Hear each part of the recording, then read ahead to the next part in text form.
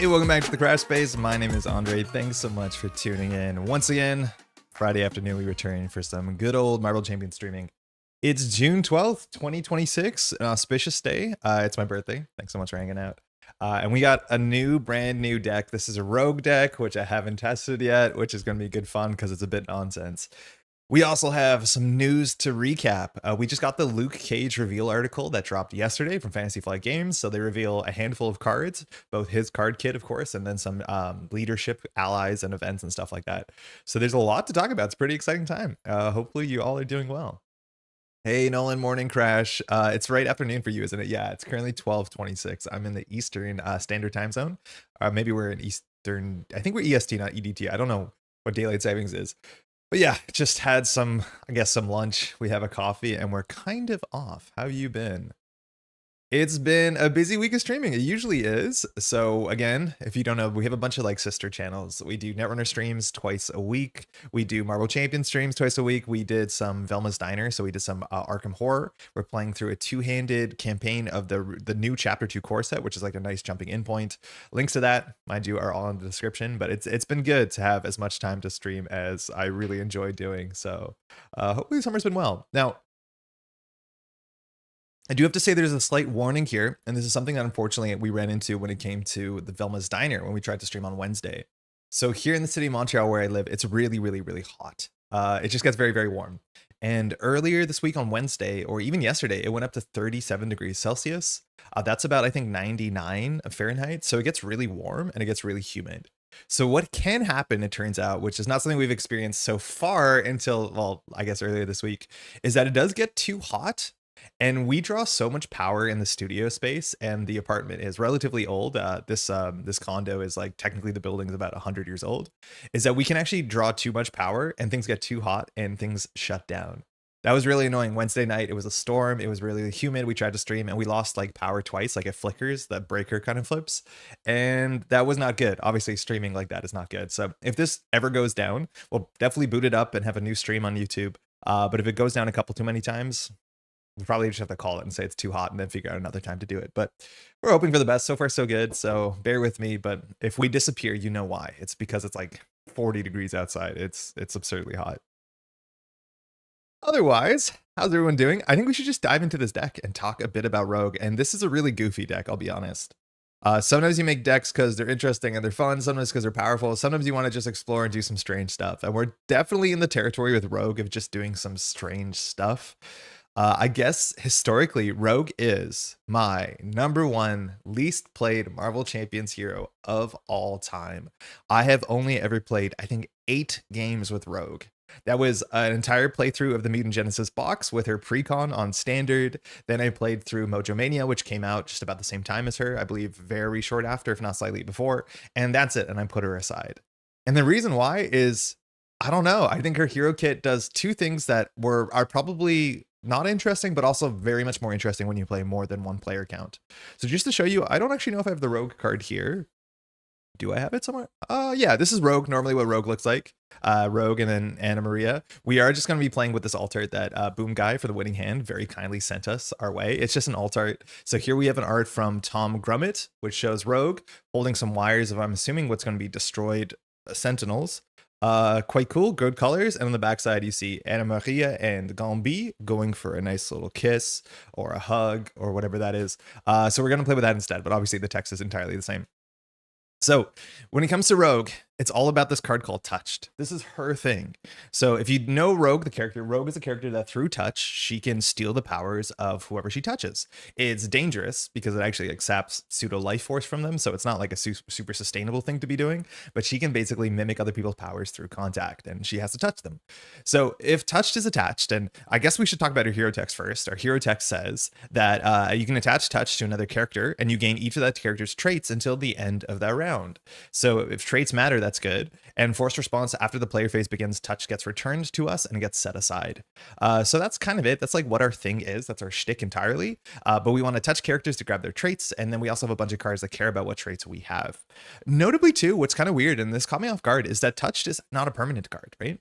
So it's not a card that's set aside, it's not a setup, it's not a permanent. So it actually does count towards your deck size, which means that this is a 39 card deck, because functionally touched doesn't matter. As soon as touched like enters your deck, I guess it's like setup, you set it aside, but it is technically not permanent. I don't know why that is. There's probably some rules reasons for it, but you can get away with playing a 39 card deck size because touch does count for your deck size. Weird. So this is touched. And firstly, whatever touch is attached to, you get whatever the traits are, which inherently doesn't matter unless you make it matter. But based off of what you've attached it to, you get these options. If you attach it to a minion, rogue's attacks gain overkill. That's cool. There's a minion. Having overkill is already inherently interesting if you have a big attack, so that can matter. If it's attached to the villain, you get retaliate 1. And I'll be honest, attaching it to the villain is the thing that you most often do, and I'll come back to that in a second, but retaliate 1's okay. It's a bit of free damage. If you attach it to an ally, you get the aerial trait, so you can fly. And aerial's not something that her kit cares about inherently. None of her cards actually say, like, if you have aerial, do this, or only play if you have aerial. So it's up to you to really care about aerial, which we can slightly. I'm not the biggest aerial fan. It's like one of the sub traits in this game that I've never find the cards or the synergies to be that exciting. And then you can attach it to yourself or another hero, mind you, which you can at 2 players and plus. You can get stalwart, which is nice because you can just like slap it on yourself and then just kind of shake off a stun or confuse. That's not that bad. Now, the issue with this, at least from what I've seen, from what I've played from this, which again is only 8 cards, is that when you play solo, the only thing you really want to touch this to is the villain. Kind of it. Sometimes you'll attach it to yourself to get rid of stalwart, but you just really want to be attaching this to the villain over and over and over again, because attaching it to an ally doesn't really matter because aerial doesn't inherently matter in this kit, but attaching it to the villain is really important. And that's because she has these like really flexible cards like Southern Cross, and then she has a thwart one called Going Rogue. But Southern Cross is a 3-for-6 damage attack. But if rogue has aerial, the attack does 2 more damage, so you just get swinging web kick, 3-for-8. So that's if it's attached to an ally, which is whatever. If it's attached to you or another hero, you get stalwart, which draws a card, which makes it a cheaper card. That could matter. But most importantly, if this is attached to the villain, it gets stun. And a 3-for-6 with a stun is just really dang good. And specifically because you're playing solo, stunning the villain is really important because then the villain's not activating against you. And as you probably know at most player counts, but specifically also at solo, stun is really, really good because you just cancel the villain's activation and then you don't have to worry with half of the villain phase. And so for a deck that has 3 Southern Crosses, there are very few board states where anything is worth doing besides stunning the villain, unless the villain is stalwart or is already stunned. And so this is what I ran into when I played Rogue. Again, the few times I played Rogue, is that the play patterns were incredibly repetitive. And then she was an event-based deck with very little consistency. That's another thing. She's kind of like Jubilee to some extent, except she really has no upgrades that give her consistent output. And while she has some of the strongest events in the game, like really, really good events for sure, the play pattern to me got very, very samey. It was like, okay, turn starts, I put touch on the villain, I get retaliate, I attack for 6 with stun. Okay, next turn, I'll go for confuse. And mind you, that's the same thing here with Going Rogue. The card is very, very similar. Going Rogue is 2-cost superpower thwart, remove 3 threat, which is okay for a 2-coster, I guess. But if it's aerial, you can remove 4 threat. That can matter. If you're stalwart, you can draw a card.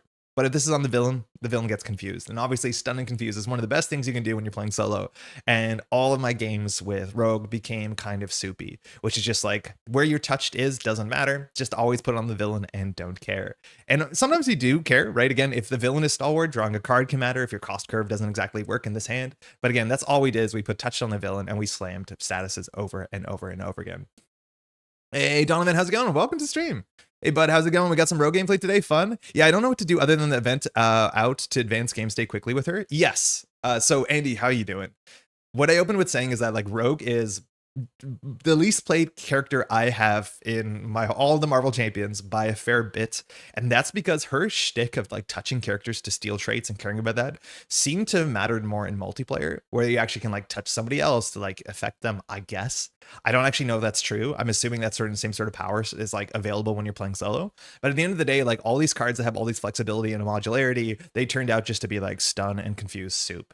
And I'm saying that because I'm excited to play Rogue today, because we went out the way to make her touched matter so much more than it could in most decks, because we went kind of ridiculous when it comes to trait lock stuff. We were playing every card. We were playing, excuse me, so many cards that we can only play if we have the right traits on us. So we're going to have to use touched very strategically on every turn because our deck is just full of weird synergies. And so every turn, our decision of where touch is going to go, that is going to be the fun part of this. So we're actually going on the way to make Rogue more interesting. I definitely don't think we built the first order optimal deck. I think we built something goofy and fun for stream, but that's just about good enough. Fire alarm in my building, likely false. I mean, you probably should step outside still, huh? I think legally you might have to too, but I'm hoping for the best, huh? Anyways, we got 3 copies of Go in Rogue, and as you might think, yeah, it is good. 3 Thwart Confuse is like a good enough hero card. You just want to put that on the villain at all times. Then you get some interesting ones, and I guess the reason why I think Rogue is so much better, more interesting in multiplayer, and to some extent Echo might fall into the same camp, is another card that we'll be talking about in a second. But until we get there, this is Energy Transfer, which is a really weird card. Mind you, all of her events are superpowers, which is really good for Depth Focus. It's a 2-cost event. It's a superpower. Hero action, you can attach touch to a character other than Rogue and deal 2 damage to that character. You heal 2 damage from Rogue and then you ready her. So at a floor, this is a 2-cost ready that heals 2, which is not awful, especially because it's superpower traded. You also will gain each of the attached character's traits until the end of the round. I'm not sure why that says that. I think that says that because the ability to gain traits is on her hero card, and because you're not using her skin contact action, you have to rewrite this text on this card itself. It's kind of strange, and that's because you would assume that this text would actually be on the touched card, but the touched card already has so much text on it, they can't. So basically it just says moving touch does touch stuff, but this is the one way that you can actually touch 2 characters a turn, and you have to, like, this one also kind of forces you to put the touch on a villain or a minion, because whoever you retouch with this thing takes 2 damage, whether you sap their life force, which is not sustainable for your allies or for yourself. So that is something you should be doing. So ideally you touch yourself, or you touch, that's a terrible sentence, you should touch a minion or an ally, excuse me, and then you energy transfer to the villain to do 2 damage, get her ready, all that sort of stuff. It is noteworthy we have a 2/2 stat line, which is like not bad. So running ourselves has an okay floor, and we have an upgrade that can increase our thwart, increase our attack. So there's always something good to be doing. 2 defense is like fine. 11 health, mind you, is also not terrible. She's like on the more tanky side. In terms of the lore, I don't fully understand why Rogue is as tanky as she is. She has been described as bulletproof, and I don't know why. Why can't she do all this sort of stuff? Is it because she's stealing people's powers? But yeah, she's like pretty hardy, which is good. As much as we will mostly be using stun and confuse to do with the villain, not using her defense stat. I mean, energy transfer is fine. It's a bit expensive for what it does, but a ready and 2 healing is not awful for 2 cost. And I don't know if the double trait thing will actually matter. It usually doesn't. I'd be surprised. All right, so this is the one that I think is the reason why I consider Rogue to be a multiplayer card or multiplayer hero, and why I don't play too much Rogue in solo. And that's Superpower Adaptation is such a cool card. Again, Echo very much does this sort of thing, but Echo does seem a bit more flexible. So hero action, if touch is attached to a friendly character, which is not something we're incentivized to do all the time, considering retaliate and stun and confuse seems better than all the other things we can get, like aerial. But regardless, if touch is attached to a friendly character, you can search its owner's discard pile for an event that belongs to the same classification. I don't think they've ever used the term classification as that character. So if it's an identity specific, you can search for an identity specific event. If it's an aspect ally, you can search for an aspect. Or if it's a basic, you can search for a basic. Mind you, if you touch this to a hero, that's definitionally identity specific. But the idea is that you can grab an event from their discard pile and add it to your hand, and then you can just play that event. So this is just a 0-cost card that just searches the discard pile for the best card, and it trades 1 card for 1 card, so it's not like negative on hand size, which is good. But this gets so much more interesting when you play multiplayer and there's other heroes at the table, because it uniquely allows you to play other events from other heroes' kits, which before this day where this came out was not possible to do. And so that's really cool. The issue is when you play solo, the best thing you can use this as a recursion card to grab your best event from the bin, which usually means you just spam more stuns or confuses. That being said, it's hard to spam stuns or confuses because you have to touch the attach touch to yourself. And if touch is attached to yourself, then you don't get the stun or the confuse off of things like going rogue and the other one, right? Because for that to be stunning or confusing, it has to be attached to the villain. So it's a bit tricky there, but like we have 3 copies of this card, and it's like not a very interesting or good card in solo. They definitely tried to make it flexible, but we're going to try and do our best to make it flexible and make sure we have interesting basic cards and interesting aspect cards in our discard pile. So when we draw Superpower Adaptation, we don't feel terrible about it. But very unique card for the game, but obviously excels more at a higher player count. And that's always been an issue I've run into with Rogue. I mostly play solo. Rogue basically touched Carol Danvers long enough that she permanently stole her strength and flight for real? And in Vulnerability, Rogue was influenced by Mystique to be a villain in her origin. I knew that she originally was a villain because Mystique kind of like raised her, but I did not know that Carol Danvers showed up in this. Also for Rogue's powers, if she touches a superpowered person for too long, she permanently keeps her powers. She fought Carol Danvers early in her story. Whoa, okay. I have never seen that overlap. In fact, I don't know any literature that combines Avengers with X-Men, but obviously that's been happening a fair bit. And so you can grab back aspect events and basic events from allies with superpower adaptation. Yeah, for sure, you can, and we will. And I think we went out of the way to make sure that we always have something interesting in our discard pile for that. But it's just like nowhere near as exciting as a card as this is in multiplayer for obvious reasons, right? Like I would want to be able to sling frostbites if that's technically legal. I'd have to look how the cards are templated, but that's cool. Bulletproof Bell, it's a really good card, and it's another one of the reasons why you end up in this like really repetitive loop, at least in my experience, where you just put touch on the villain and then that's it. Because this is a defense event that says when an enemy with touch attached to it attacks, you don't take any damage and then you get a tough. So it's like getting 2 stuns in a single activation. It's really quite good. But the problem for this is because it's a defense event, when you draw it after you pass your turn in the player phase, you draw this up into the villain phase and the villain activates against you. And this card can only do anything if touch is already on the villain. So while you know how many of these are left in your deck, it really incentivizes you just to put touch on the villain and chill, which like then this is a very good card, but it's unfortunately also a boring card. But yeah, it's functionally 2 more stuns. You could argue that maybe the deck has too much stun in it, so having defense events are less useful. But yeah, this card is just a very good defense event. It's one of the best in the game. The issue is that you just have to touch the villain and then just hope that you draw into this, or just always touch the villain and not care, which is kind of boring. Did Rogue get an errata? Not that I know of. You can attach touch to Rogue because her main action says another character. Oh, interesting. Let me check.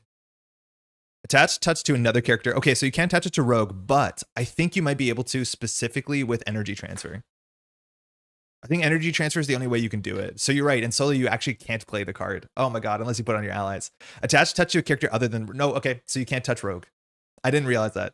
We cannot touch ourselves, which means we cannot give ourselves Stalwart. Oh my God, I had no idea about that. But that's really annoying that like a quarter of the text on touch is not accessible when you play solo. And this is what I mean is like I did not play a lot of Rogue because in solo she like functionally can't do as much as other characters. Now obviously other characters have different texture and different player counts, but yeah, Rogue's cards just like don't work. Some of them just don't work. So we literally cannot get Stalwart and we can't superpower adaptation ourselves. So the only thing we can do is using it on our allies to grab aspect cards if you find one copy of Gambi, or you can go grab you know, basics or whatever else. I don't think she got an errata. I think I'm just wrong. So we can grab back aspect cards and basic events from allies with superpower adaptation. Yeah, she can't place touch on herself. She needs to touch Gambit in order to record hero cards. And the thing is, like, Gambit is not a good card in our deck, and you'll see why. But Gambit has none of the traits that we want to touch.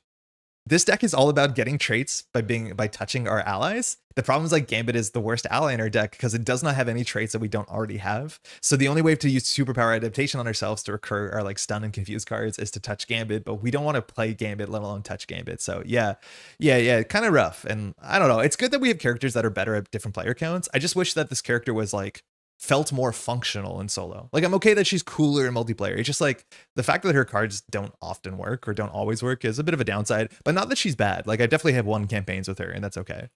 All right, Gro's Jacket. It's really cheap. It's a 1-cost card. When touch is attached to a friendly character, which for us will only be our allies, we get +1 thwart. But when it's attached to an enemy character, we get +1 attack. And again, I do think when you play solo, you just want to attach it to the villain and forget and just not worry about the nuance untouched. But not a bad card. A 1-cost stat gainer is good and it's flexible. And finally, we have Gambi, who doesn't work really at all with her text, which is kind of weird. If you touch Gambit, all you get is Aerial, which is not useful in the kit at all. It's kind of strange that none of these cards care about Aerial, as much as technically the middle line or the top line on these. Yeah, they say if you have Aerial, remove 2 additional threat, I guess. I just thought there'd be more like hard Aerial support. But Gambit comes in with 3 charge counters, and when Gambit attacks as an interrupt, you remove a charge counter from here to deal 1 damage. It's kind of like his staff, sort of. And that is an interrupt, so that will actually ping off toughness, and then you can hit for 2, but also you can attack 2 different characters at once. So when Gambit attacks, remove 1 charge counter, deal 1 damage to any enemy, and then 2 damage when Gambit goes through, which is not a bad ally. It's just like not enough to write home about, and it doesn't really interact at all with what she wants to do. So that's unfortunate. But this is where things are going to get weird. Because again, as much as I don't have a lot of great things to say about playing solo Rogue, there's a reason she's our at least played character. We went a bit weird with this just to have fun, to make sure we're making more interesting decisions and putting ourselves in a weird spot. And the reason is she's one of the few characters that can play like literally every single trait locked package in the game to some consistency. Because of course, if she touched an ally, she gets that ally's trait, which means you can set up situations where there's cards that say only play this if you've done this, or if you only have this trait. we can actually play all of the cards. And so our deck is a convoluted pile of like keys and locks of like ways to get access to traits and ways to pay off on the traits. I haven't tested this. It's probably not the worst thing, but it's going to make us have to make more interesting decisions consistently. We technically will have cards that are unplayable in any hand, which is not good. But we have a lot more allies than I normally play. So we should have some like baseline survivability that I think we would actually like. Hey, Pseudo, how's it going, Pseudo Console? Off topic, but have you tried to do things like Earthborn Rangers? It seems up your alley, and I've slowly been shifting from Marvel Champions to EBR. So I have Earthborn Rangers, the core set, and I got the latest expansion, which I haven't played yet, the one with the caverns, not any of their like small expansions. I enjoy Earthborn Rangers way more from my experience playing with like at least 2 players. I had a really good time playing through the campaign with my brother-in-law, but solo Earthborn Rangers, I'm not super jazzed about. I think the game system is fascinating. I think it does a really good job at simulating environment, and then you see how parts interact. I think overall the card game, part of the card game is not as sharp, and it's nowhere near as like a deck building game if you want to compare it to like Arkham Horror, in which like you modify your deck and you can make great decisions. Like I think the card game engine in EBR is nowhere near as sharp as a lot of the other games I enjoy, but like the narrative and the story-based stuff and the environmental stuff is great. For Earthborn Rangers, they don't share card scans. So not exactly they do in Marvel Champions, but if I want ever to present it on the channel, I would need to spend a lot of work getting all the stuff. And again, they don't share that stuff, especially when it comes to like locations. They do share player cards for whatever DB exists to build decks, but it's a game that I have to jump back into. It's like I was playing through a campaign of Earthborn Rangers solo of just like Lure of the Valley, the basic campaign, and I don't even think I finished it. I just spent so much time entering a location, just clearing it at one test, shuffling the deck, reshuffling, moving. And maybe the new campaign has solved that, but I think it's something I'm going to revisit in a while. But EBR is a cool game. I just don't know if I don't know if the mechanics of the game have been really grabbing me. I think Earthborn Rangers is incredibly multiplayer personally. Yeah, I played it with my brother-in-law, and my partner was laughing so hard at this because it's such a cool puzzle game when you play multiplayer. So for those who don't know, Earthborn Rangers is a really great game. I think I'm one of the few negative opinions, as much as my negative opinion isn't super negative. Like my partner was laughing because we would have like really bad board states, and my brother-in-law, his name is Daniel, we would be like talking about what we do, and we'd be like really discussing it and getting a bit heated and intense, like in a pleasant way, being like, okay, well, we have to do this, no, we have to do that, like we're cooperating, of course. And then there'd be like a pause, and then you'd hear me say like, okay, look, I'll go first, I'll pet the dog. And that's the sort of things like in the game that matter so much. Like we had the dog companion, and like petting the dog soothed us, and like having that being an action you have to kind of min-max your turnaround. It's just so funny because the theme of that game is like charming. The way it deals with violence as not being an answer is charming. The way it's sustainably created and packaged. There's so much good about that game for sure. Awesome answer. Thank you so much. Yeah, I definitely need to play, like, I probably should play more of the cave expansion. I forget the name because I have it sleeved up. I just haven't got it to the table yet. But yeah, I've definitely played like dozens and dozens of hours of Earthborn Rangers. I've just kind of, it's on a shelf at this point. Maybe I'll come back to it. But yeah, for solo, I just found so much time being like, okay, I go to a location, I just need to get through it. I have good fitness test. I do a big fitness test. I clear the location. I shuffle the deck up. I leave. I go to the next location. I do the same thing over and over again. And it's like more fun to discover than it is to replay. I don't know. Trying to save up some money for Earthborn Rangers. I really want to get into it. That's another issue for Canada, because currently the distribution model is like super US centric. I'm a Canadian. It's like if I want to buy one of their like 30 card expansions, which they put out like 4 or 5 of them, it's like $70. Like it literally makes no sense. Financially, it makes no sense to support the game the way it's being put out. The only way I can do is like hope a local store gets it and sells it at a reasonable cost. But it's like shipped from exclusively them or like Team Covenant, and it's like the game is already kind of expensive because it's shipped, like it's produced locally, which I'm fine to support that, but then it's like you need to ship it across the border, and then there's tariffs, and it's like, yeah, to get 30 new cards for the game, it costs like $75. It doesn't make any sense. Yeah, sorry. It's a good game. I do think people should play the game though. It's fascinating, and I like a lot of the systems. I just don't think the card game engine is as sharp. There's a lot of turns that are super repetitive. Okay, so sorry, what I was saying is we went out of the way to make this deck as weird as possible. And that's because we have access to traded cards, and we can play all these traded cards. So for instance, I did not know Pinpoint was a card in the game, but Pinpoint is really cool. This is a 2-cost champion ally that you can only play if you have the champion trait, which means we can't play it, but we can get the champion trait. And Hero Interrupt says when a player card would be placed into a discard pile, you can exhaust Pinpoint to shuffle that card into its owner's deck instead. Yo, how did we go this far without playing this? Like, I can't tell you which champion that I've played protection in that would want to play this, but I love recycling good events. Like, this means that when we play our 3-cost 6 damage stun, we can just put it back into our deck, which means we'll more likely draw into it. And this means that we'll be playing the same card like 2 or 3 times more per deck cycle, considering the thinner the deck gets, the more likely you are to hit the card over and over and over again. This seems really good in an event-based deck. It just makes sure your best event is there. The issue is we can't play it, and that's where this deck now starts to have this, like, you know, kind of locks and key puzzle, where like we have so many cards that are good payoffs. The question is, how can we consistently get to the payoff? So Pinpoint seems like a good enough payoff for a 2-cost card, which means we just have to start playing champions. So we have Ironheart. She's a really good champion. She costs 2. She draws a card. Super easy to play. We have Spider-Man Miles Morales, which I haven't played a lot of because I feel like he just got outclassed by other basic allies, but he's really good too.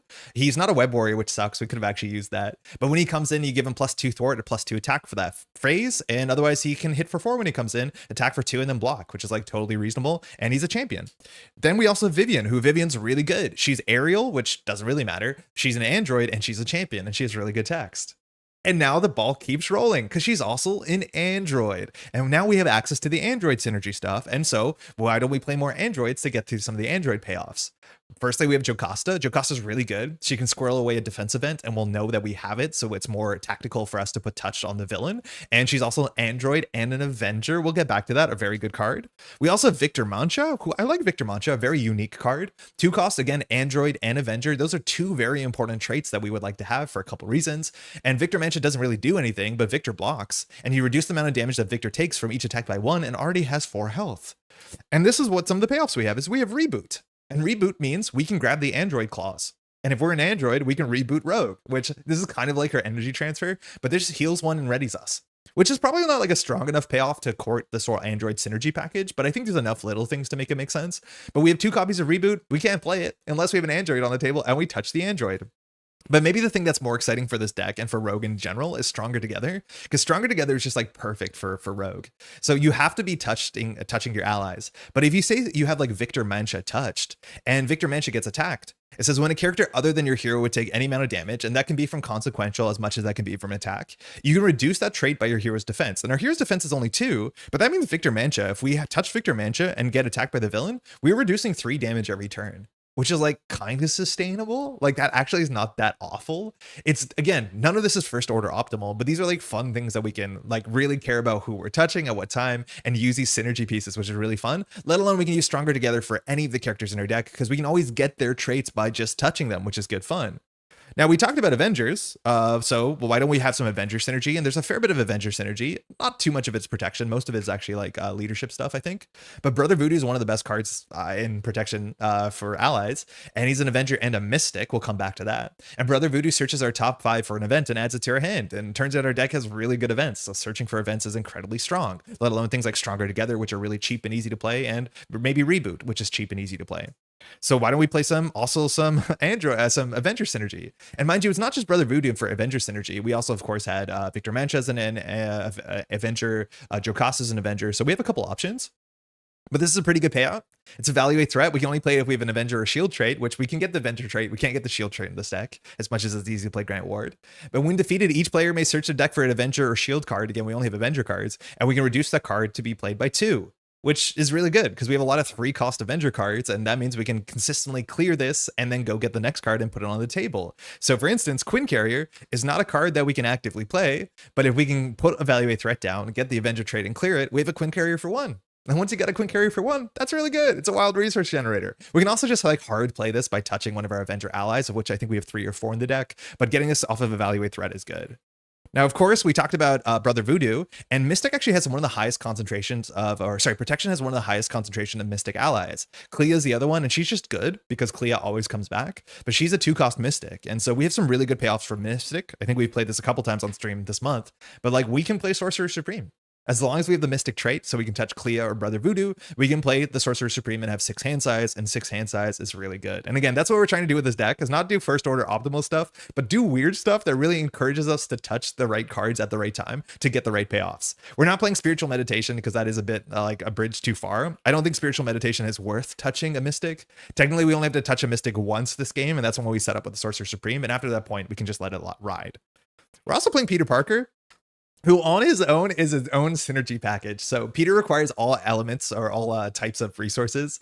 We have a lot of wild generators in the deck, so it might not be that difficult. But after Spider-Man, Peter attacks or thwarts, we can ready another Web Warrior character. And as long as we touch Peter, we're a Web Warrior character. So it can just ready us, and we can have 3 attack or 3 thwart, but we'll have, I think, definitionally 3 thwart because we're touching Spider-Man, which is like probably not worth it for the deck, but it's really fun that you can build yourself as a Web Warrior. There's a bunch of other Web Warrior synergy packages. I don't think they were enough to play, but Spider-Man on his own seemed really, really funny. Now, again, we can be aerial if we touch an ally. So I just put 1 Ever Vigilant in the deck. We have so many cards like this that are 1 or 2 cost readies with a bit of a benefit. This is a 2 cost ready that, you know, does that sort of thing. But I wanted to have 1 protection event in the bin that's good on all board states, just because if we ever touch one of our characters and use the superpower adaptation, we can go grab that. And mind you, if we attach if we superpower adaptation a basic ally, we have access to reboot, which hopefully that is a good enough thing to hit for sure. Now, otherwise, resource generators, we have the X-Jet, which is easy to play. Of course it is. We have Depth Focus, which all our deck is superpowers. We're playing the other art. We have X-Gene, and we have ways to jump down to Alter Ego, no problem, to get this installed because we have a lot of Confuse. And then, of course, we have Energy, Genius, and Strength. The one last thing I want to show out is some of the cards that I considered that I think you can like try doing with this deck. And they're really fun packages. So one of the things you could easily do is you could play the Dora Milaje package. The things with the Dora Milaje package, I think they're very, very expensive, not in terms of cost itself, but with the Dora Milaje package, as long as you have Io or Anika or the other one, the third one, which it's very expensive. I think you just need 1 of these on the table. You can then play Dora Milaje for free, and then Dora Milaje will just make sure that character stays around. But the thing is with Wakanda trait for Dora Milaje to be really good, you need 2 allies at least on the table, because the way these things work is that when they activate, they can fire the special ability on a different Dora Milaje. So you need 2 of them on the table for them to be super, super efficient. And the issue is like we only have 3 ally slots, and we're going to need like access to Avengers, Mystics, Androids, and all that other stuff all at once. And so it's just a bit too expensive to take up the slots.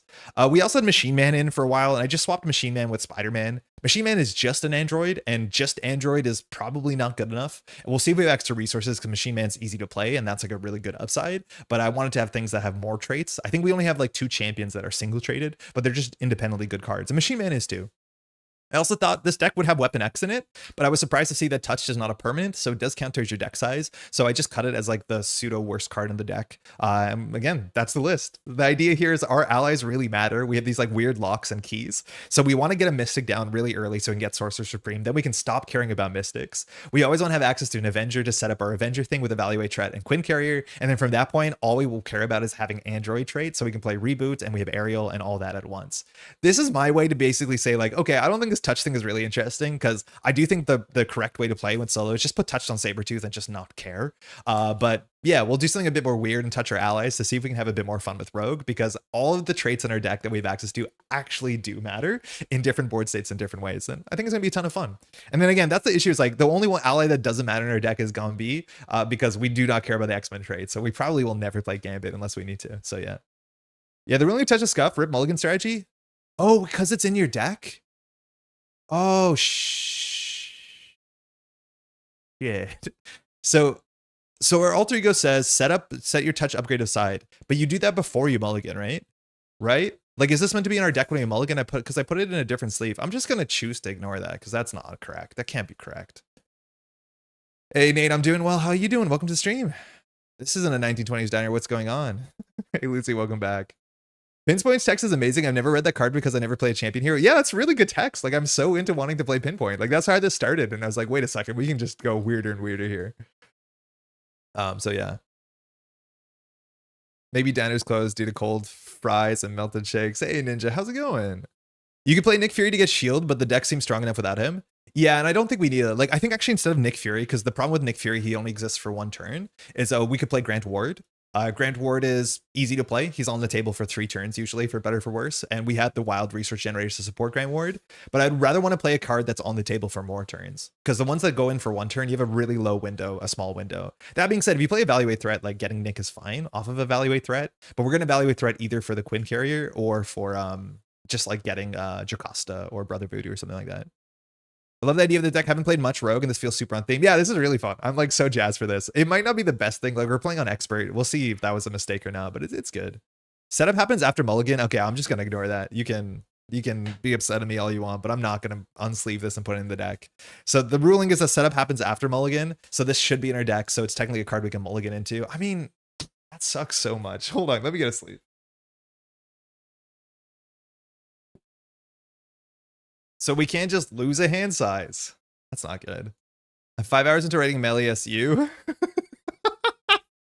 So the second monitor entertainment will be greatly appreciated. Caught up on the Metro stream this morning. Was good fun. Hey, good to hear. The audio is so scuffed with on a single microphone. When Pat is so loud, I'm not. Yeah, are you planning to go through a Luke Cage article? I have it on the other monitor. We'll pull it up after this game and we'll talk about Luke Cage for sure. Well, how's it going, Joey?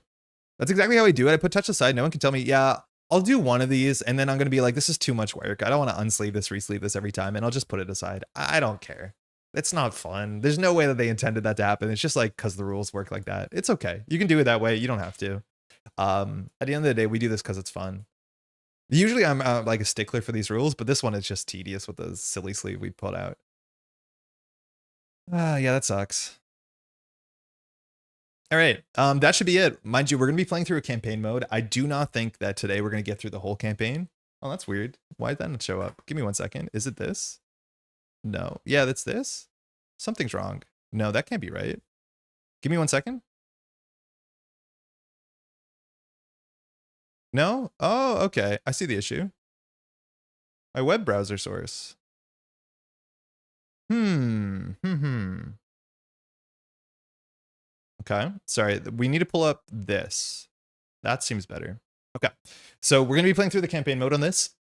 I like this campaign mode. It's one of my favorite campaign modes. Mutant Genesis, mind you, we're just kind of playing the boxes that the characters have come out with because that's the environment of when they came out, I guess. Things that we need to know. We're playing with the new teamwork rules, which I don't think were updated here. They were updated later. There is this whole thing about choosing your campaign rules, and we will do this because it's good fun, but I'm not going to make the smartest decisions about this. So the campaign rules at the beginning of this campaign say that based off of what aspect you are, you can pick one of the sister aspects, and then you become one of these 4 traits. So because we're protection, we can either become a defender, which means we're justice plus protection, or we can become a brawler, which is aggression plus protection.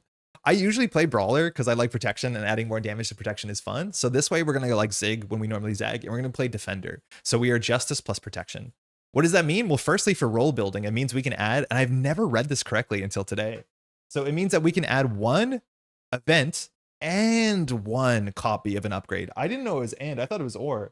But we can choose 1 justice event and 1 justice upgrade and add it to our deck, and it doesn't count to our deck size. I thought this was or, turns out it's and/or. We're just going to do it, and you can guess what cards we picked here. Nothing super flashy. None of the upgrades or events in justice really interact with traits, unless you do web warrior stuff, but we don't have enough web warrior synergy to rule into that, so unfortunate. But that's what we're going to do. In the beginning of every scenario, we're going to grab one of the defender cards we haven't grabbed yet, as long as we've earned it, and it'll give us usually a once per game ability that's really strong and a bit flavorful and has good art on it. So that's the upside. We're going to be playing on expert campaign. I think we will track our health. We'll see how bad things get. First scenario, Sabretooth. Nothing really to read here. The setup's all the same. We're just going to do it, but Sabretooth is one of my favorite scenarios. I think it's quite fun. We'll see how good we're at blocking. I love this deck. The shenanigans are strong in this one. I'm hoping that we get some good shenanigans here. We'll see how hard it is. What is nice is you can discard touch to cut off guard. Can you? Will you finish the campaign with Doctor Strange deck from the last week? I think I want to. I don't know if we're going to do it on stream. It's the sort of thing that we probably have to film on video, but I'm on a backlog of video stuff that we should be doing for this channel. I was meant to film the Ronin versus Ironheart game that we are owed. Finishing that campaign would be very satisfying because that was a really fun deck. I think I have disassembled the deck, but it's really easy to rebuild, I guess. So I don't know. We probably will. I can't. That's the problem about playing campaign mode on the stream is that there's an expectation to finish all of them, but in terms of how much we stream every week, I don't know if we can. So we'll find out. I wouldn't promise anything at this point, but I'd like to. Let's just say that. It's going well, Fentaflip. How you doing? Okay, so this is Sabretooth. Hold on. So Sabretooth is a really fun one because Sabretooth is constantly healing. So chip damage is not particularly good against Sabretooth. That should have loaded. That's not a good sign. Something is broken. So my overlay is not working. I don't know why. But Sabretooth is very good at healing consistently. So chip damage doesn't work. Stun is really good because if Sabretooth activates, Sabretooth will heal. So no surprise, stun and confuse is very good. This is stocked by Sabretooth. We're playing Sabretooth 2 and 3 because we're playing expert. We're going to be playing with the stock standard, Brotherhood and Mystique. Mind you, Mystique is also our nemesis, so you can sometimes run into some issues with that, but I think we should be okay.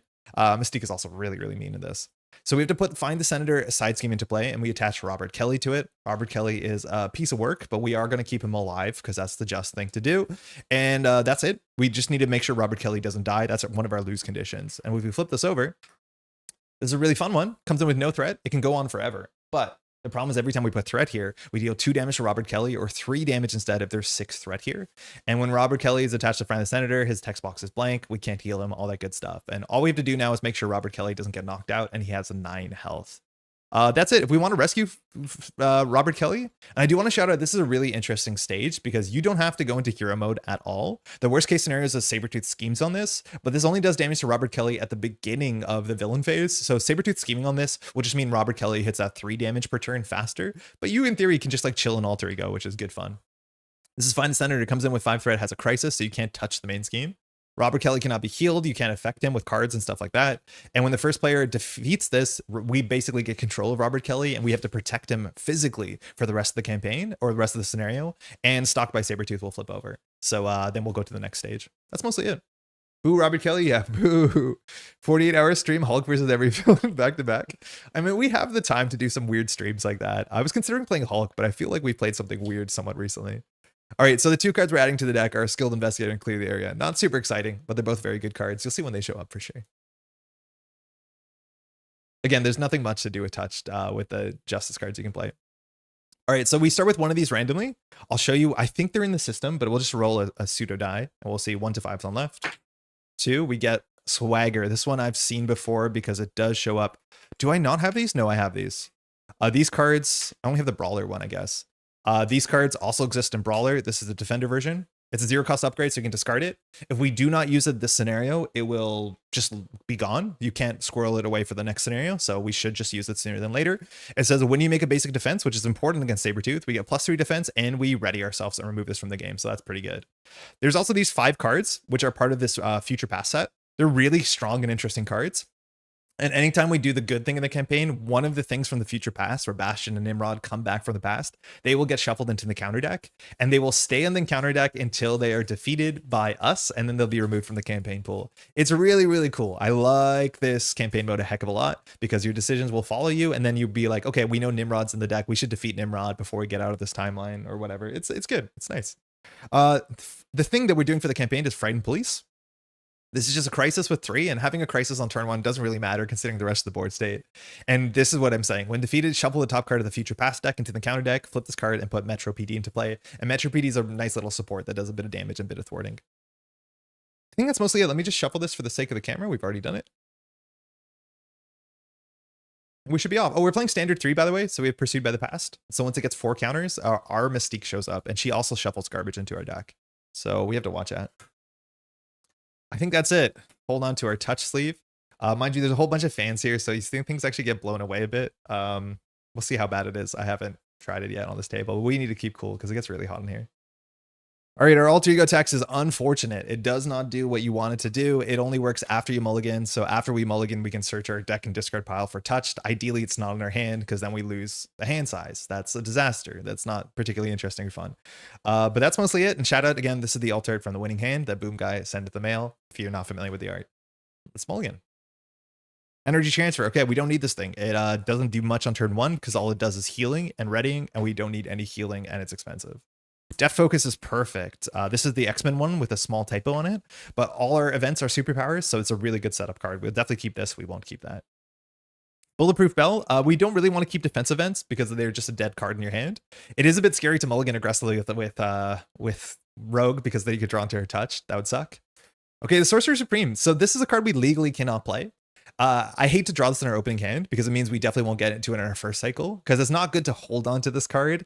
We only have 2 Mystics and it's hard for us to play a Mystic and Sorcerer Supreme in the same hand unless we have a bunch of doubles, and we already have the Death Focus. So it's very likely we won't keep the Sorcerer Supreme, and by the time we deck out, we want to make sure we have a Mystic on the table so we can go search for this. Skilled Investigator. I mean, yeah, we have side schemes on the table. There's not too many, but this is a probably keep. I'll put in the maybe pile. And then we have a Reboot, which is a card we legally can't play. And I'll be honest, there's going to be a lot of cards like that, but I think that's still going to be quite fun. So we're not going to keep these. We don't have the worst opening, so we want to do some math here. We're going to draw 4 more cards. Yeah, we're trying legitimately to see how salty it makes us. And if it makes us really salty, we won't do it for the future. So if we play Def Focus for 1, Skilled Investigator, if we draw the 3-cost Stun or the 2-cost Confuse card, we can play it, and that would be pretty good because we have Def Focus +2 plays it. So I think we're allowed to keep both of these, and then the best case scenario is we find an ally or we find one of our superpowers for Def Focus. So I'm going to keep Skilled Investigator to get it out of the deck, and we're going to throw out all these cards that we either can't play or we should not play on turn 1. Strength, okay, that's a double, so that opens up a lot. Mind you, this is the X-Men strength. I don't think we showed on stream, but the strength from... Do we have this? We must. The strength from the upcoming sets were revealed. The what's it called? The basic cards. The resources. Evaluate threat, we legally can't play this unless we draw one of our 3 Avengers. Going Rogue, okay, so it's good that we have a superpower as much as this double is a bit stranded in our hand. Going Rogue is a Confuse and 2 Going Rogues. Not a good hand. And we're off. If you get the Dora Milaje package out, I'll be super impressed. It's not in the deck. We did not put the Dora Milaje in the deck because I do think the Dora Milaje is too intensive for ally slots. But you could do it. We don't have it in this one, though. How's it going, by the way, chick? So we got to search our deck for a touched thing, which we're going to grab it. Technically, putting it in another sleeve is wrong because this can end up in our discard pile. So I guess I'm just not going to put it in another sleeve. That's what happened. My fun sleeve colors have been worn down, but this now we have it, and it's here. So we can touch whatever we want. For Doctor Strange, it looks like Andre Must just loves unplayable cards. Wait, what do you mean? Maybe Skilled Investigator will save you? Yeah, there's a chance. Like, we can clear Frightened Police really easily, so I think that's probably what we start. So 2 Going Rogues is, like, doable. That actually might be playable, because I think this hand is actually, like, relatively okay. So the thing with Going Rogue here is I did not realize this, and I probably played this wrong, is Stalwart draw a card is actually kind of useful on this turn, because if we have one more card, it might open up this hand. Ultimately, that's not going to be the case. Like, we're just going to confuse Sabretooth, but because we cannot attach touch to ourselves. That is something I've missed. It says a touch to another character, so you can't touch yourself, which maybe they just don't want you to say that a lot. But yeah, so we cannot actually choose to draw a card off of this. You can't touch Senator Kelly because I think Find the Senator says you can't attach cards to him. I'm pretty sure Find the Senator says no. It says cannot be healed and player effects cannot have upgrades attached. Yeah, it's an upgrade. So we can't touch Robert Kelly. Eventually, I don't even think we can ever touch Robert Kelly. He has, I guess we didn't show Sabretooth and Robert Kelly. Robert Kelly has the Senator trait, which is super useful in the card pool. But yeah, once he's on the table, you cannot attach cards to him. So we can never touch him. And the villain, we can touch. So we actually can get the Brotherhood of Mutants trait, which can be a downside on some board states, I think. Has toughness, which it's good to remember that. And has 15 health. The big thing about Sabretooth, though, is after Sabretooth activates, even if Sabretooth is at full health, you'll discard the top card of the counter deck, and he'll heal equal to the number of pure boost icons on that. So again, Stun and Confuse is really good, but also you don't want to be attacking for 2 because Sabretooth usually heals 2, so you need to do those 6 damage swings pretty consistently. Okay, we'll just do Evaluate Threat into Depth Focus, I think. There's a chance we can play 2 Going Rogues. There's no chance. It's very unlikely we'll play Evaluate Threat, but Depth Focus turn 1 is like kind of the best. This generates for a superpower. We'll flip over to our hero side, and we're using our hero side. We'll touch Sabretooth. So now, because Sabretooth is touched, we technically have Retaliate, which is good to know because that will knock off the toughness pretty well. We'll play Skilled Investigator, which is one of our splash cards. And when we're just going to spend, I guess, the double for Going Rogue. No, I don't think we should do the double because the double could play an ally. So I guess we'll do, okay, wait, what's the math here? So if we do Going Rogue into Going Rogue, we draw into a double. If we just do double to Going Rogue, we draw a card, and then that card can play this Going Rogue. So if we use the double on Going Rogue and not the Depth Focus, we can definitely do the Find the Senator as well. But if we just do Going Rogue into Going Rogue and we draw exactly a 2-cost ally, of which our deck only has like 2 or 3. Yeah, so I think we don't. I think we just do the double for Going Rogue and start there. Can you blank Rob Kelly's text box with Vivian? No, I think Vivian's only on enemies. If Vivian enters play, choose an attachment, non-elite minion or non-permanent side scheme. Yeah, so you can't attach it to allies. It'd be cool if you could blank your allies, I guess. Felipe, how's it going, by the way? It makes sense the Senator trait is completely useless. I mean, just wait for FFG to turn that one around. Also, Antlers, how's it going as well? I haven't seen you playing Hulk using a protection deck yet. I think the only Hulk I really enjoy playing is Justice, and enjoying playing is maybe a stretch. But like the deck has no thwarting, and so like if you don't play Justice, I don't know how you get away with it. The thing is, like, Hulk has 18 health or whatever, so like protection doesn't even make that much sense to me. I think he has a really bad protection stat too. Isn't his defense stat like 0? I don't play a lot of Hulk, but I played more Hulk than Rogue. Oh no, he has 3/3. He has 0 thwart. That's why, yeah. So I end up usually playing Justice because solo 0 thwart is like a huge nightmare. It's really, really bad. Senator trade counts for strength and diversity. It does, yeah. And strength and diversity also, you can use that off of minions very, very easily, which is kind of nice. All right, we'll do go in rogue. Hey Kyle, how's it going, by the way? So we're gonna remove 3 threat from frightened police. So we'll have to do that text, and we'll just, because we have retaliate, we're gonna confuse Sabretooth. So frightened police, when this gets dealt with, we have to look at the 5 cards from this thing. Without looking at them, we're gonna just shuffle and add one of these into the counter deck. These are bad cards. 2 of them are very big minions. 1 of them is attachment. 2 of them are side schemes. So 1 to 5. It's a 2. So this one goes in. We won't look at the rest. But we do get a good card with frightened police. It also allows us to deal with the toughness, but I don't think we need to. I think the new Echo cards will open up Hulk in a lot of ways. Yeah, I could see them working well together.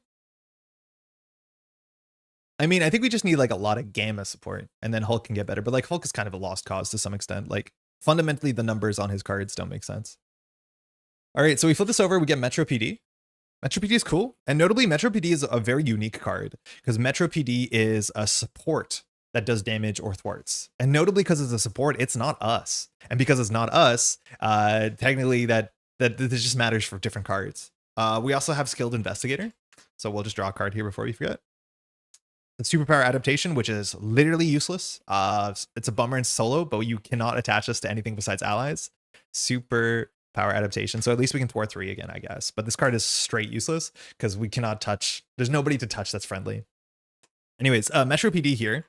We can just use it. I don't think we need to hit the toughness here because ultimately Sabretooth will take the toughness off of retaliate, and then he'll heal, so we don't need to do that. But we'll exhaust this to remove 1 threat, which legally we do not do that. And then we'll use Depth Focus, Superpower for going rogue. No allies. It's a weird start. And we'll remove 3 threat from here, and we cannot confuse Sabretooth again, but that's our turn. Oh wait, we're ready. I don't think we want to clear Find the Senator. I think we chill. I think we literally do nothing. No, Joel, we'll talk about Luke Cage after this game for sure. Solo protection build might let him be somewhat playable, not good, but playable. Oh, like with no allies in the future? Hulk needs to be the first reworked hero whenever that happens. Yeah. I don't know how the licensing works to get Avengers back, but I'm assuming that will happen at some point. There's definitely Hulk fans. Okay, so maybe instead what we could have done, I don't want to clear Find the Senator. Oh, my webcam froze. That's not good. That's usually a heat problem. Give me 1 second. I can fix this. It just literally shut down. It's not good. How warm is it in here? Deactivate. Activate. Okay, we're back. Thank you for your patience. It is hot in this room. It's not that hot. It's 25. Actually, why is that happening? Hey, did you enjoy the Mutant Genesis box? Takuya, Mutant Genesis might be my favorite box. If not, it's in my top 3. It might be my favorite, but I think it's in my top 3. I think Age of Apocalypse might be my favorite box. Wasn't sure how long the stream's been up. I accidentally played Blotcho for the past 5 hours. I mean, that's a Friday for sure. Okay.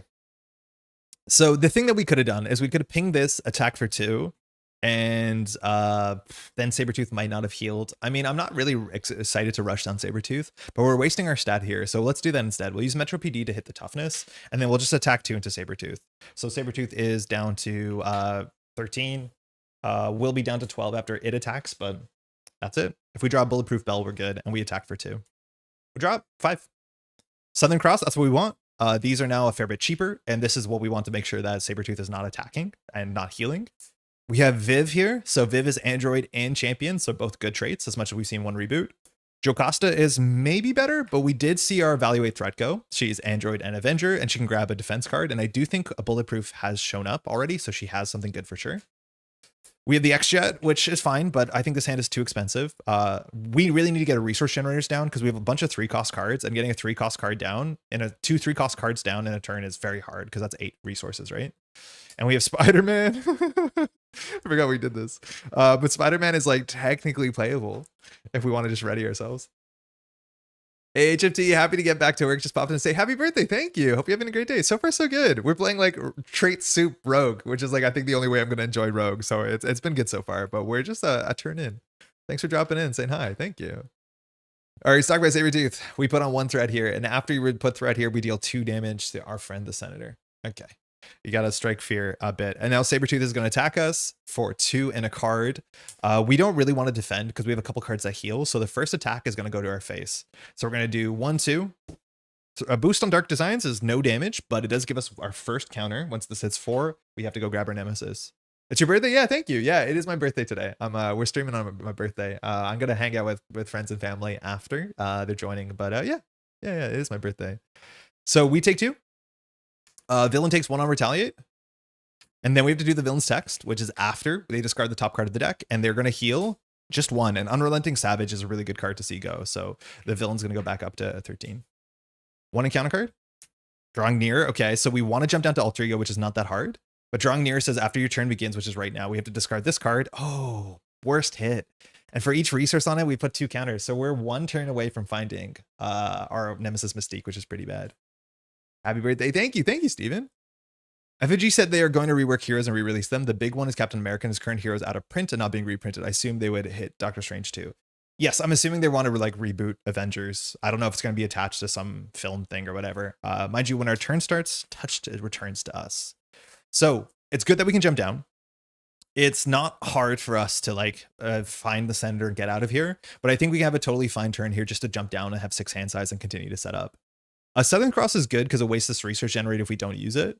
So like we could play Southern Cross and then, yeah, we're short a card. It's like really ugly having all these 3-cost cards. If we play Viv, yeah, I don't think we can do this. So maybe we can just play X-Jet and play Viv instead. No, we can't. We need 1 more card here. Man, that double would have been sick. Hey, Tuning, thank you. I hope you spend some good time with the family. Thank you. Yeah, my brother even came up. He lives in Ontario, so he came up, which is quite cute. So what am I trying to look at here? Oh, we're drawing near. To get rid of this, we have to discard a card from our hand, but it has to be an identity-specific card. So I guess we're not playing the Southern Cross. Otherwise, we know Mystique is showing up. It's kind of going to happen no matter what. It's wild how often we're on 3 counters on turn 1, but sometimes it do just be like that. Yeah, that's okay. So I don't think we're going to recover for 3. So I think we're just going to punch. We're going to set up the X-Jet, and we might just like pass holding on to Jocasta. That might be good enough, but I think we can't play this, which means we waste a whole bunch. Skilled Investigator to the rescue. I mean, we could clearly find the Senator. It draws another encounter card, but yeah, it's actually pretty good if we do it, I'll be honest, because then our basic activation is not that good. So the idea is that we do find the Senator to clear find the Senator. Wow, excuse me. We clear find the Senator. So Skilled Investigator draws a card. That'll put us on 6 cards. The issue is we still need Southern Cross, but that means we could do like play 3 for X-Jet. No, we still can't because we're short 1 card anyways because of drawing near. So if we want to play the X-Jet and pass, that might be totally acceptable. And then we can just hold on to Jocasta. And I think Jocasta will actually be quite good next turn. Yeah, I think that's probably it. So we're going to attack for 2 into the villain. Okay, just do a bit of chip damage, which we said was bad. We'll use Metro PD to hit Find the Senator for 1. It just does 1 thwart. And notably, Skilled Investigator doesn't care who clears it. So we can use Metro PD because it's not technically us. I think we'll just pitch. Oh, wait, we can't even do that. We have to pitch all these allies. F. Man, why is the resource curve so expensive here? Let Mystique show up. What could go wrong? She's not that bad. She's like 6 health toughness. It's like doable. But I don't love it. Especially because when we clear Find the Senator, we draw another encounter card. So we'll be on a back turn for sure. Def Focus pays for Southern Cross. For sure it does. But we need Southern Cross to get rid of drawing near. So I don't think we are allowed to play it. And even if we did, we'd still be only left with 2 cards, which is not enough to do anything. But yeah, we definitely want to be using Def Focus every turn. This hand sucks that we can't. Yeah, this is the trait lock garbage deck that we built. But I mean, it's okay. It's definitely okay. One of the other options is we can just like, oh man, this is our 1 physical. So we can't even play Spider-Man because this is a very important card in our hand. But we could have played Spider-Man, touch Spider-Man, ready ourselves. Like that would actually be a really cool line. I guess we could just let Mystique show up and get Spider-Man. I mean, that's kind of fun. I think the X-Jet's so much more important though. So yeah, we have to do the really boring thing. We'll just like throw out 3 allies, play the X-Jet. The X-Jet can generate a wild for an X-Men, which we are usually an X-Men. Now we'll jump down to Alter Ego. Alter Ego text doesn't exist anymore, and we'll discard this to clear drawing near. So, I mean, that's something, but not a great turn. We'll pass. Draw 6, though. First, pinpoint. So we need a champion because this card is sick. This card is so cool, but we need a champion. A superpower adaptation. So we have only 1 protection event in our discard or our whole deck, so we can have access to it. This card is not very good in solo.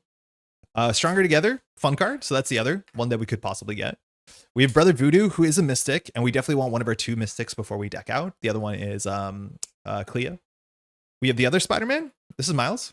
So Miles is a champion. So in theory, if we can play Spider-Man and Pinpoint, that's like a pretty good turn for us, I think. And then we have a Southern Cross, which that's good too, because the stun is really well timed. The issue is we can't do all of this at once. So we might have to just like set up our research generators first and see what happens. Hey, Garrett. Also, Saucer Shaped, how's it going?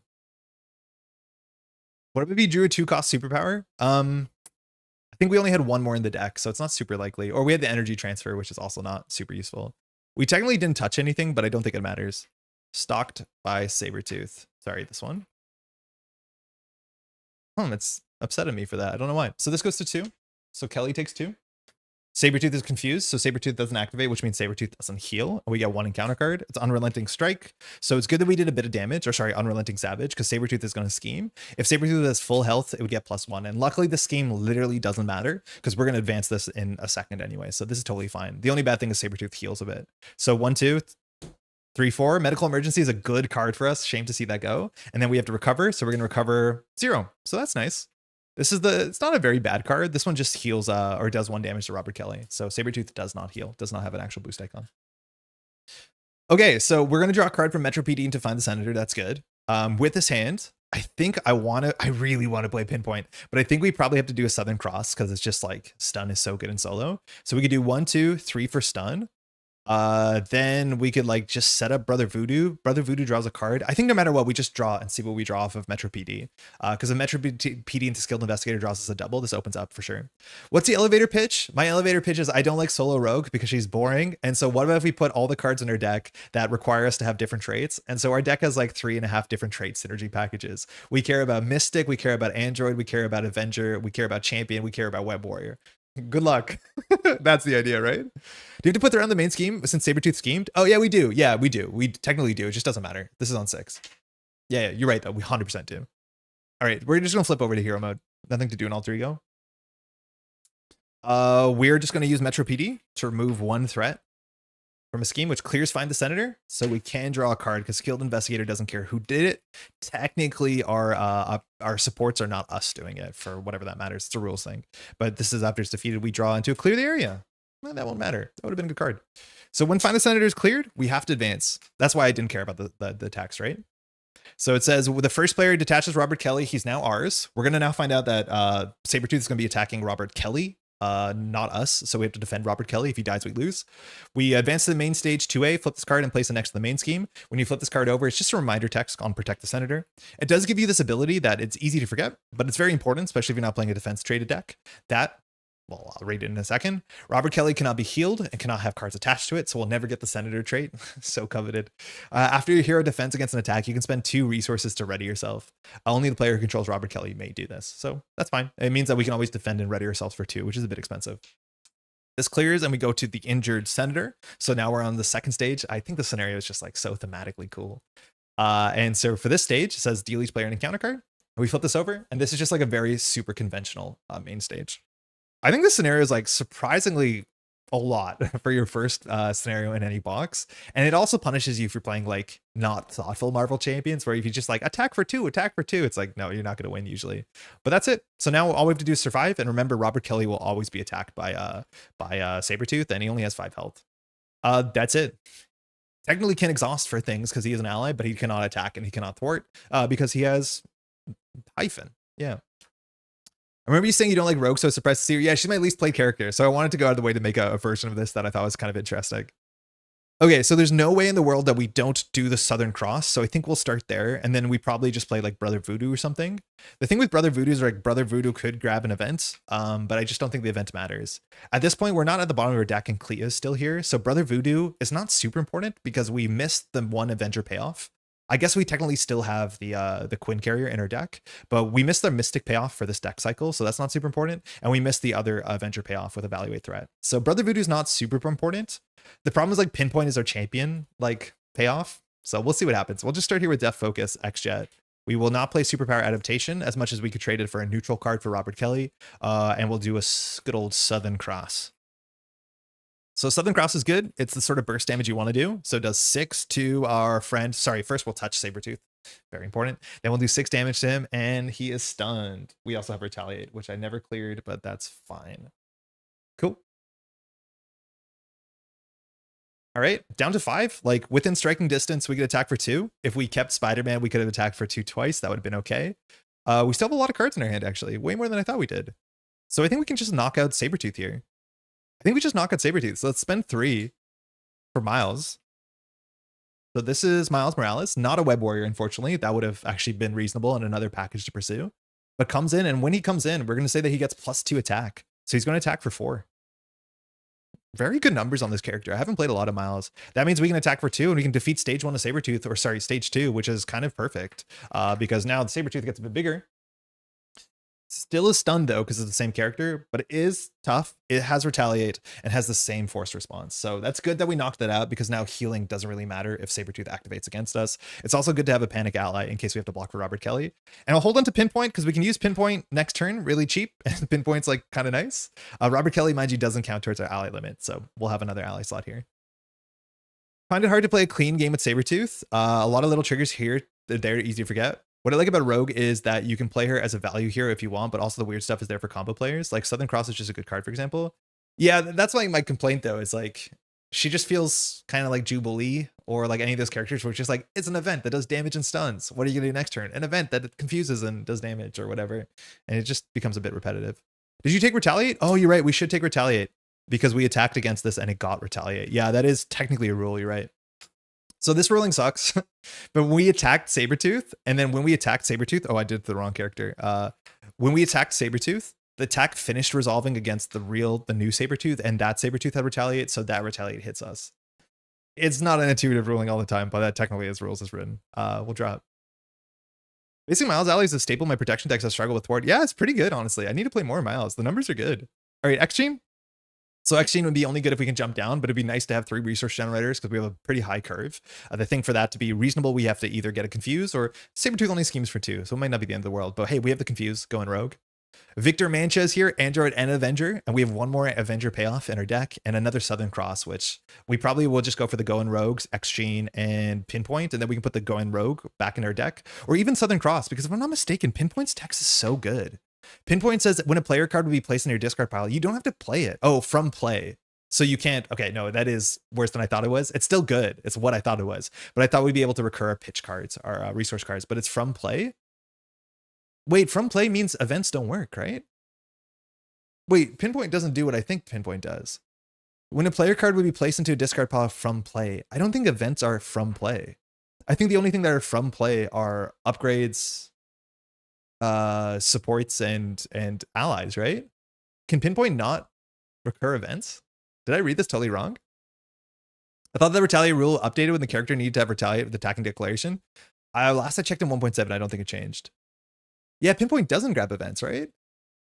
That's a huge bummer. I thought the reason why we're playing Pinpoint is to recur events. Wait, actually, this might be useless in our deck. Because from play is different. Basically, it means a collector can collect it. And collector can't collect events. That sucks. Okay, wait. Part of this deck sucks. Take out Pinpoint. We don't need Pinpoint. We don't need champions. We can do Dora Milaje now. Yeah, okay, that's awful. There's definitely some characters that want to play this. Like protection upgrades, I guess, are nice. Like preparations. But yeah, for our deck, it's tenuous. How good this would... Yeah, it's not very good. Whatever, we learned. We'll fix that for the next game. The Injured Senator. I guess he's good for preparation. Exactly, yeah. Recurring preps and like energy barriers and stuff like that. Pinpoint can get back allies. Yeah, so recur Miles. Yeah, allies is not awful. So maybe, but like I'm not a huge ally spammer, so it's weird to be in protection to recur allies. This just gets one threat, that's it. Sabretooth would attack us, but obviously we got that good old stun, so not going to hit us, which means we're not going to heal, but we're at full health. Full health is a bit scary, but I think we've seen 1 or 2 Savage Strikes already. We draw 2 encounter cards. Avalanche, so our first minion. Mind you, the only way that we can deal with minions is our basic attack and or our 6 damage burst, which maybe we have to do that. Avalanche hits hard, doesn't scheme hard, but after Avalanche attacks, you exhaust a character. With Robert Kelly, that's not real text because you can just exhaust Robert Kelly. All right, we're getting attacked. Just kidding. It's Sinister Strike. We're not getting attacked because this will put the 4th counter on Pursued by the Past, which cancels this resolution. But we do have to draw our ally, or sorry, our nemesis. So we drew a lot of stuff quickly. This is Mystique. It's our nemesis. She comes in with 6 health and toughness. She's also villainous, so she does scheme and attack a bit harder off of the boost card. And after Mystique engages you, search the encounter and discard pile for a copy of Misled, and we have to shuffle it into our deck. So Misled is not too dissimilar to the other Mystique cards. This one's less overall punishing because it doesn't just discard an ally or support, which can just destroy Robert Kelly. But after this card enters your hand, place 2 threat on the main scheme, and then it's just a dead card in your hand because it does not pitch for a resource. So shuffling with 2 color sleeves is a bit annoying, but what can you do? So we'll do 1, 2, 3, close my eyes, cut. So it's somewhere in there. Now I can no longer look at my deck. We also get Mystique's Manipulations, and these 2 cards will go into the encounter deck. So I don't know what this is actually. So it comes in with 2 threat. When defeated, search the encounter deck and discard pile for a Misled and put it into your deck. Okay. And mind you, Misleds, when you draw them, I believe they have Surge. Hey, Scott, thank you. I think the only aspect card you can recur events is Jocasta, who can only grab defense events. The only aspect card that can recur events? No. Black Panther. There's a leadership Black Panther that can recur events. There's also like, there must be another, but I know leadership can. Specifically events, yeah. Leadership Black Panther definitely can. We played him a while ago. But that might be it. Like this guy can. I'm surprised there's not one of these for aggression. Like aggression definitely should have a card like Jocasta that just says grab an aggro event, right? Maybe there's one more. I'm not sure. But this guy did play. He's not bad at all. Okay, it's back to us. So Mystique is on the table. I thought we were just gonna like jump down and have a really soft turn here, but things got pretty bad pretty quickly. Because Mystique schemes for 1 in some amount. We have this to deal with. We can deal with this for thwarting for 2, and then it draws a card. It adds another Misled to our deck, but it draws a card. That's nice. Metro PD can ping the toughness off Mystique. Ideally, we go in Rogue off of Sabretooth to just confuse him, because he will probably scheme for the most. And then we can let Avalanche through, and we want to defeat Mystique somehow. Defeating Mystique is hard, and it's expensive. Like, it's the worst of both worlds. There is a world... Yeah, we need all the resource generators in the world. Like, I really want to jump down to play X-Gene, but that's more resources from our hand. So Going Rogue costs these 2, which means we can play X-Gene, which is useless this turn, because X-Gene is only generates resources for hero events or identity-specific events more accurately, but all our identity-specific events are hero events. There's a couple characters where that's not always the case. Clearing this is worth it. So I think we'll probably just let Mystique scheme and Avalanche scheme. It's actually kind of scary, isn't it? Because this will go to 1, 2, 3, 4, 5, 6, 7. We haven't seen any of the advanced equivalents, the Dark Designs or Dark Dealings. So like, oh no, we've seen one. We've seen 1 Dark Designs. So it's not super likely Sabretooth will scheme. He's at full health though. So if he draws the last Savage Strike or the second last Savage Strike, he schemes for 3 in a card. Mind you, we have touched. Now if we attach touch to any of these minions, all we do is get overkill, which doesn't matter. Like this deck only has a 6 damage attack. I guess because, yeah, wait a second. This doesn't care, right? Wait, why does this not care about having overkill? Why do these not have a line for if it's attached to a minion?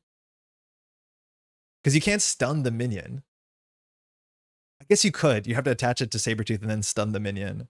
But like the best thing maybe is for us to knock off the toughness and then Southern Cross Mystique and then just like block with Spider-Man into Sabretooth. That's probably a bit better, I'll be honest. And then we can just take Avalanche to the face, or we can also use Swagger this turn. So maybe we don't jump down. We just don't play the X-Chain. That's probably a bit better. Because like this Going Rogue is good. Actually, no, this Going Rogue is pretty good. We clear Mystique's Manipulations. We draw a card. We don't even need the Confuse, but this is the issue with Going Rogue is we cannot get the Stalwart because there's no hero we can attach our thing to. So like it is a puzzle. This deck is a puzzle. Victor might be not bad. We have, I think, 2 more copies of Stronger Together in the deck. So it's likely that Victor will take literally no damage, which is a pretty good setup. That's not awful. It has the Android tag, which is good too. But I could see us like, I just think Mystique is hard for us to defeat because we can attack for 2, attack for 2. The only card that we could draw that allows us to defeat Mystique is literally if we draw the last reboot and play Victor Mancha, which is kind of fun. I mean, that seems kind of fun. It's just, yeah, I don't know. I think we have to Southern Cross Mystique. And then we can thwart this instead. Yeah, that's probably it. So we're going to start by thwarting Mystique's Manipulations, and then we'll start with that. Yo, Daring Lime, how's it going? I think it's because touch itself gives Southern Cross overkill. Yeah, but I thought there'd be a way to be like do 2 more damage, right? Like, I think you want it to do more damage when you have overkill. By the way, Lime, I'm a huge fan of the content. I've been a big fan of the shield spy thing. I've been talking about that a fair bit. So I think we're just going to do this. We'll start here. So we're going to get skilled investigator. We'll clear this for 2. We'll search and counter discard pile for a copy of misled and shuffle into our deck. I think when defeated happens before this, because this is a hero response and that's a when defeated. I think the when defeated happens first. So there's a small chance that we get drawn to the misled, but we have 2 misleds in our deck. Might have missed it, but are you going to bless us with your Luke Cage thoughts? Yeah, after this game, for sure. We'll have the article up. We'll run through it. We just need to get through this one. And like, we don't have to win. We just have to get through it, right? Okay, so we'll shuffle this in. There's 2 of them in the deck. When we draw them, they put 2 threat on the main, so jumping down's a bit sketchy. I took that down because people got really mad about it. Really? I thought it was so funny. I want FFG to respond to it. It's like clearly not serious, but it's like very accurate. I thought it was really funny. I can't believe you took that down because now I don't know where to put people at. Okay, we'll do a cut. Sorry, we always do a cut. So we'll do shuffle, shuffle, cut. We draw 1 card. Looks like we have 1 coming up. We drew a Quinn Carrier. That's not a playable card. That's fine, I guess. That's so funny that people got upset. Okay, so then we're going to use the Metro PD to deal with our nemesis to ping off her toughness. There's actually a reason you want to leave Mystique on the table, because if we draw the Mystique from the deck, it just fizzles, right? But it's 1 in a lot.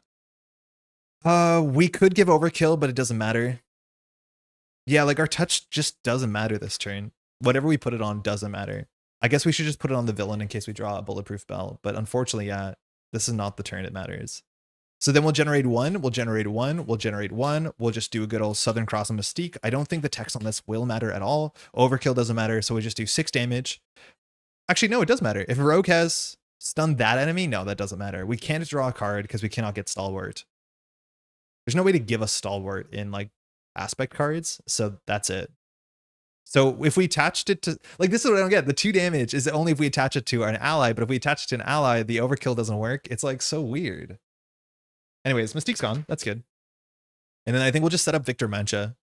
So we can hold on to the going road for next turn, I think, because we know we're going to have threat because we're going to draw into this. So we'll spend 2 for Victor. So now we have access to Android and Avenger. As much as we've lost all our Avenger synergies, we still have Android synergies. And we can use Victor to block Avalanche and just take 2 damage. Even less if we find a stronger together. But then I guess we'd have to touch Victor Mancha. We have Bulletproof Bells in our deck, so I think we still won't touch Victor Mancha. And that's it. Oh, no, actually, no, that's not it. Spider-Man will attack for 2. Now that's it. We'll pass. Interesting turn. We'll keep the going rogue. Misled. So again, I was surprised by that, I'll be honest. After this card enters your hand, place 2 threat on the main scheme, and you lose a hand size, so you lose a resource functionally. So this goes to 3, because this doesn't have any resources on it. There is a stronger together. There's another misled, so they're all out of the deck, but this goes to 5, which means if we just draw, if we just draw an advanced equivalent, or yeah, we're cooked probably. And we only have 3 cards in hand, but we do have the Bulletproof Bell, which that's good. It's good that we have that. That's the reason why we touch Sabretooth. But that's a terrible hand. At least this hand, we actually can play Going Rogue and Bulletproof Bell. It's not the worst. Genuinely not the worst. Okay, so this goes to 6. The villain is going to attack for 3 in a card. Is attacking technically Robert Kelly. So the thing is, when an enemy with touch attached to it attacks, prevent all damage from that attack and a tough status card. I don't think I've appreciated the from Bulletproof Bell, but this actually works. Because it says when an enemy with touch attached to it attacks, prevent all damage from that attack. We don't have to be the defender, but technically when we play this, we are the defender. It doesn't actually matter, but no, it does matter because we retaliate.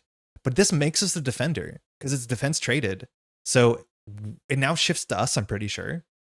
So we don't take any damage. We get a toughness. Our retaliate trades for Sabretooth's toughness. And then, well, the boost card is 4/5 on Blob. And then Sabretooth will try and heal. Heals the boost, doesn't matter. So it doesn't heal. All right, Avalanche will now attack us. So Avalanche is going to attack us for 3. We're going to put Victor Mancha in the way. So Victor Mancha will exhaust. And when Victor Mancha blocks, we take 1 fewer. So it only takes 2 damage. And then Avalanche's text says we have to exhaust someone. We'll just go ahead and exhaust Robert Kelly. So not too bad. 1 counter card. We're hoping for the best. That's fine. That's fine. It just puts 3 counters. Eventually Mystique will come back, which if she comes back the turn after we defeat her, I'll feel pretty upset. Okay. Not too bad, not too bad. So it's good that we kept hold of this. We can do Stronger Together, but we'd have to touch Victor Mancha. So we can now Stronger Together Spider-Man, but I think we actually need the resource because we're 1 resource short of playing everything. Yeah, I think we do need it. That's not bad. Hey, Ian, it's going good. You got the other Mystique from the deck, it surges and discards itself, but the Nemesis Mystique is easier. Yeah, the Nemesis Mystique I'd rather have on the table than the other Mystique. She has like 9 health and mirrors Sabretooth stats, I think. All right, we're going to do Death Focus, and the only other card in our hand we can pitch to play Going Rogue. Before we do that, of course, we're going to go touch Sabretooth. So we'll only remove 3 threats, so cut it in half. But we do confuse Sabretooth. So we can legally jump down here. Spider-Man probably has to attack. The champion trait only matters for Pinpoint, who has left. We could attack for 2, but I think we'll thwart for 2. So Spider-Man will knock out Avalanche alongside the Metro PD that pings for 1 damage. Okay, clean board, good recovery. Spider-Man's knocked out. We have Clea left in our deck, and we definitely want to get Clea on the table because we have Sorcerer Supreme eventually. We will simply thwart for 2 for some amount of safety, and we will flip down, and we'll pass. Draw 6. We can't hold on to these, or we can actually, I think. But yeah, you may discard them. We will, of course, discard them, and we'll draw up to 6. Gambi, who does not have traits we care about. Energy Transfer, not a card that I really think we like, but it's here, I guess. Energy Transfer. Yeah, we don't always want to recover because we have a bunch of these cards that have a bit of incidental healing. So being at like 8 to 7 health is like acceptable. Like Reboot, which we can play. We can make ourselves an android. Ever Vigilant, if we all want to make ourselves an android on Victor Mancha, we actually can like activate 3 times. I guess the best other card we could draw here is our Jacket. There's Clea. Give us our Jacket. Stronger Together. Okay, no. Cool. Haven't seen any Luke Cage yet. They showed a fair few cards, which is cool. This goes to 2. Sabretooth is confused. We have to remember we have access to Swagger. Technically, we have the Defender version, but Swagger will be useful in a pinch for sure. And we draw 1 encounter card. It's Metamorphic Mayhem. This one matters based off of how many cards are in the encounter discard pile, I think. Because this gives, what's it called? Amplify. Comes in with 3 threat. It says, when defeated, the player who defeated this game shuffles each shapeshifter card from the counter discard pile back into the deck. Now, we haven't seen that many, but Misled, unfortunately, is a shapeshifter card and it has Surge. But that is it. Sometimes you want to wait for the deck to cycle out, but just 2 Misleds might not be the end of the world because it can get worse. Like Mystique herself is not a shapeshifter in our Nemesis set, but she might be in the normal set. I can't tell. But Mystique comes with 4 other encounter cards, which my encounter card puller, like the art fan, didn't work. I don't know why, but yeah. Okay. So I don't know if the normal Mystique is a shapeshifter or not. I don't think she is. I think she's just Brotherhood. Yeah, she's not a shapeshifter, so she won't come back. Neat. We have a cool turn here. We have a very interesting turn. We have 1 superpower. So if we want to do energy transfer, like our hand has a ton of readies in it. So this is ready and heal 2. And wow, wait, actually, this turn is genuinely sick. So we'll flip up. I think the first thing we'll do is, which this comes back, is we touch Victor Mancha. So now for Victor Mancha, we have the Android and the Avenger trait, which is kind of cool. Stronger Together doesn't work, but that means we can reboot ourselves. So I think we're just going to clear the table. We'll use Metro PD to ping this for 1, and we'll thwart for 2, which clears Metamorphic Mayhem. So all we have to do is shuffle these 2 Misleds back into the deck. And once we clear this, we can draw a card with our Skilled Investigator. So we draw our Jacket just in time for us to be able to activate like 17 different times, which is great. I'm pumped for an entire wave, both heroes and villains. I guess Electro is the one I'm least excited for. Electra, but the Fear No Evil and Defenders wave looks so much fun. Dream setup is good. I don't know how you get all these effects going so good, lol. Bravo. I think this is the best card game setup I've seen. Thank you. That's very kind words. I've been streaming card games for over a decade. I've come from a background of Netrunner. I've been playing Netrunner for a while, but my like professional job was to do stuff like this. Like I worked in video games and community for live streams and content. So like, yeah, there's a lot of experience behind the scenes, but it's yeah, that's kind of weird. Thank you. I want to make this as presentable as possible. Okay, so that's there. So Rogue's Jacket is sick because it gives us +1 to our stat. We technically want the attack stat because I think we can really send it into Sabretooth. The issue is obviously the retaliate, so that's not great. We're about to deck out, so if we want to get the Sorcerer Supreme, which is a bit extra at this point, but Rogue's Jacket, like how many readies do we have here? Like we can start by playing Reboot, which I mean we should, and we're allowed to play this because we're an android. So it says heal 1 damage and ready. So we good, very good. So we're 9. We can go again. I think we want to put the Jacket down and then we want to energy transfer after we clear this off. I don't think we can play energy transfer and Ever Vigilant, but Ever Vigilant might just be better because it clears the thwart. The 2 healing's a bit like luxurious. We could hold on to Clea before we deck out. Seems good.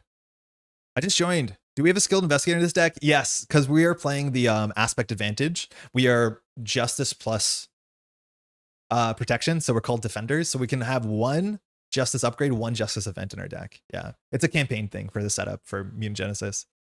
Yeah, that's good. We want to play Rogue's Jacket. So I think we always play Rogue's Jacket. This one's a bit tricky to follow with the dice, but this gives us +1 thwart. Sometimes it'll give us +1 attack, depending on where we put our thing. So that was paid for 1. So I guess here we only have 1 more ready with Ever Vigilant, but that's still pretty good. That means we can't energy transfer. Energy transfer does 2 damage. That's actually probably a bit better. Yeah, I think energy transfer is more damage overall. So what we're going to do instead... Oh, wait, we still have 2 resources here? I guess that's 1 short, though, unfortunately. Yeah, that is 1 short. So we're going to waste a card, at least. Okay, so then what we're going to do is we're going to thwart for 3 off of this. We're going to use Death Focus on X-Jet to play Energy Transfer. So Energy Transfer says, attach touch to a character other than Rogue and deal 2 damage to that character. This is not an attack, so we don't take Retaliate, so the villain takes 2.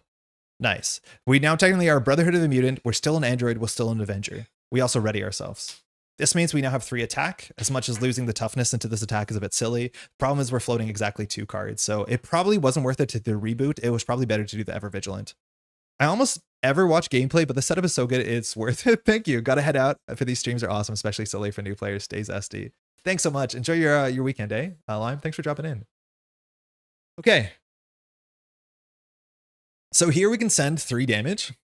We're floating these 2 cards, which is not perfect. Our resource curve is like very expensive. I'll be honest. It might be a bit too expensive, but that's not bad. The thing is we attack for 3 into Sabretooth and Sabretooth will heal. Sabretooth is not at full health, but we lose our toughness. And I think our toughness is like so much better into Sabretooth overall that like maybe we pass. It just feels so silly to pass when we can attack for 3. So I'm just going to attack for 3. We're going to deck out this turn. So we're going to draw 2 upgrades or sorry, 2 encounter cards, but I will attack for 3 into the villain. The Retaliate takes our toughness off and then we'll pass. Okay, so we have 2 mystics in our deck. We have Clea and we have Brother Voodoo. Clea's not bad in any encounter. I don't think we need the Ever Vigilant, but Clea's almost always worth it because a 2-cost blocker that can just like go in for 1 and then like block is like good enough and then she'll always come back. So I think we will hold on to Clea. I don't know what the bottom of our deck is. It's an energy, superpowered adaptation, and Ironheart. I mean, that's fine. So we'll keep Clea and we'll draw 4. We'll get an encounter card. We'll shuffle and we'll draw 2 more. Sorry, 1 more. Daredevil seems, I don't know, the Sense deck seems like it will dominate play, which is fine as a design direction, but I don't know if it'll enjoy that. I think Daredevil will be... I think Daredevil will give you the opportunity to play some really unhealthy gameplay. I think there's a big chance that Daredevil, every turn it's right to spam every card from your Sense deck. It is very easy to undersell how cheap cards are when they're not in your hand. And those cards are already well costed for just being like, you know, 1 card to do 2 thwart, 2 damage, whatever. But yeah, I'm pretty sure on most turns you will play 3 or 4 Sense cards. I worry that Daredevil might be a bit obnoxious. But that's only if you play it that way. It's up to you. It's the same way that like people don't like Doctor Strange. It kind of feels like that to me. But we'll see. How do you feel about the Luke Cage review? Preview? We'll talk about it once this game is over because I think I have different opinions than a lot of people I've heard so far, so I'm not gonna like spoil it.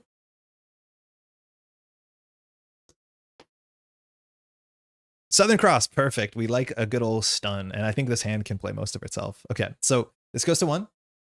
Sabretooth will truly attack us. Well, technically he's attacking Robert Kelly. I think this is a good enough time to just like throw a swagger in the way. So we will defend for 5 and we'll ready ourselves. So we're defending for 5. This is removed from the game. So that's good enough. So we're defending for 5 with Retaliate. Sabretooth is attacking for 3. 4, it's an infiltration, so we take no damage. Sabretooth takes Retaliate first, I'm pretty sure. And then we discard to heal. We heal 2 off of Pyro, okay. 2 encounter cards. And mind you, if we don't block, he attacks Robert Kelly, which is not something we want. We always have Victor Mancha. We don't really have any payoffs for Victor Mancha. Okay, we're getting attacked again. It's Unrelenting Savage. There's either 3 or 4 of these in the deck. I don't remember. This sucks because he's going to heal a bit more, but he's now attacking for 3 in a card, which is a lot. I think we just put Victor Mancha in the way. We can always spend a double to ready ourselves, but our doubles line up really well with Ironheart and Clea. So I'm going to put Victor. Ideally, we draw no boost. Victor still gets defeated. The healing on this is my least favorite part because we've already healed 2 this round. 3, 4, attach this card to a minion. Can't. So Victor is defeated. Feeling a bit naked. And we will heal for 3. Yikes. And that's Nimrod's Portal. So that tells us exactly the 1 future pass card in the deck so far. It's a shame we won't be able to clear this, but yeah, heals 3. Last encounter card. Mutant Terrorist. I mean, it looks like he's attacking again, but I don't think so. Search encounter deck and discard pile for the Brotherhood side scheme. If it did not enter play this way, discard cards from the top of the encounter deck until the Brotherhood Mutant is discarded this way. So we have to go get the Brotherhood side scheme and reveal it, which I don't know if it grabs another Brotherhood Mutant or not. The Brotherhood has a crisis. Sorry, a hazard. Comes in with 5 threat, has a hazard, and each Brotherhood minion gets quick strike. That is a meaner card than most. Okay. Played Sabretooth recently with the modulars Arcade and Gambit's Nemesis set for an assassin theme was surprisingly challenging. Yeah, I could see that. I don't know if I've played with Gambit's. No, I've definitely played Gambit's Nemesis set. I like that a lot. But Arcade, I think I've only played once. I'm not too experienced usually with playing encounter sets like modulars. I should. It's like such a cool part about this game. I just can't always tell if I'm making things harder or easier, and I want to be able to know. But that's why I guess like the Modular Champions website exists. All right, it's back to us. This thing is worth clearing. We can't touch Robert Kelly, but we can touch somebody else to bring our thwart stat up. We can bring our thwart stat up to 3. Mind you, we're down to 2. Because whatever we attach this to, either we get +1 attack or +1 thwart. The problem is we need to attach Sabretooth for Southern Cross. Like we need a Southern Cross Sabretooth, which I think that's the start. But probably we always start with Ironheart. Klee is actually more important than Ironheart, but Ironheart is just cheaper. Because when we play Ironheart, we draw a card. Pretty good. So you just spend like 1 card to play a card to draw a card. So I think we'll start there. When Ironheart enters play, we draw a card. It's an energy transfer? That's already, I guess. Interesting. Actually, probably worth playing. Nah, Southern Cross is better. So we have 2 resources here, which leaves us again with 2 cards. That's so annoying. So we need to clear this. But we only can thwart for 1, 2, 3. The most we can make it is 4. So how do we clear this? We have to clear this with energy transfer. So I think we start with the energy transfer? Well, that's weird. So we start with the energy transfer. 1, 2, yeah, whoa. Okay, wait. So this is where Rogue gets interesting. So we're going to touch Ironheart. And because we touch Ironheart, Rogue's Jacket gives us +1 thwart. We will thwart this for 3, and then Ironheart will thwart it for 1. So it's down to 4. She's exhausted. We can just use Metro PD to clear this. I guess we do. So Metro PD just removes 1 threat from this, which means we don't have to deal with this, which is great. And it's cleared, so we draw a card with Skilled Investigator. This has been definitely worth its weight in salt. And we drew a Bulletproof Bell. That's good to know. Now we can do Death Focus and the X-Jet for energy transfer. It's a very creative deck. Thank you. There's a lot of moving parts. Some of them haven't come together so far, and I'm really disappointed about Pinpoint. So we can change that. But I think we can add a different package instead of champions if we don't need champions. So attach to character other than Rogue. So we'll attach it to Sabretooth. Sabretooth takes 2 damage to non-attack. And we recover 2, and we ready, which is full health, which is not bad. Cool. So now we can send the Southern Cross, no problem. We're still floating a resource, but the Bulletproof Bell is now not worth holding on to because Sabretooth will be stunned. So I guess we could hold on to the Clea. So I guess we'll just, oh no, it's our whole hand, excuse me. So we'll do 1, 2, 3 for the old Southern Cross. That's going to do 6 damage. We'll take Retaliate 1, and we get the stun. We also now have 3 attack because of the jacket. So then we'll attack for 3 into the villain, and then we'll take Retaliate 1. So we're getting there. We have 1 good Southern Cross left in us, and that will close the game out. So not too bad. All right, we'll drop. Stronger together. So not super useful. We can keep Ironheart around for another turn. Ever Vigilant, that's a cheap ready. So we can actually attack for... Oh no, because that's the problem. To play Ever Vigilant, it needs to be on an ally. So it's really good on a thwarting turn. It's not good on an attacking turn because we can only attack for 2, Ever Vigilant attack for 2, as opposed to attack for 3 twice. I mean, that's still probably good enough. Jocasta, Android Avenger, has defense cards. Superpower Adaptation means we can go grab nothing really. It's like the Ever Vigilant, not very good in solo. And a Go in Rogue is just confused, but unfortunately this hand has very little damage. I've actually liked the this energy transfer way more than I thought I would. Ironheart collateral damage missed. I don't know what that means. What does that mean, Flip? What did we miss? Modulars are one of my favorite things about the game. Yeah, for sure. I could see that. Hey, been binging a lot of your videos lately and love the content. Hey, Tommy, Tommy, thanks so much for the kind words. Glad you've been enjoying it. We've been now doing the channel for over a year, so there's a lot of stuff to catch up on, but we've been having a good time for the last couple of months, just streaming now twice a week. It's been good. All right, Sabretooth doesn't attack. So can heal, which is good. We draw 1 encounter card. It's Toad. Todd. Good old Todd. 3 health Todd. After Todd attacks and damages a character, discard a random card from your hand. Cool. Have we managed to play any of the trait locked cards yet? Okay, firstly, shut up. Secondly, shut up. Have we? Yes, yeah, we have. We played Reboot once. I will take no further questions. I mean, what do you want us to do? Play all of them? We could have played Pinpoint, but we realized this text doesn't do what we wanted to do. So I'll take no further questions. Okay, so we could have lethal here, I'm pretty sure. We get touched back, so our attack stat goes down. So we can attack for 2, 4, 5. We're 1 damage short. So all we need to be able to do that is play Ever Vigilant, which costs us 1 fewer resource. We can ignore Toad. Yeah, X-Jet. Yeah, X-Jet. We played X-Jet. Yeah, good catch. Southern Adaptation is like, or sorry, Superpower Adaptation. Making you swap champions for Web Warriors, I would consider it. Web Warriors can take over a game. We already have Spider-Man, but like it's easy enough. It's not that easy to play SPDR in this deck. So with this, the only thing we can play from our bin is literally nothing. There are no legal targets for this card. This card is not good in solo. Not really my favorite. So we go attack with Ironheart. She will get knocked down no matter what, because Stronger Together can only protect the Consequential or the Retaliate, not both. So that's an issue. If we had the Senator trait, we actually could protect Robert Kelly, which is good fun. We could attack Toad with Overkill. Doesn't really matter. But I think we're literally 1 damage short with this hand. Unless we can do everything. So if we do X-Jet for Jocasta, we can attack for 1, 2, 3, 4. But we're 1 resource short of being able to play Ever Vigilant. Oh yeah, she should be at 1. Excuse me. Yeah, she should have been a 1. I was playing as if she was at 1. But yeah, I did not knock that down. Yeah, I think we're 1 resource short here. We can't draw a card off of Going Rogue because we can't get Stalwart. That's one of the frustrating things about solos. You can't put Touched on yourself. X-Jet isn't trade locked? I mean, it is, but it's not. You're pedantically correct. Anyone can play it. You can own a jet. You just can't use it. Oh, wait, Metro PD. No, we have lethal. Metro PD can do it. Yeah, this should be fine. So I think we just do it. So we attack for 2 into the villain. We take Retaliate 1. We attack for 1 with Ironheart. Dies to Retaliate before Consequential. Okay. Cool. We order bad, rewind order. We touch Ironheart. Then we do X-Jet into Ever Vigilant. We have to do this in this order because we have to get Aerial. So we have to do Ever Vigilant first. So it removes 2 threat and readies us. Then we attack with her. Okay, so we got that correct. Then we can just attack for 2, or technically we could have done this in this way too. We can touch Toad. Wait, that's so much cooler. We can touch Toad, which gives us +1 attack because we already touched a character. Whatever. We'll attack for 1 with Metro PD to save a health. So Metro PD will hit Sabretooth for 1 damage, and then we'll attack for 2, and because we defeat Sabretooth, we don't have to take the Retaliate. So we'll end on 8 health. With this hand, we were literally a resource short of doing 1 more damage somewhere, but that was just good enough. This card would have solved it. A reboot actually was not playable. It's okay. Do you know of any neat aggression decks off of the top of your head other than Gambit's Charge, the whole Hone Technique Dive Bomb? I've seen always ends up whipping up pure damage rush decks. That's a good question. I haven't ever really played Hone Technique Dive Bomb. I'm pretty sure it's really good, but it's probably pretty boring. I think Firepower recently opened up a lot of really cool decks.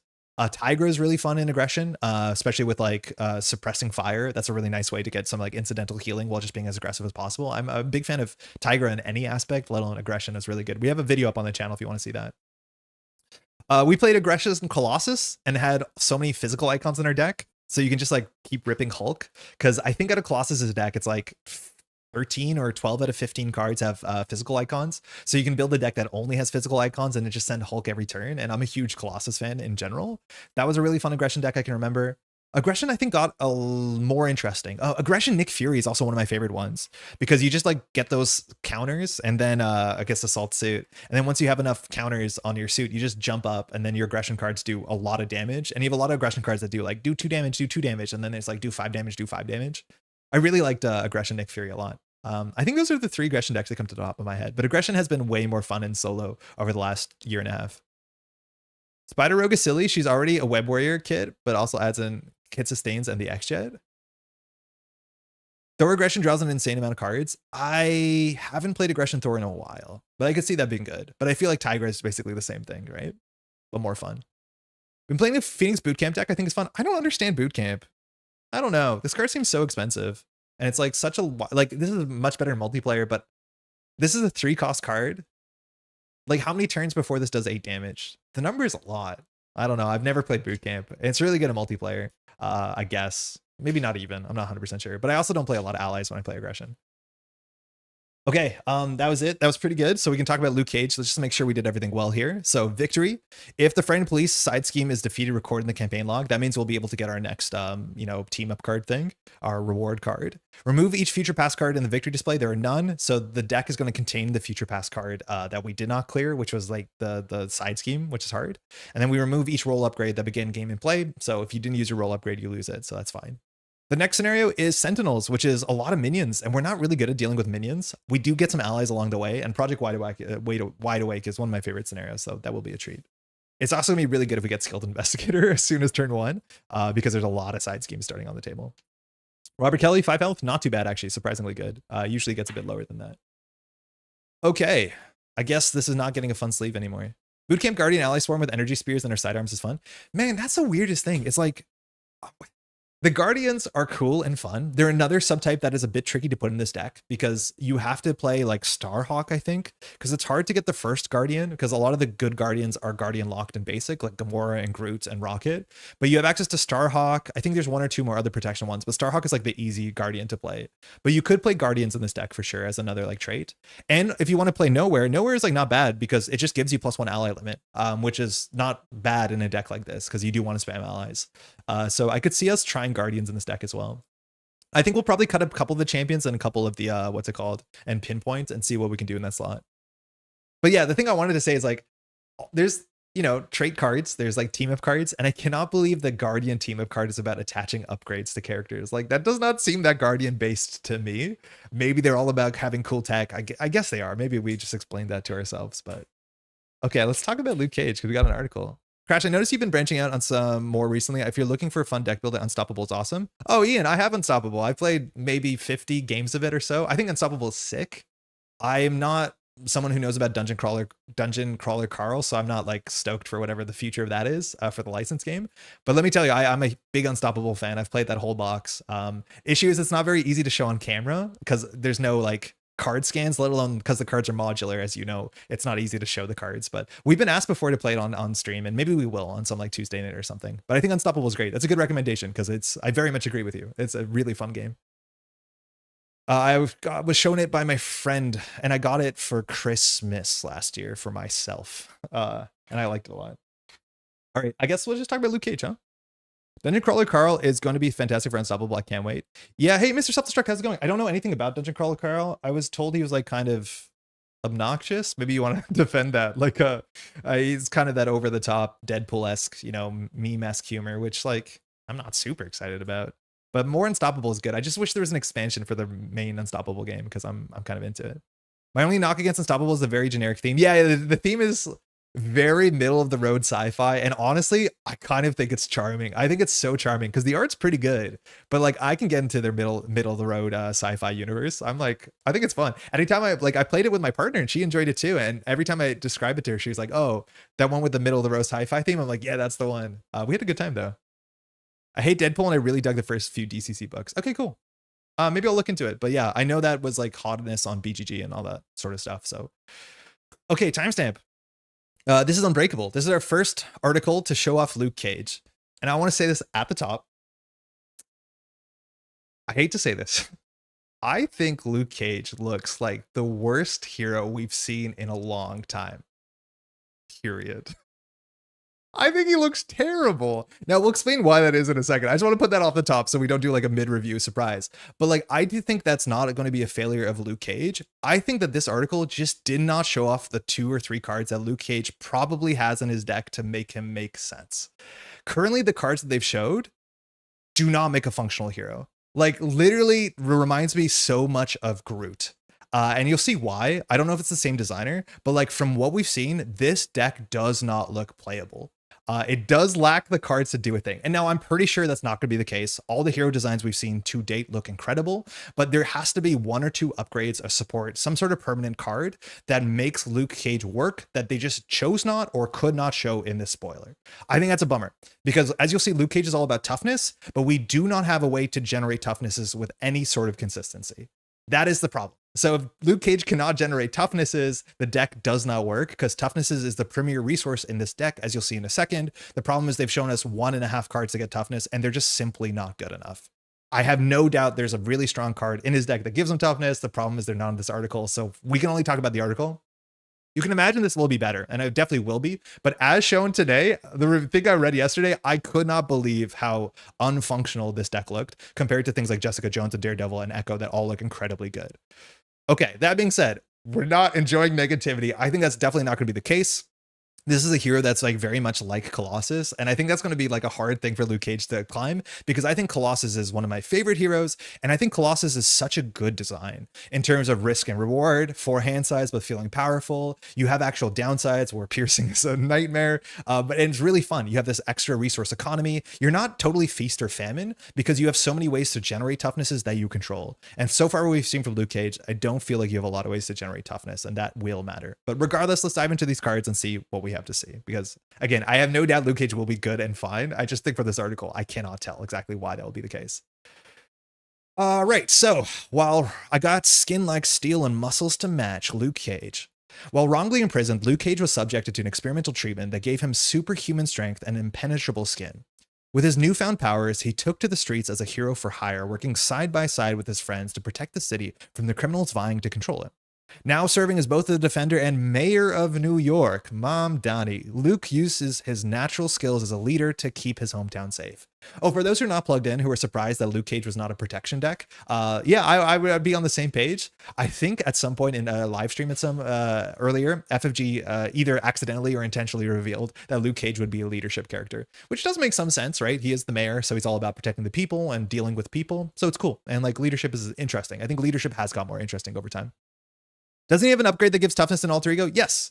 It gives him 1 or 2 toughness, and he has no way to get into Alter Ego that we've seen. Right? Like those, we'll talk about that in a second. But that's the only way he can get toughness. It can give him 1 toughness, and only if it's an Alter Ego.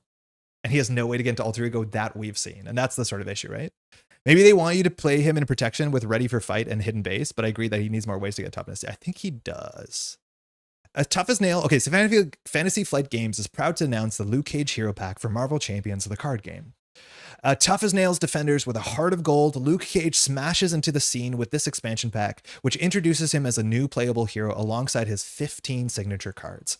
Paired with a pre-built leadership deck to bolster his allies, you'll be able to stare down the villains with Luke's unbreakable skin and equally unbreakable will from the moment you open the box. With the ability to stack tough status cards and power his way through the gnarliest fights, Luke Cage is a sturdy hero welcome at any table. I do also want to say, like, again, I love FFG marketing articles. This used to be a thing back in the day with Netrunner too. Arkham Horror, it happens not anywhere as much as it used to when they used to have monthly releases like many moons ago. But man, these are such a treat to get these on a Thursday afternoon. So, you know, like keep this in mind. Like we'll talk about Luke Cage, but like it's always such a good thing to see new cards. It's always the most exciting thing. Power Man. A man known for being nearly indestructible, both literally and figuratively, it makes sense that Luke Cage as a playable hero is one tough cookie. In fact, tough is probably the single best word to describe him, as both his alter ego Luke Cage and his hero Luke Cage share the same ability, unbreakable skin. This simply yet potent ability allows a Luke to have any number of tough statuses and makes him immune to piercing attacks. Okay, so this is his alter ego. He has only 10 health, which actually does surprisingly matter the way that they went with toughness here. 4 recovery is nice, but 10 health puts him a bit less tanky than you'd assume. Considering we just played, I guess she does have some Marvel blood in her, but I would assume he would be at 11 or 12 health or something a bit bigger. 10 health is a bit small. That being said, we have this unbreakable skin, which is the same on both sides, so you don't have that much other text on the other side. It says Luke Cage can have any number of tough status cards. We've never seen that before. Now, there is a downside to that, to the toughness. They're not as bulletproof as they might sound, but also attacks against Luke Cage lose piercing. And that's like kind of cool. It's kind of not cool. Like I like how piercing is actually like a very scary thing for Colossus and you have to play around it. Like it is a fear. Against Luke Cage, piercing just doesn't matter, which thematically makes sense. The man has like the toughest skin in the world. And also it would definitely suck to lose like 7 or 1800 toughnesses with a single attack, as much as I don't know if we're going to get there.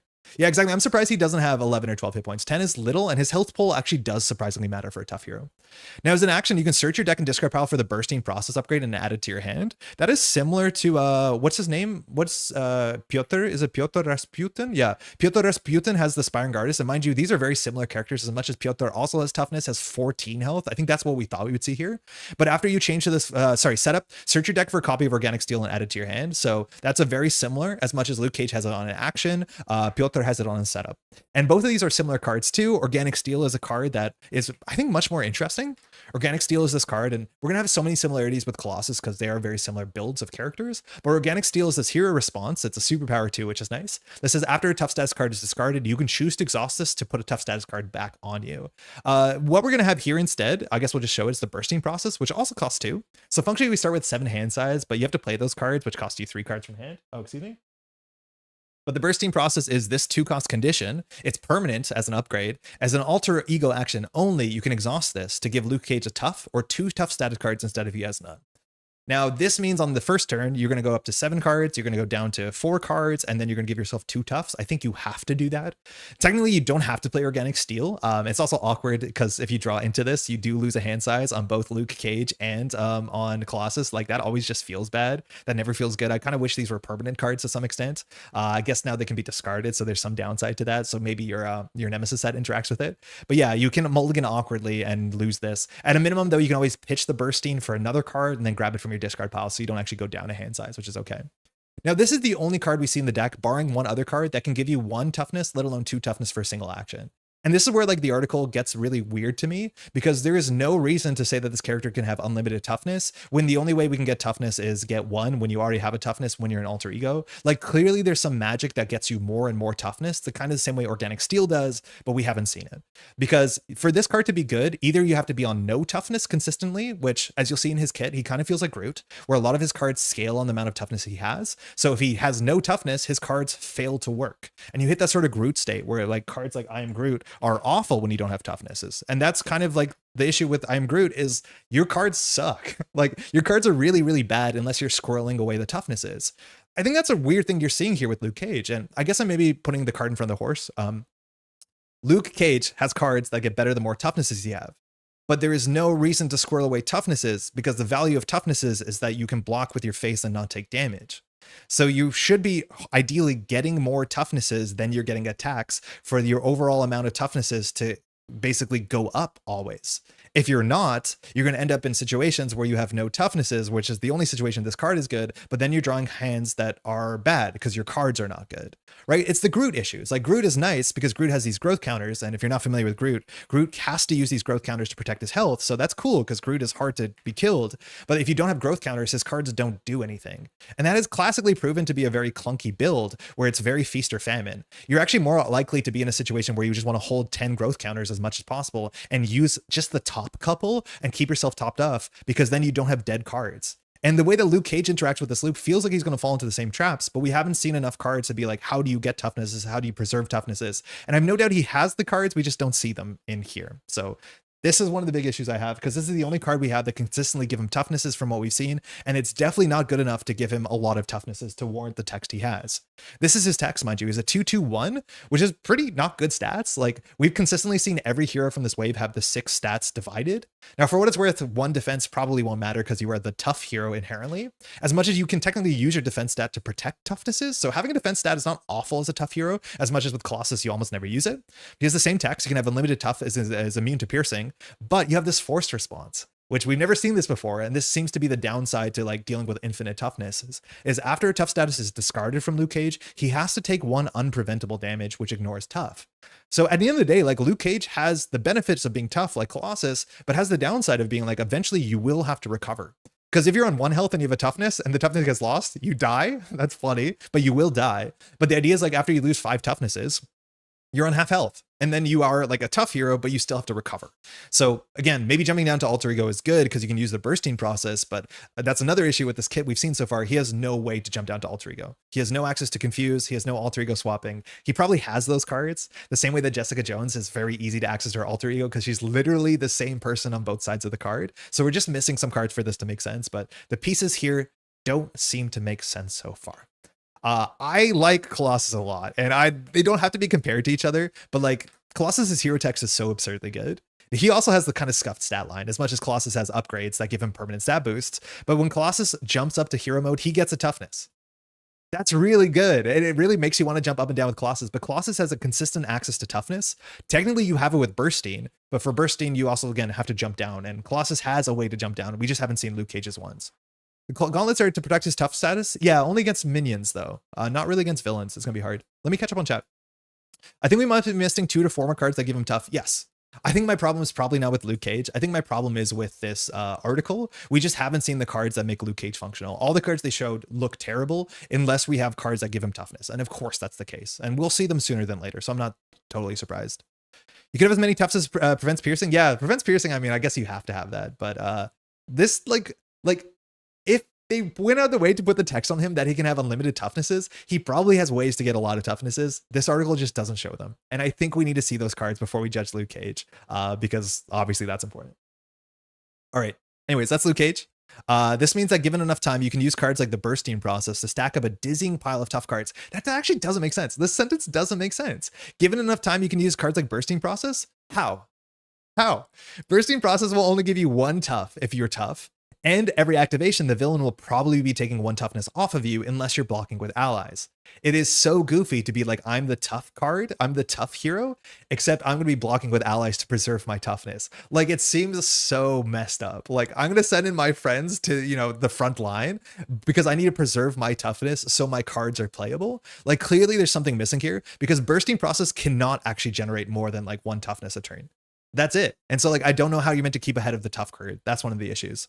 In order to balance this, Luke's hero form has a forced response effect that deals him 1 unpreventable damage when one of his tough status cards is discarded. Unpreventable damage is just as it sounds. That's new to this game. It's unpreventable. Also, happy Pride Month, friends. Happy Pride Month, Bataffer.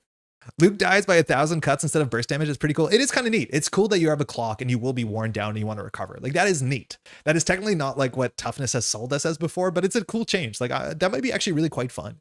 But it is strictly a downside. Of course it is. And so far this article hasn't shown why the upside of unlimited toughs matters. It's unpreventable, therefore ignores any additional tough status cards, and yeah, you can't deal with it. Still, a single point of damage is a fair price to pay when you can flat out ignore whatever damage numbers the villain throws at you. That's totally true. Even against low attack villains, stacking enough tough status cards is worthwhile since Luke can use them to fuel his other abilities. For example, you can spend a tough status cards to bounce Knuckle Sandwich back to your hand after you play it. Allows you to either immediately play it again or use it as a resource to pay for something else. Speaking of resources, Sweet Christmas has its cost reduced for each tough status card on Luke, while Power Man refunds you a card in your hand when one of your tough status cards is discarded. Cool, so we have some interesting cards here. Firstly, we have Knuckle Sandwich, which is 1 cost, 3 attack. It's not traded in any way that has synergy, but that's fine. Already a 2 card for 3 is like not awful, but this is a 3 damage attack, and you can choose to discard a tough status card from Luke Cage to return this to your hand, which functionally makes it a 1 resource for 3 damage, which is really good. That's above curve. So that's actually a really big incentive to do this, because then it's truly 1 card for 3 damage. Now, the one thing I do have to remind you is that when you discard a tough status card, you do take a damage, which means that this is slightly more expensive than it looks. Not the worst thing in the world, because you probably still have toughnesses, but this is technically a way to use toughness for a tempo, which is something also Colossus did, and I think that's generally pretty cool. That's a really cool design point. I like that. However, for this card to be good, you need to have more toughnesses because you can't use your last toughness on you because then you get attacked by the villain. So this is insinuating there's ways to get more toughness, which again, the article doesn't show us. But this is a cool card. You have to watch out though. A lot of people forget that. When the toughness is discarded, you do have to take a damage. This is Sweet Christmas. It costs 5. Reduce the cost to play this card for 1 by 1 for each tough status card on Luke. So it's assuming Luke will have a lot of toughness and deal 5 damage to the villain and each minion engaged with you. So at a minimum, if you have 1 minion engaged with you, this does 10 damage. So for this card to be doing 10 damage, you probably want it to cost at least like 3 or 4.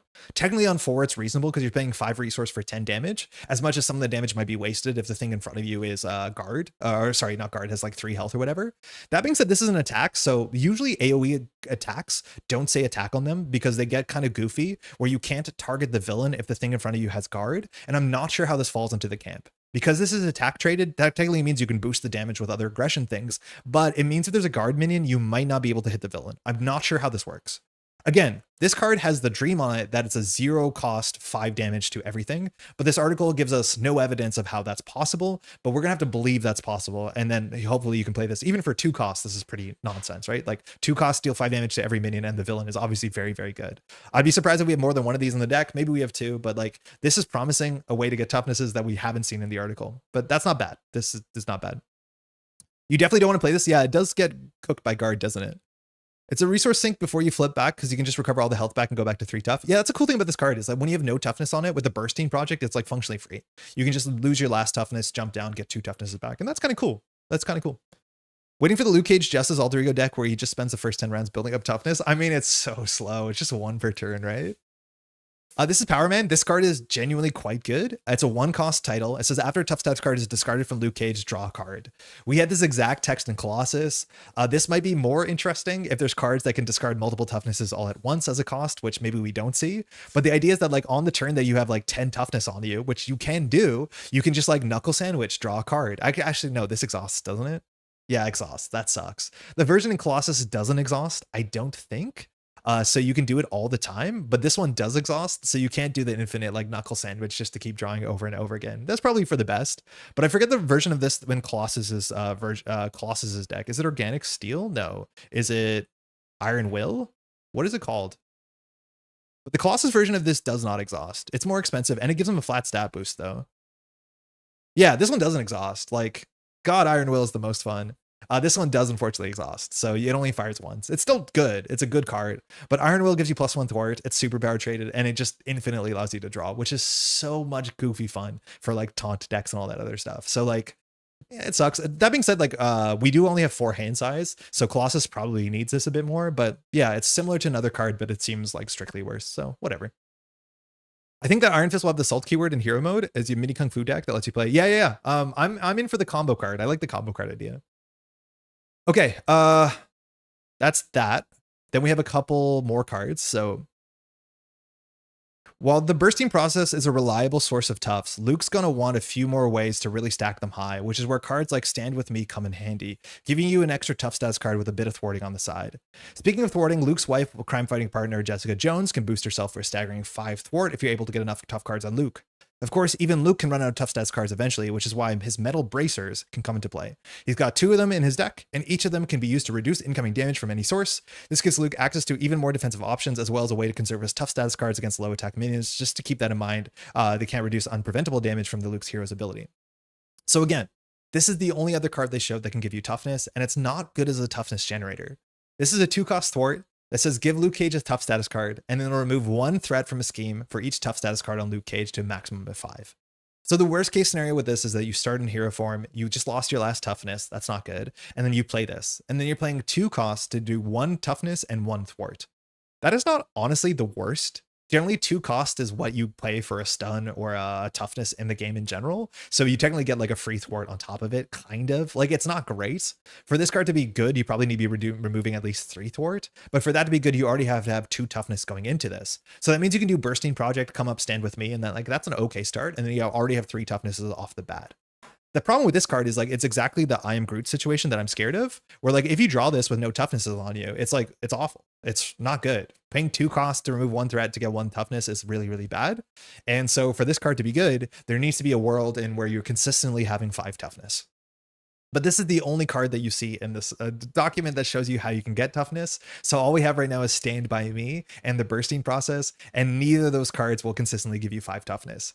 And that's my thesis here, is like, from the cards we've seen, I'm assuming he's going to be cool and fun and playable, but they just did not show us the cards that actually make his deck work. I don't know why they chose these cards, but there's like clearly an upgrade or a card here. If there isn't, I don't think Luke Cage looks that good, but if there's not a card that allows him to get toughnesses consistently in hero mode, yeah, I don't know. Like, he probably needs an Organic Steel, like a card that says when he loses a toughness, gain 2 toughness. Like something like that has limited charges. Like, you need a way to get toughnesses, because the deck does not have enough ways to get toughnesses when half of his cards cost toughnesses to do something.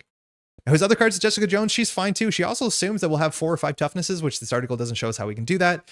She's not bad statted. She's defender traded, which does matter. She thwarts for 1, but it can go all the way up to 5 based on how many toughnesses you have, which is cool. That's really cool.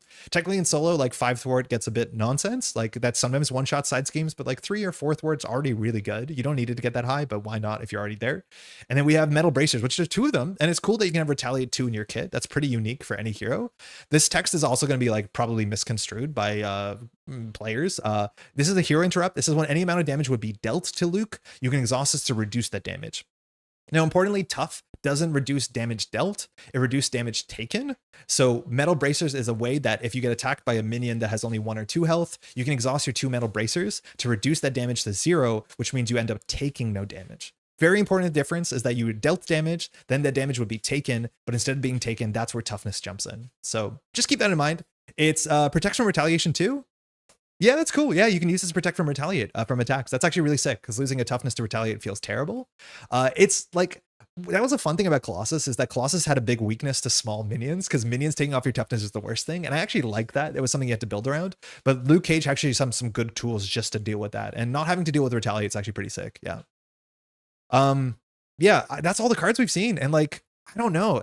Like there's something missing here that's so key, but just off of these like 5 or 6 cards they've shown off, like this does not seem like a functional deck. And it's because they didn't show the engine piece. And like, that's it. I've no doubt Luke Cage will be really fun and I'll enjoy him. So far, Colossus looks like my favorite of the two, but we're missing the cards that make Luke Cage really, really good. Because this text is like, doesn't seem like upside considering he can't generate a lot of toughnesses. And yeah, I'm repeating myself at this point, but that's my 2 cents. It's a bummer. I wish I was excited about this article, but like, there's no way to get toughnesses. Like this card is very expensive when you only generate 1 toughness per card cycle if you're lucky. And this card is very expensive when you generate 1 toughness per card cycle. This card is not Iron Will. And then this card is maybe dead on a board state where you don't have toughnesses. Like, yeah, there's something here. I just don't know what it is. They haven't shown it.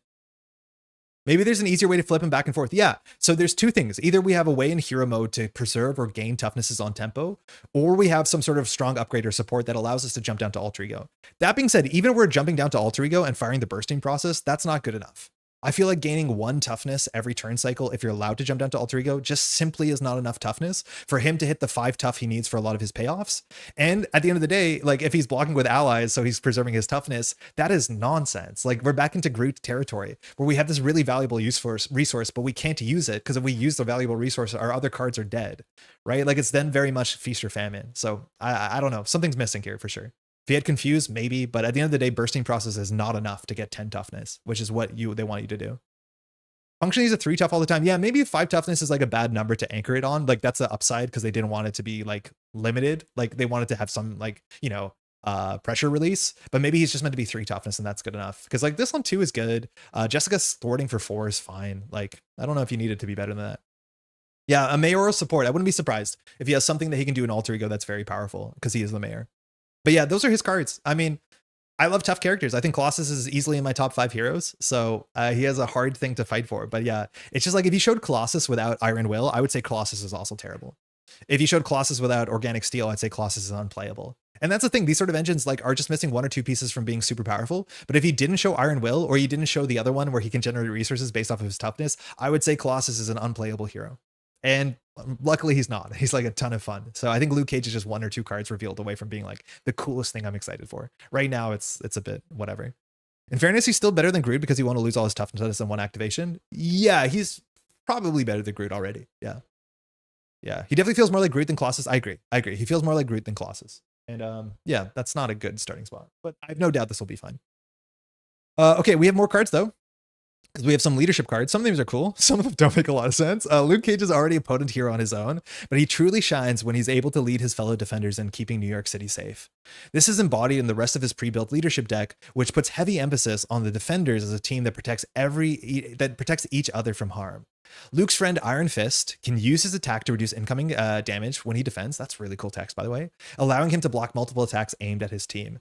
Pair that with a stat boosting card like Take a Stand, which it works especially well with his defensive heroes like Luke Cage, and you'll get a surprising amount of mileage out of any ally with only 3 hit points.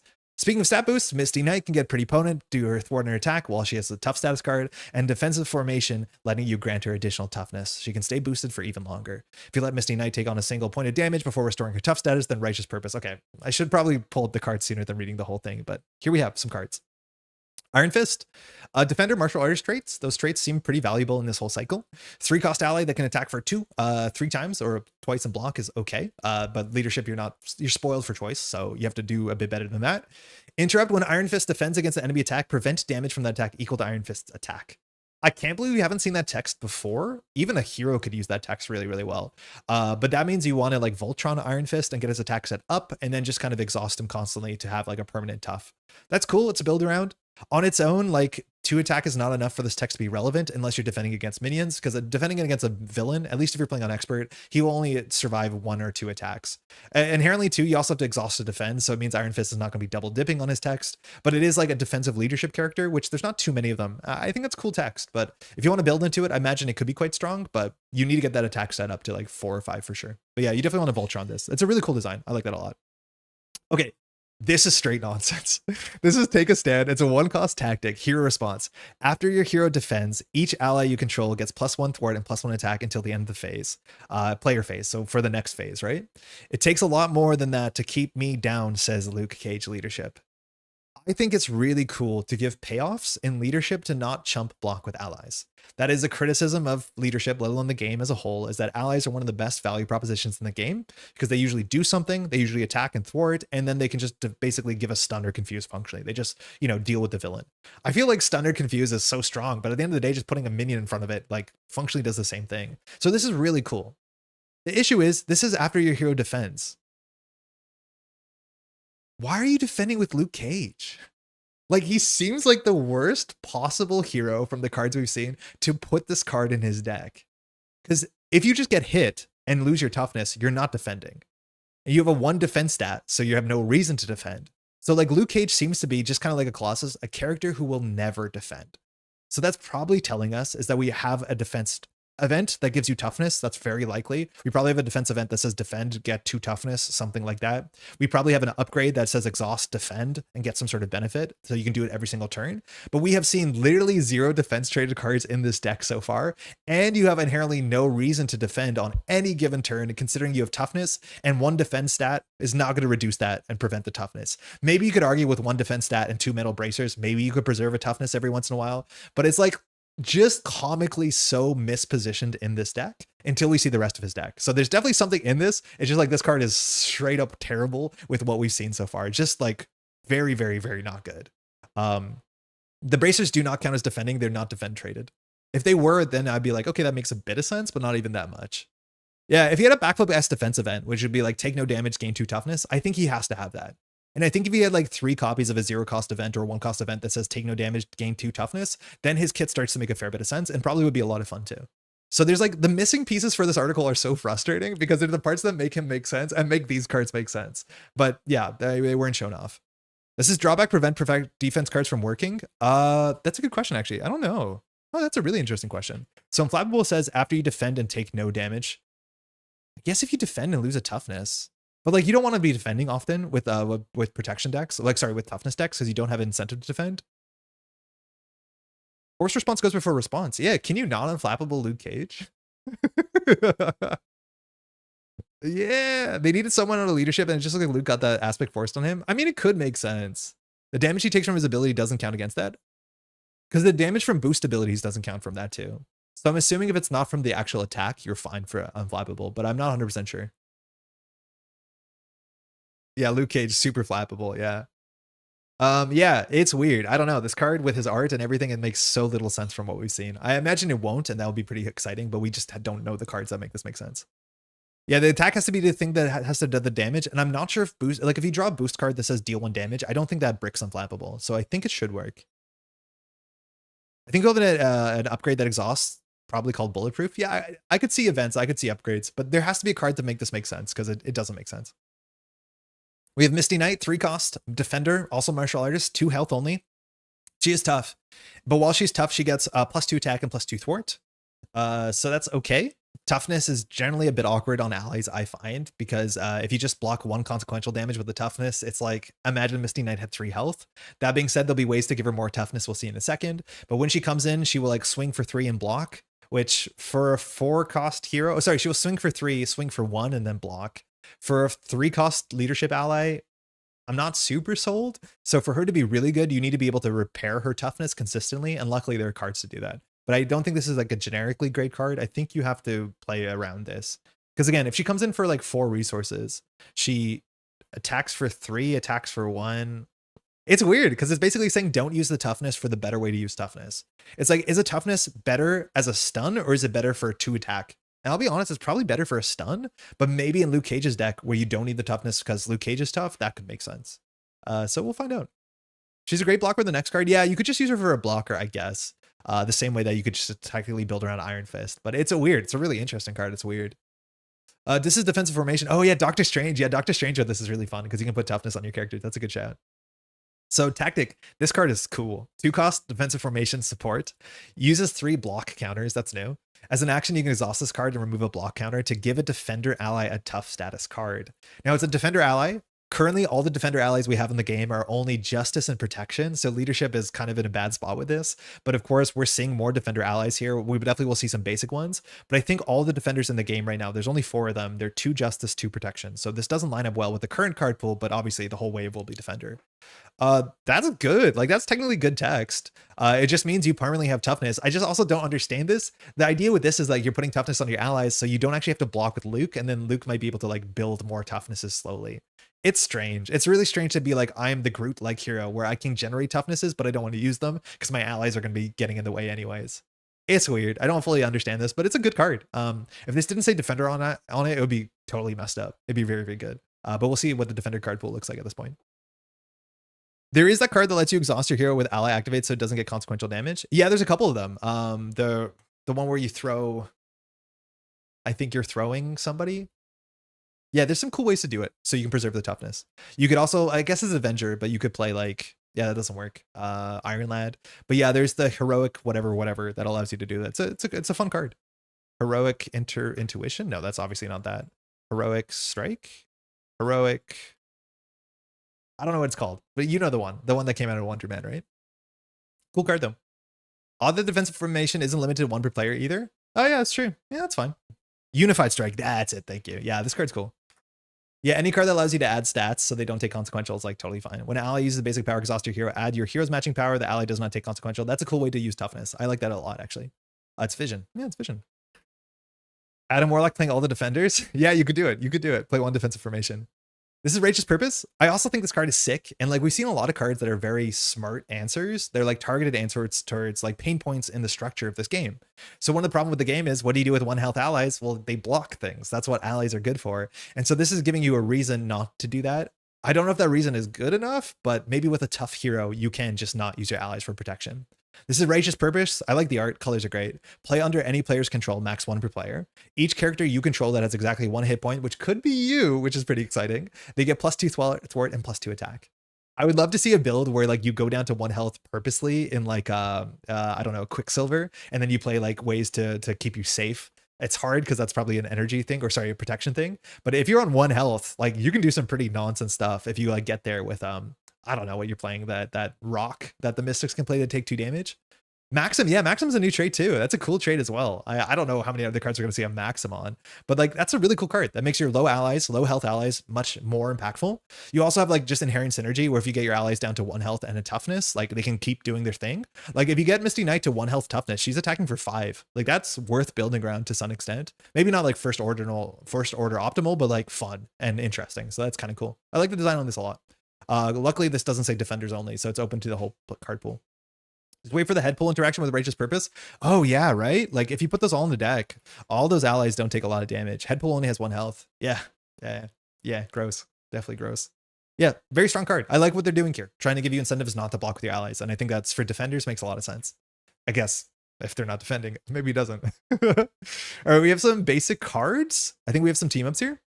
The defenders are a tight-knit group, and they often team up to take on the criminals that threaten New York City. The event card Dynamic Duo embodies this by letting you search for both the team-up card and its associated ally in one go, letting you call on Luke's unbreakable bond with Jessica Jones, or tear through foes alongside Danny Rand as Power Man and Iron Fist. With his friends at his side and his own indomitable power, Luke Cage is sure to remind the criminals on Kingpin's payroll that no one messes with the people of New York. All right, this Dynamic Duo. This is potentially a quite exciting card because team-ups are not very good or consistent, usually at low player counts. Even at higher player counts, this could help because this is a team-up support card. It's a 2-cost event. I like the colors. Action. Search your deck and discard pile for a team-up and add an ally named by that card's team-up keyword. Add those cards to your hand. So this searches your deck and discard pile. So it shouldn't whiff. Mind you, a 2-cost card that searches for 2 things is Suit Up. And Suit Up is worth building around. It's usually not played for vanilla value, but you usually play this because you want to grab one of cards like Sidekick, right? And then you grab the ally that Sidekick attaches to. The issue is like Dynamic Duo is probably going to be played in hero mode because most of the team ups are in hero mode. And if you're spending 3 cards on Dynamic Duo to get 2 cards, you're usually going to be left with 4 cards in your hand. Because again, you have 5 hand size, you spend 2 for Dynamic Duo, and you go back up 2 cards, you're on 4 cards in hand. And it's very hard for 4 cards in hand to be a playable ally and a team up itself, unless the ally costs 2 and your team up costs 0. which makes this really difficult to play in an on-tempo way. The thing with Suit Up is a lot of the attachments are very cheap. A lot of the attachments for allies are 1 or 0 cost, so that's pretty doable. Already you can like draw cards if you're grabbing Captain Marvel, I guess. But like this card is very expensive to do anything on tempo with it, which makes it seem slightly difficult. Like it can't be 1 cost because then you're trading 2 cards for 2 cards. Maybe that's too good. But like if you're just playing solo, paying again 3 cards to get 2 cards and then trying to play both of those cards and not just like hold a card for next turn means it's difficult. Like a lot of the team ups do cost 1 or 2, and that's a bit much. Like for that to be a playable thing, to play like a 3 cost ally, a 2 cost team up, and this card, you need like an 8 card hand size. It's hard. It's not easy. Even with the setup board state, it's not super, super easy. I don't know. I'm not super jazzed about this. I was really thought I'd be jazzed about team up support because again, we don't play most of the team ups. I'll be honest, some of the team ups problems is not that it's inconsistent, but it's also more so the team ups are not worth their slot because the card is, well, obviously inconsistent, but it's like not a good enough effect. And having this card in a deck that's also dead on some board states, it's not amazing. You can play multiple team ups and multiple allies, so you can always hit on one of them, which is kind of cool. But I think you really have to consider which team ups you're playing for this. Like one of the ones that might be playable is investigative journalism, because investigative journalism is an alter ego card, so you're okay holding into it and jumping down to alter ego. Like that's a nice upside. It's a functional way to be like, oh, I can grab Cindy Moon or Peter Parker, jump down to alter ego and hold this card and feel happy about it because it is worth holding on to. But most team ups are not defense events. Some of the defense events, which I don't know any off by heart, are probably worth holding on to for the next phase, but it's very expensive to play this in a way that actually makes sense. I remember your Doctor Strange deck, right? Team ups are S tier for him. Wait, what? Oh, yeah, they're good. They're good. That went over my head. Yeah, they're really good. We can go search for them. We paid 2 for grab 1. It's good. Imagine how good this would be an Andre's Doctor Strange deck. Seems good with Gambit's Rogue ally and team up because she costs 0. Yeah. There's a couple of situations where it would be really good. Like Rogue costs 0 in... Like, I don't even know if it's worth a slot. It probably is. But Rogue costing 0 is good. You can do this in Black Widow because Winter Soldier also costs 0, which is like good. So there's a couple characters that this will be easier to play than others. But a lot of like mid-tier team up cards like, you know, Angel and Psylocke, like I don't think this is probably worth a slot. It's cool for future design that it means that team ups will be more playable, but I just don't think this like opens up a whole bunch of team ups the way that I thought it would. It's just too expensive. It's slightly too expensive, I think. It's a bummer. You can play in Silk to tutor Peter Parker and Wild Resource to play him easier. Oh yeah, that's cool. Yeah, just being able to get a Wild Resource on this is kind of neat too. Anyways, we have a couple team ups. So we have Unbreakable Bond, a 1 cost team up between Jessica and Luke. They are partners. So remove 3 threat from a scheme, heal a total 3 damage among Jessica Jones and Luke Cage. A healing Luke Cage ally in Jessica Jones deck seems a bit important. Healing from the Jessica Jones that can thwart really heavily is also pretty important too. So like this is where the math is. Okay, so say that we have a 5 card hand size, say we have a 6 card because we have a research generator, which so far I don't think Jessica Jones has a research generator. We've seen all her cards, so defenders might not have an in-class research generator. But say that we want to grab Jessica Jones, so she costs 4 cards and we need to play this, which costs 2 cards. Like it just doesn't work. We have a 6 card hand size, we play 3 for dynamic, we go to 2. We have 5 cards, we play all of them for Jessica. We have 1 left for like you need a double or another research generator already while having a 6 card hand size. It's just, it doesn't line up easily. It's really hard to make that work. And it doesn't look like defenders have a resource generator they can play. So that's fine. This one's a bit easier. Power Man and Iron Fist because it costs 0. So you can do it.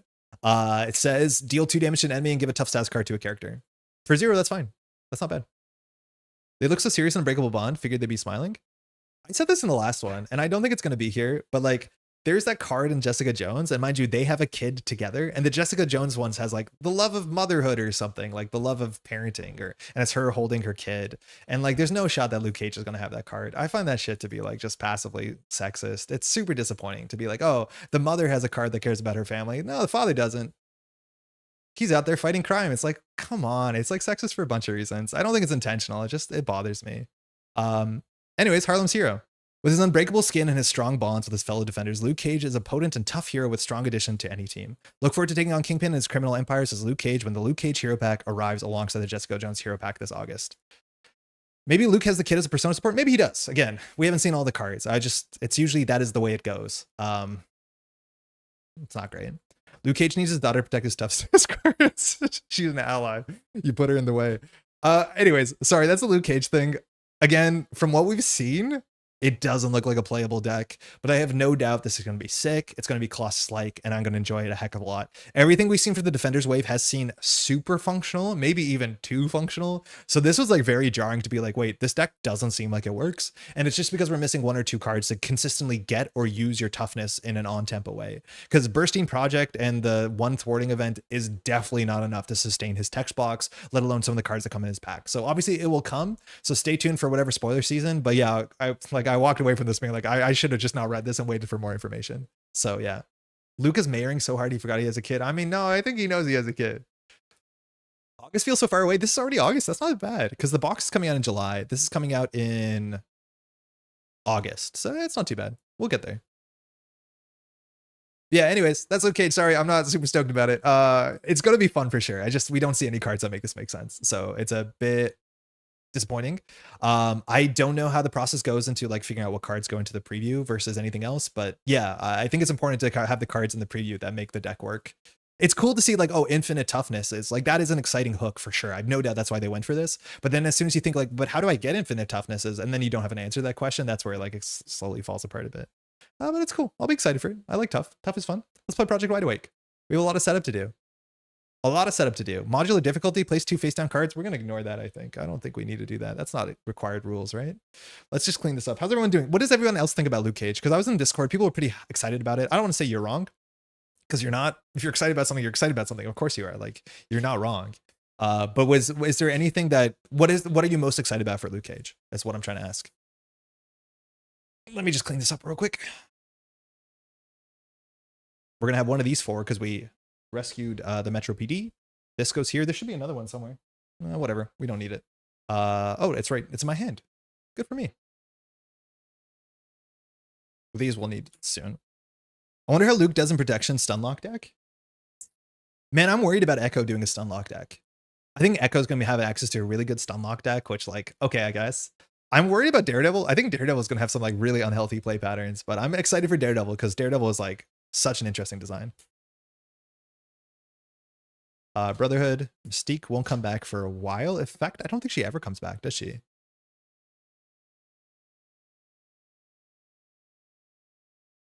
We did get our Nemesis. It wasn't too bad, I don't think. We had to worry about it, but it wasn't the worst.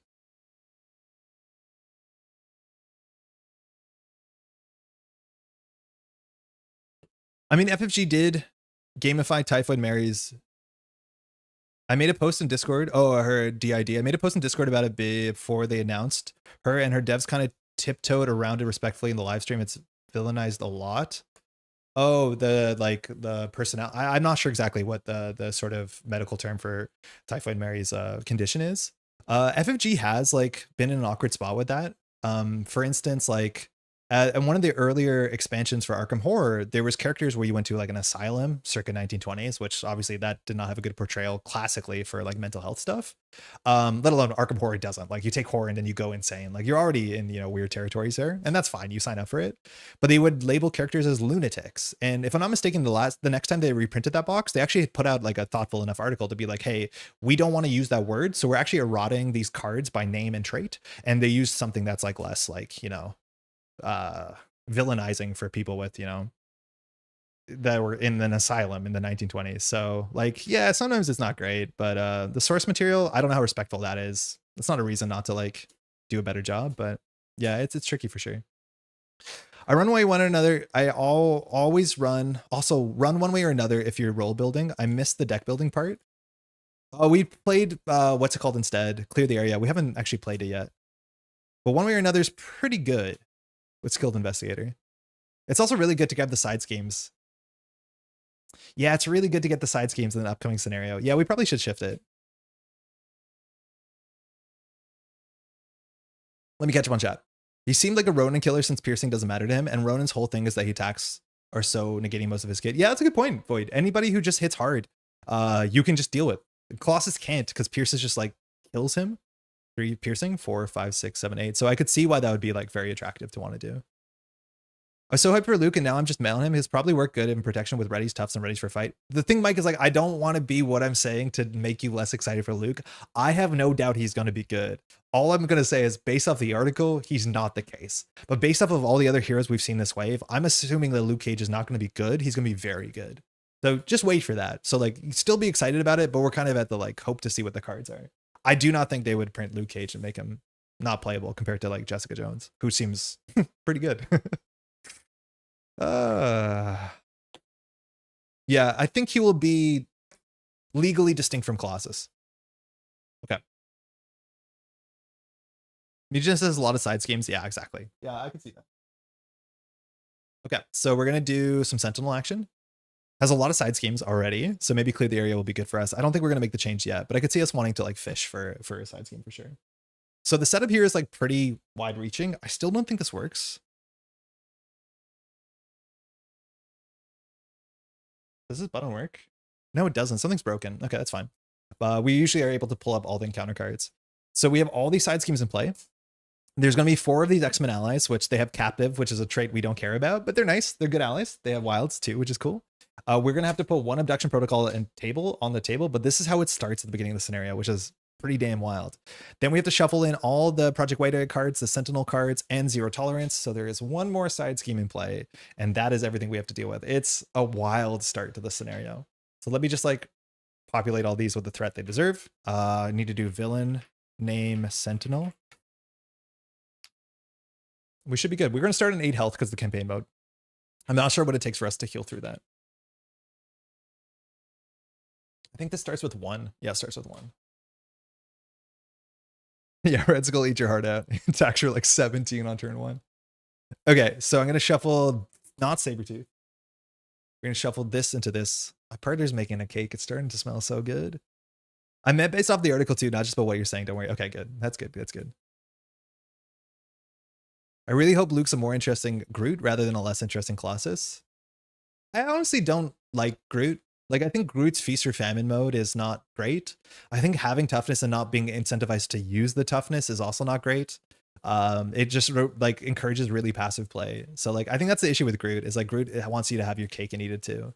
Where it's like, you want to have 10 toughness all the time, or sorry, 10 growth counters, but your cards use growth counters. Like in theory, that's trying to say like, we're trying to make you make interesting and hard decisions, but also it's like usually, yeah, pick one. Do you swap the champions? Oh yeah. I was like, what does that mean? Yeah. I think we can consider it. Give me 1 second. Once I shuffle this, we probably should look at our deck a bit. I was wondering if one of Cage's cards gives him tough if allies died at consequential. That'd be really interesting.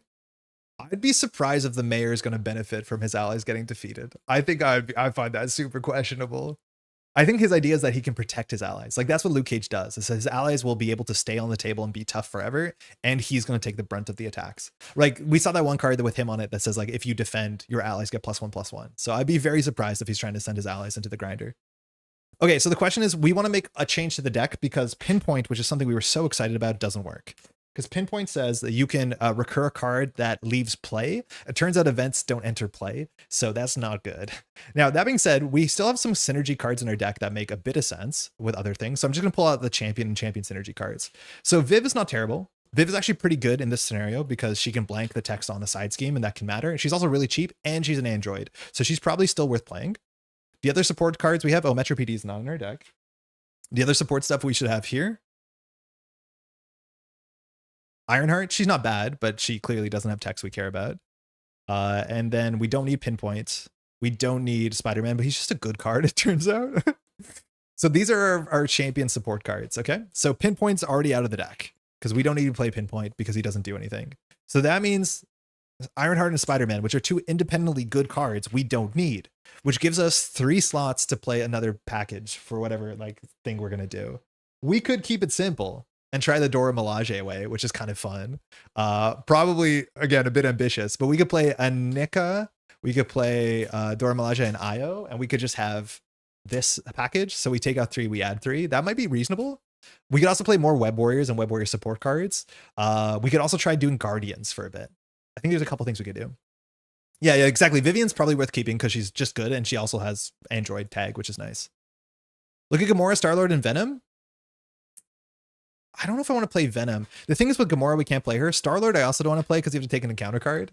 So if we're going to do Guardians, we'd probably do like Starhawk, Root Raccoon, or probably we would do Gamora. I think we would do Starhawk. The issue is like Guardians only has one good on-ramp. Because in terms of the Guardians you can play in protection, it's like Starhawk, and then there's like a 4-cost one, like Martyr or something. Like, I don't know if I want to play those cards. Yeah, because they're very expensive, but Starhawk is really good. So I could see us doing like Starhawk. I don't want to play Star-Lord. Yeah, Rocket's pretty good. The issue is we can't play Rocket, right? Like, for Rocket to be good, we have to first play a Guardian, and we only have one good on-ramp. Because all the good neutral, what's it called? All the good neutral Guardians require you to have a Guardian. So we have to play we basically have to have 2 on-ramps, I would say. And so we'd all have like Gamora and then just like, I don't know, Starhawk and something else. I'm okay trying the Dora Milaje package because that's kind of unique. They're more expensive. Like, our curve is going up significantly, and our curve is already really expensive because this is functionally a 1-cost card. Well, this is whatever. And this is a 3-cost card with good text. If we want Web Warrior, there's not terrible options. Like, SPDR is okay. However, you have to have a Web Warrior in play, so she really restricts where we can touch that turn, so that's kind of expensive. One of the other good cards we can play is the Warrior of the Great Web thing. The one that draws cards if we have enough Web Warriors. Or not this one, the other one, Across the Spider-Verse. That one's like not bad either, but we need enough Web Warriors to sustain that. And so, like, I don't know, we can. Protection doesn't have even the best Web Warriors. Actually, no, we could play Ben Scarlet Spider, the Ben one. We could play Ben Riley and then actually make ourselves a Web Warrior. That's like kind of fun, and we can prevent damage to us. Like, that's kind of cute. That's like a cool angle. I mean, that's 5 more health. I don't know if we need it, but like Scarlet Spider and then touching Scarlet Spider to give us a Web Warrior is like kind of sick. You can play Silk. Yeah, Silk's okay. I'm not super into Silk. She's 2 cost. She doesn't need a Web Warrior in play, but she's only good if you have a Web Warrior in play, right? Spider UK is a bit slow, but Spider UK might be okay in this scenario. This is the one. Oh, Spider UK. Actually, Spider UK is maybe not bad, but we'd probably only have, funny enough, we probably have 3 Web Warriors. Now, Sentinel will have Stalwart, so at some point, I think Sentinel is not the biggest target for touch. So Spider UK is not unreasonable. Yeah, we could do Spider UK. Warrior of the Great, Across the Spider-Verse, and Ben Riley. Man, these cards are really expensive. At least if we add 2 of those, we could add like a Power Protection to our deck to get a bunch of those doubles, because our deck is getting very, very expensive. I think we can cut a Stronger together for a Power Protection, and then we could play 3 allies. Yeah, let's try that. Let me grab my protection binder 1 second.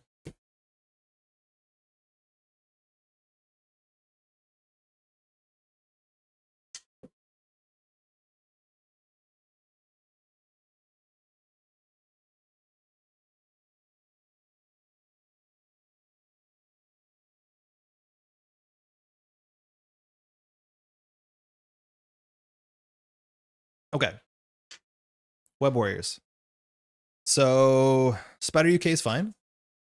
Can block for us. Otherwise, Silk is cheap. She's not bad. She's a Web Warrior, just straight Web Warrior. So we could add Silk too to play more Web Warriors. And then the other one we want to play is like Ben Riley, which Ben Riley is like a really fun text. So that would be that. We could just add these 2 and then add, I think a Power Protection makes sense because yeah, our deck is getting really quite expensive. So we'll just add a Power Protection and that should be good enough. So we took 3 out, we put 3 in. Oh, we can put 1 more in though, because we took out the Stronger together. So I guess we add the Cross the Spider-Verse, right? Draw some cards. Is that good enough? I think it is.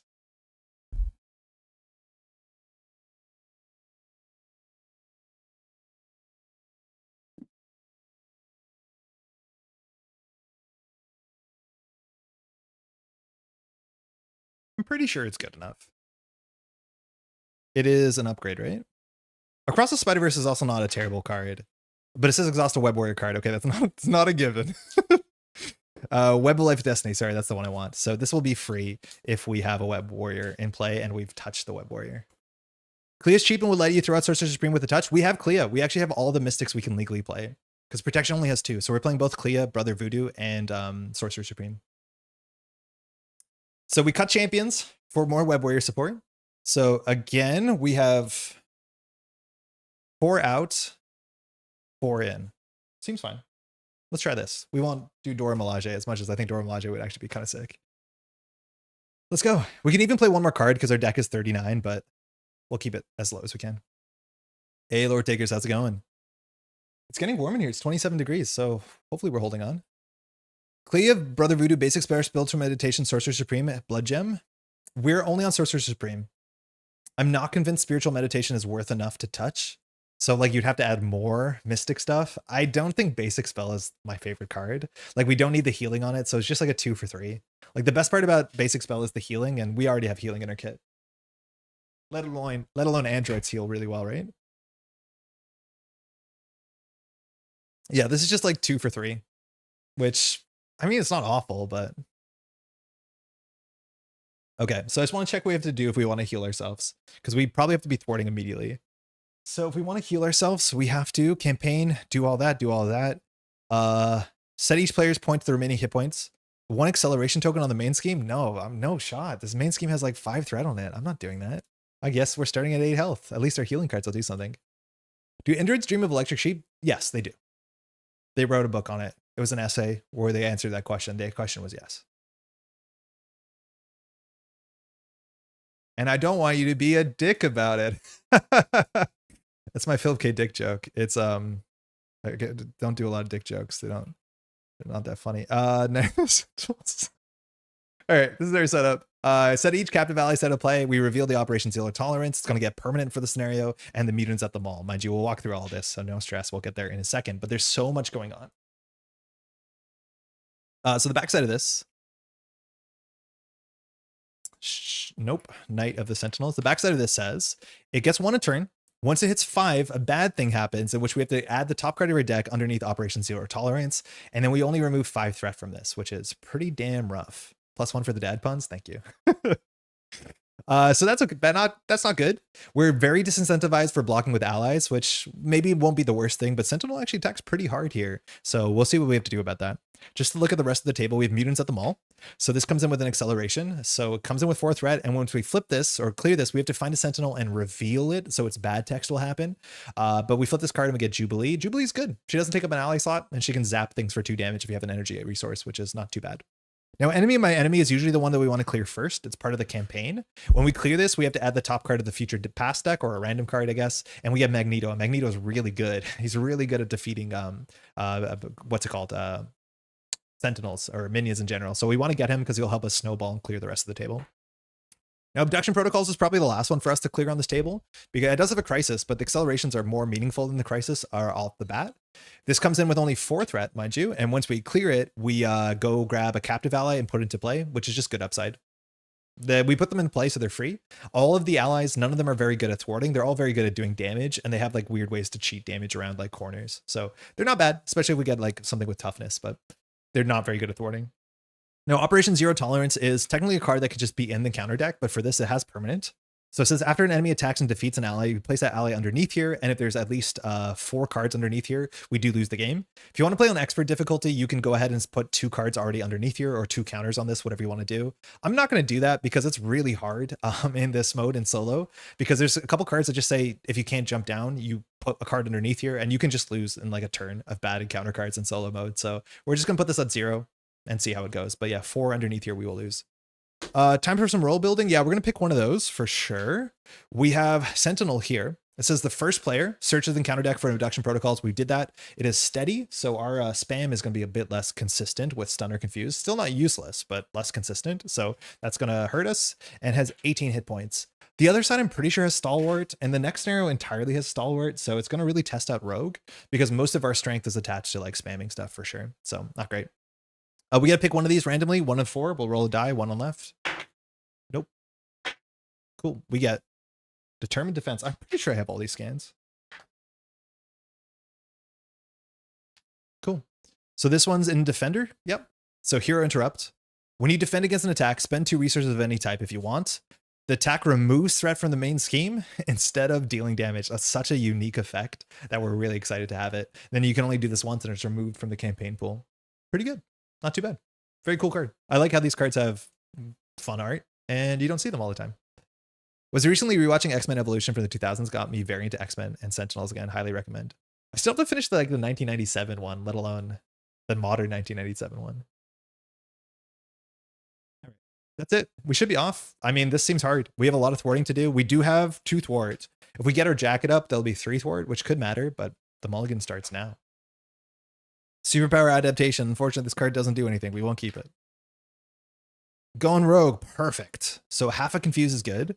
If we have a friendly area, if we have a friendly character that we can touch, this can remove 2 additional threat. It is additional threat, so it clears 5 off of 1 scheme. So that could break an abduction protocols, or it could break the mutants at the mall. But at the minimum, 2 for 3 is good enough on this board state. We'll see how it goes. We'll definitely keep that. Southern Cross, I don't think we have the time to play this, but this is our big thing to deal with minions when they show up. This is in the maybe category because it's quite expensive. Our cost curve is pretty high. Another one sucks. Reboot. We can't play it. We have, I think, 3 androids in our deck, but we don't really need it. It's actually not bad on this turn because healing and then going again for 2 thwart is good for a 1-cost card. And we have the X-Jet, which is a bit expensive on this turn, and we have a lot to do. I'm pretty sure we have to just full mulligan this and hope for an ally that does some thwarting work because we have a lot of work to do on this table. Useless card, doesn't do anything. It's pretty bad in solo. Not why I often don't play rogue. Scarlet Spider, not one that we want to open with. Does not do enough. Just prevents damage, not the problem we have this turn. Bulletproof Belt, a bit awkward as well because we don't want to hold it till next turn. Energy transfer, that's good. Actually, that's cheap ready. Healing 2, that's kind of all right. So we have at least 6 card hand that we can play with energy transfer and going rogue and another energy transfer. Okay, so energy transfer, I don't think we can play the second one because it's attached to a character other than rogue and deal 2 damage to that character. So it's a cost. So I'm not sure if we can attach a card. Oh, hey, we didn't break our mulligan. That's great. I forgot about that. But I don't think we can attach the card to a card that's already has it attached to it, right? So I don't think we can retouch Sentinel is what I'm trying to say. I don't think we're allowed to do that. So I think we can only play 1 energy transfer, 1 going rogue, and then hope for the best. Our defense stat will be actually tested here because we cannot block with allies super easily. So this might be a bit of an uphill fight. Okay, but we have touched. Again, with our hero, we can attach touch to anything. We have no reason to stay in alter ego, so we'll just flip up. But now we can attach touch to thing, and whatever touched has gives us text. Now we can't attach it to ourselves, so we can't get stalwart, which stinks because on going rogue, I would appreciate the card draw, but that's like a multiplayer thing, unfortunately. Retaliate's fine because we have the toughness, but we can ping it off, and aerial doesn't matter. We have no allies we want to play. So I'm assuming this hand just plays energy transfer and going rogue, and that's the best we got. We lost 2 copies of Southern Cross, which means that we will not be able to fully stun Sentinel until we deck out because our deck has only 3 copies of these and we need both to translate the single stun. So that's a bit rough. So going rogue removes 3 threat. I think we start with enemy of my enemy. That just makes the deck slightly worse. I mean, it's not the end of the world, but then we get a guy, Magneto, and Magneto can thwart for a lot. It also gives us a friendly character we can touch, which I don't actually think, well, it could actually matter. It could matter. The problem is we have to open with going rogue. Yeah, okay, we're gonna open with going rogue. So we're gonna spend 2 for going rogue. So all this thing says is remove 3 threat from enemy of my enemy, and that's it. We don't really have to care about any of these other clauses. Again, when enemy is cleared, we flip it over to be magento, and then we put the card from the future past deck into the deck. We're not gonna be able to look at it. We do know what's left in here because we saw the one that was shuffled into the deck. Well, let me just shuffle this and roll. Scarlet Spider gets KO'd by his interrupt. Does he get tucked under abduction protocols? No. I don't think so. This is after an enemy attacks and defeats an ally. The attack did not defeat it. Scarlet Spider's text defeated it. Yeah, I think it actually is a way to beat that. Because the attack did not defeat. Scarlet Spider's defeated itself. I'm pretty sure. So 1 on left. That was a terrible roll, but it's a 4. So this will go in. We can't look at it. Can't look at these either. So now we know there's 2 future pass cards in this. You want to deal with them sooner than later because you don't want to get to Magneto with 5 future pass cards in the deck. It's another good reason to play one way or another, which we could have splashed in their deck to be able to draw 3, which is good because our cost curve is bad. Actually, one way or another seemed way better than clear the area. Yeah, cool spider loophole for sure. We have Magento here. This is the campaign Magento. Comes in with 5 health, 2 thwart, 3 attack for a single. However, if Magneto defeats a Sentinel, he heals 1 damage. Now that is after Magneto attacks. So on the first health, it doesn't matter because he'll be at full health while that response fires and then he takes consequential. So watch out. Doesn't really matter, but it's a bit weird. Okay. Attach touch to a character other than rogue. Yeah, that's acceptable. So then the next thing we can clear, if we clear mutants at the mall, we could do that ourselves. So we could thwart 2 for Mutants at the Mall, and then we could energy transfer Sentinel to ready ourselves to thwart 2 Mutants at the Mall. But when you clear this, you have to go grab a Sentinel minion and reveal it. Now, the Sentinel minions that we revealed, they're pretty rough. I don't think there's any that are just 3 health we can deal with right away. So we probably want to clear the acceleration sooner than we want to clear the crisis, because this is just a problem we have to deal with next turn. This is a problem we have to deal with next turn, but in a different way. So I think we will start by thwarting for 2 here, and then we'll play energy transfer from our hand. Oh god, there's so many cards that start with energy. I shouldn't have done this. All right, so it says attach touch to a character other than Rogue and deal that character 2 damage. So we take off the toughness. We heal 2, which is nice, and we ready ourselves. So actually pretty good to have some damage on turn 1. And then we're going to ready ourselves, and we'll thwart 2 again off of Mutants. So when defeated, we flip this over, we get Jubilee, but first we have to search the encounter deck and discard minion for Sentinel and reveal it. And they all have bad when revealed text. They all do. Unless they have Quick Strike, which is not great, but it has 6 health. So what do we have here? So it's a Sentinel minion. Funny enough, we can choose to go get Nimrod, which seems to be the card that we added to the deck. So this is Nimrod. It's a Sentinel, can only take 3 damage for phase, so it will be around for 3 turns. That's terrifying. It has Stalwart too, so you can't even stun it. This card is so much more manageable if you play Protection, because you have ways to deal damage during the villain phase. For us, it has to just be around for 3 turns. We have Sentinel Mark 4, which we can deal with. It has Guard and Patrol and 4 health, which means Jubilee and Magneto can deal with it. So that's a pretty good front runner. But the issue is the other Sentinels. Mind you, the Sentinel number is how much health it has, which evaded me for the first couple of years here. But Sentinel 2, no, not that. Sentinel Mark 2. This one will have, it says if 0 tolerance is in play, gain Surge, and we will have to fire that, so we don't want to do that. We have Sentinel Mark 3 has toughness when revealed to grab an energy barrier. 3 health toughness we can kind of do with. The question is, what does energy barrier do? I think it gives it +2 attack. After attach many attacks, give it a tough status card. I think we can deal with that. It thins 2 cards out of the deck. I think it deals 2 cards out of the deck. I think we're just okay taking the Sentinel Mark 4, because I think having Patrol when we don't want Patrol is pretty bad. And we are equipped to deal with this. But I think this is the best one for us. There's a Mark 5 in here, I think. The Mark 6 has 6 health. We can't deal with that one. Maybe the Mark 5 is not in this deck. There's a Mark 6 that has Quick Strike. The Mark 5 is 5 health when revealed. We have to go attach something to us and has 5 health. No surprise. So I think we're going to go for the 4 health one. The other one we could deal with is the 3 health one and ping it off slowly, but it takes 2 cards out of the encounter deck that I think are not as bad as the average card. All right, it's Mark 4, 4 health, Guard and Patrol. Jubilee will attack for 1. Mind you, this Jubilee has cool text. You don't want her to be defeated, but she does take 1 consequential, and then Magneto will attack for 3, defeating the Sentinel. But then his text doesn't fire, and then he takes 1 consequential. So it's a bit unfortunate, but we'll be on 4 health and we'll pass. So not too bad. Again, we have to remember we have determined defense, which we can fire this if we need to, but there won't be that much threat on the main scheme. So that's okay. We draw 5. Ever Vigilant, not bad. We have Aerial, which we can get by just touching one of our allies. We can ready ourselves and remove 2 from the main scheme. With the Crisis, probably not great. Death Focus is a good setup card for superpowers. Exchange if we want to jump down to Alter Ego, which is a bit tricky because there's only 5 threat on here before it pops, and Sentinel has Steady and schemes for 2, so Exchange is really hard to get on the table. Skilled Investigator is 1 turn too late, but still we'll fire this turn probably. And then we get Jocasta, who is Android, and Avenger, which is 2 traits we still care about. This goes to 2. Sentinel is attacking us for 3 and a card. We're at 10 health. We don't really want to defend for 2. We don't want to defend with our allies because they'll be defeated and the Operation Zero Tolerance gets worse for us. So I think we just take this to the face. So 3, 5 damage. Ow. That's our damage in half. That's more damage than we took in all of Sabretooth, I'm pretty sure. 1 encounter card. Oh, we have Retaliate, mind you. I forgot about that. When touched is on the villain takes 1. Because when touched is on a villain, we have Retaliate 1. So got him. Energy Barrier. So that's the card that we could have removed from the deck. I don't think it matters here. I think it just has Surge. Yeah, attached to a minion. Otherwise it gets Surge. So fine. Drawing near. Okay, so now we are really incentivized to jump down to Alter Ego anyways, so we might just be able to play Exchange. So after your turn starts, discard. We discarded a double last time. This turn is just Victor Mancha. That sucks. That's a really good card for us.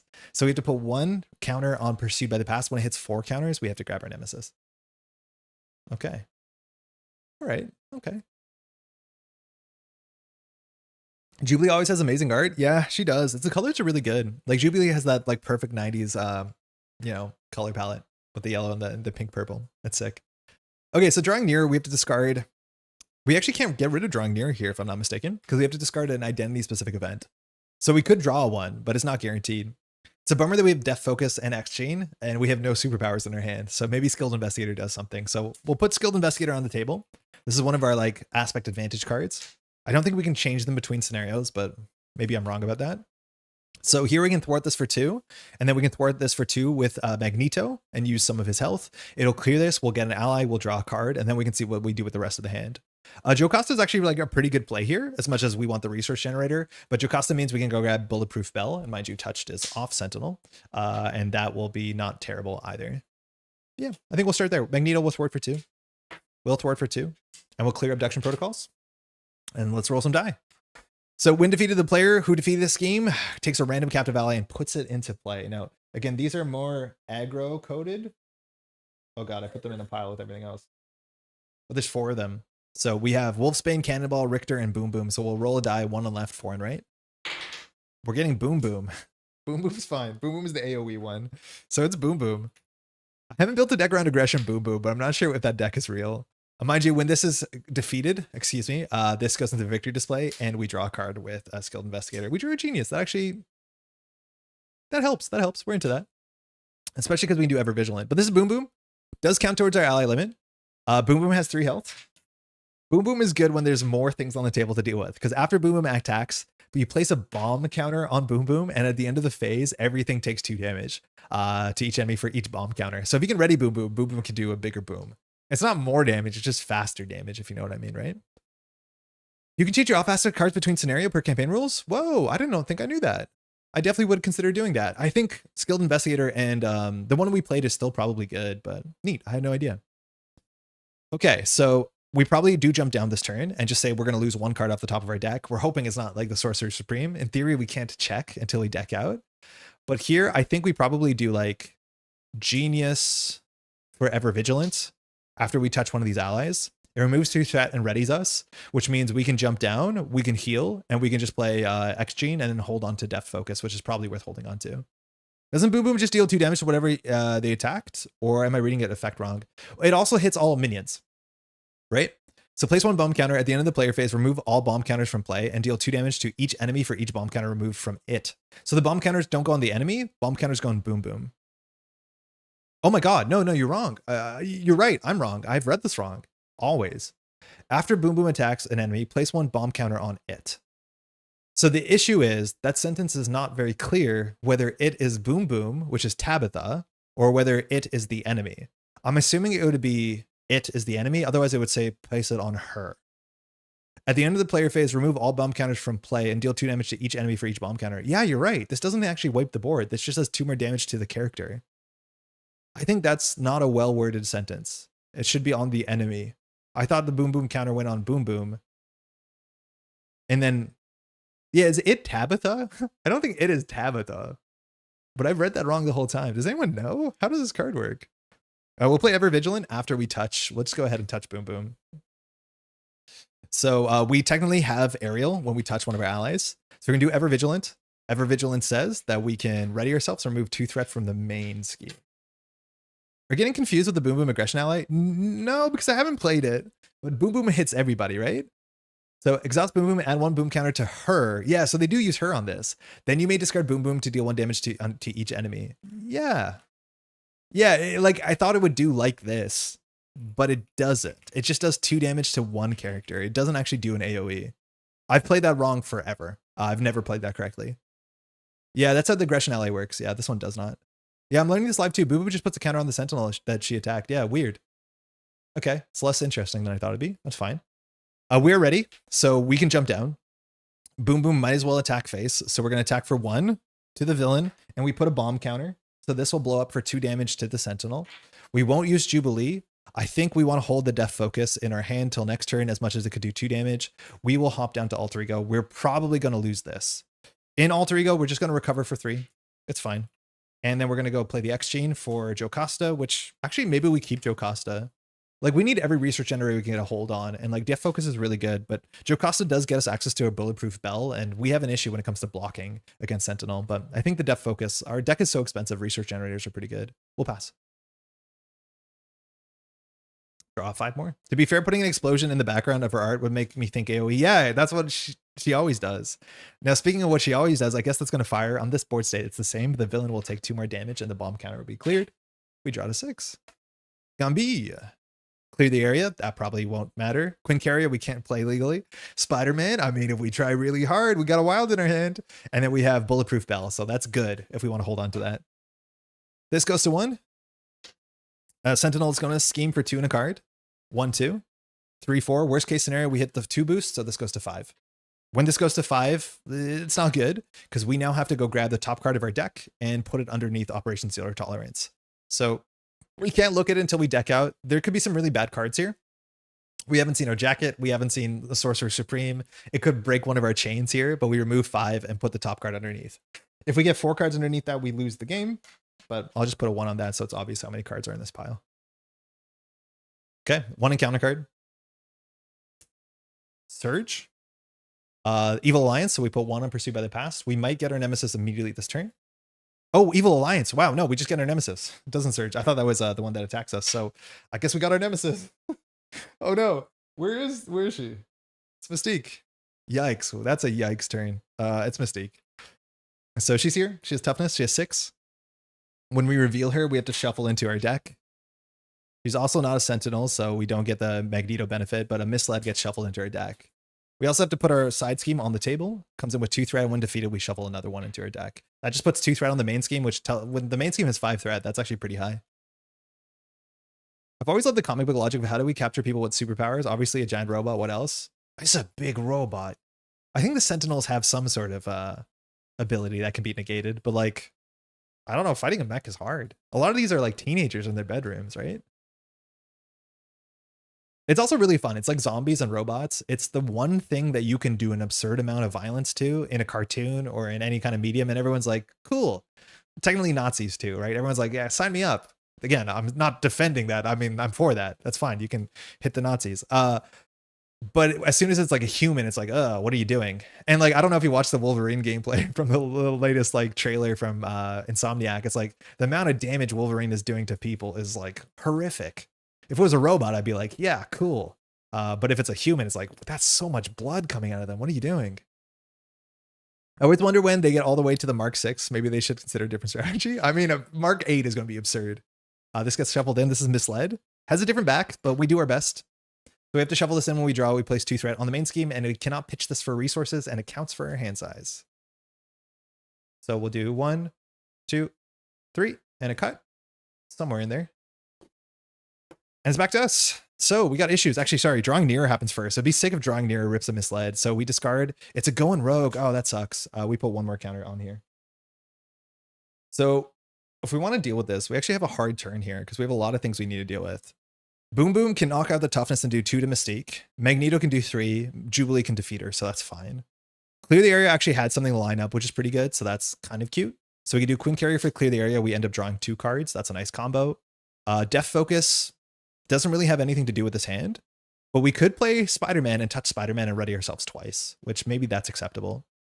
We also do want to get rid of drawing nearer, which will cost us 1 card in our hand, but the cards we'll draw off of this will probably acceptable. So I think we'll just do, we're probably not be playing Gambit. I don't think. I think we have enough allies, but I think we'll get rid of the Bulletproof Bell because this has a wild on it, and we'll get rid of drawing nearer so she doesn't come back. Just make the robot bigger. Find myself putting Plan B in my rogue deck for the Misled and her Nemesis set. Oh, that's a cool idea. Yeah, I could see that. And we have been floating some like extra cards on ugly hands because our cost curve is a bit expensive. We don't have a lot of cheap cards in her kit. Like most of her cards cost 2 or 3. So I could see that, having a way to like spend 1 card consistently. Wolverine is fighting the Reavers in the video game. They're objectively terrible people, like cyber Nazis. I don't feel bad about it. Are they actually? I have no idea what the Reavers are. I thought they were just like mercenaries. It's the Marauders are human, mutant, I guess, traffickers. Okay, so they are terrible. I mean, he's still going to be fighting. I don't know. I don't know if he's going to get a fight with like the mall police or whatever. We'll flip up. We're in hero mode. So we probably want to clear Mystique's manipulations because it draws 2 cards. The Quinn Carrier is useless, and we have another mental in our hand, so we'll clear the area, which is our other splash card. So this removes 2 threat. So we clear Mystiques, which I think we do that first. So we'll shuffle a Misled into our deck, and then we'll draw 2 cards. So we could draw another Misled. There's 1 more in this deck. Okay, so another thing, there's 2 of these. So we'll do 3 shuffles on a cut. 1, 2, 3, and a cut. So we draw the first card from Clear the Area, second card from Skilled Investigator. I mean, we might be able to Web of Life and Destiny this turn. I think we can do it. I'm pretty sure we can do it. So we're not going to play Death Focus, but we can do 1, 2, 3 for Spider-Man. We're believing in ourselves. It's happening. So we're going to play Peter Parker here. Peter Parker got played for 3 wilds. Mind you, Jubilee and Magneto don't count towards our ally limit. And then we're going to touch Peter Parker, which means we get the trait, so we can play Web of Life and Destiny for free. I mean, I can't believe that turn came together so well. So after Web Warrior Ally leaves play, we can draw a card, and we have 1 more Web Warrior Ally in our deck because we got rid of the other one. All we have to do now is clear the table, which shouldn't be that hard. So Boom Boom will start because she attacks for 1, which takes off the toughness, and we'll go ahead and put that bomb counter, which is a fun little treat for the future. That's good. And so we just need to do 4 more damage. So we will attack for 2. Spider-Man will attack for 2. When Spider-Man attacks for 2 off of Peter, I guess we can just do that. We can ready ourselves because we're legally a Web Warrior. And that's good enough. Everybody else will probably go face. So we'll go for 2 for the face for the villain. Magneto probably goes to the face for 3. Doesn't heal off of that. And notably, Magneto says after you defeat a Sentinel minion, so you can't use Magneto to heal off of defeating a Sentinel stage, which is upsetting. But that's it. That's our turn. So Mystique now takes 2 damage from Boom Boom. Kind of funny. Gets knocked out. That's good. We have a good board state. And we'll draw. We have to start blocking now. Our bulletproof bells are out, so we might actually defend for 2. Because with Spider-Man, I mean, like, it's kind of doable. Rogue's Jacket. Okay, so we kept that, which is good. An energy. Nice. Misled. Right. Forgot about that. We have 2 of these. I don't even see when I draw them because I'm looking at my hand in the monitor. So this puts 2 threat on the main scheme. It's always like a jump scare when this enters my hand. Going Rogue, so that's the last copy, which is nice because we have X-Chain. We didn't have half a confuse, right? Wasn't Sentinel meant to have half a confuse? Or did we just not do the text? I think we didn't do the text on Going Rogue. Because I think we need it for something else. But was Sentinel not meant to be partially confused? I think we just did not touch. I think we needed it for the aerial or something. I forget. And we have a Brother Voodoo. Solo Rogue, that's wild. What's the deck tech? Jay, how's it going? You can always rewind on YouTube. The short and the long is we're playing as many trait locked cards as possible to make us touch the right things at the right time to matter. So for instance, we have Peter Parker on the table and Peter Parker says we're a Web Warrior if we touch him. So that works. We are playing Brother Voodoo and Clea so that we have Mystic traits. So we can play the Sorcerer Supreme. We're playing Android, so we can go ahead and sneak out a reboot or 2, which means we can ready ourselves for reasonable stats and heal. And then the final package is we're Avengers, so we can play the Quinn Carrier and evaluate threat, which is fine. We had champions for a while, but I misread how Pinpoint works. I thought Pinpoint would allow us to shuffle our events back in, but unfortunately not. We're just trying to make the touch matter more than just like permanently placing it on the villain. This goes to 3. Good thing we didn't draw another Misled. Sentinel is attacking us for 3 and a card. I think we will just defend here. Again, if we block with an ally, it's a disaster and a half. So I think we don't want to take the damage to the face. Like, it's hard to recover because jumping down is really hard. So like just defending for 2 is almost as good as a recover. 3, 4, 5. That's a good card to see go. And so we're going to take 3 damage after blocking. 1 encounter card. Sentinel Mark II. So this one will grab something, I think. So 2 health. If Operations Yield chances play, it gains Surge. Okay. So at least there's a little thing we can knock out with Magneto. Okay, we're gonna get the whole Latin numeral system.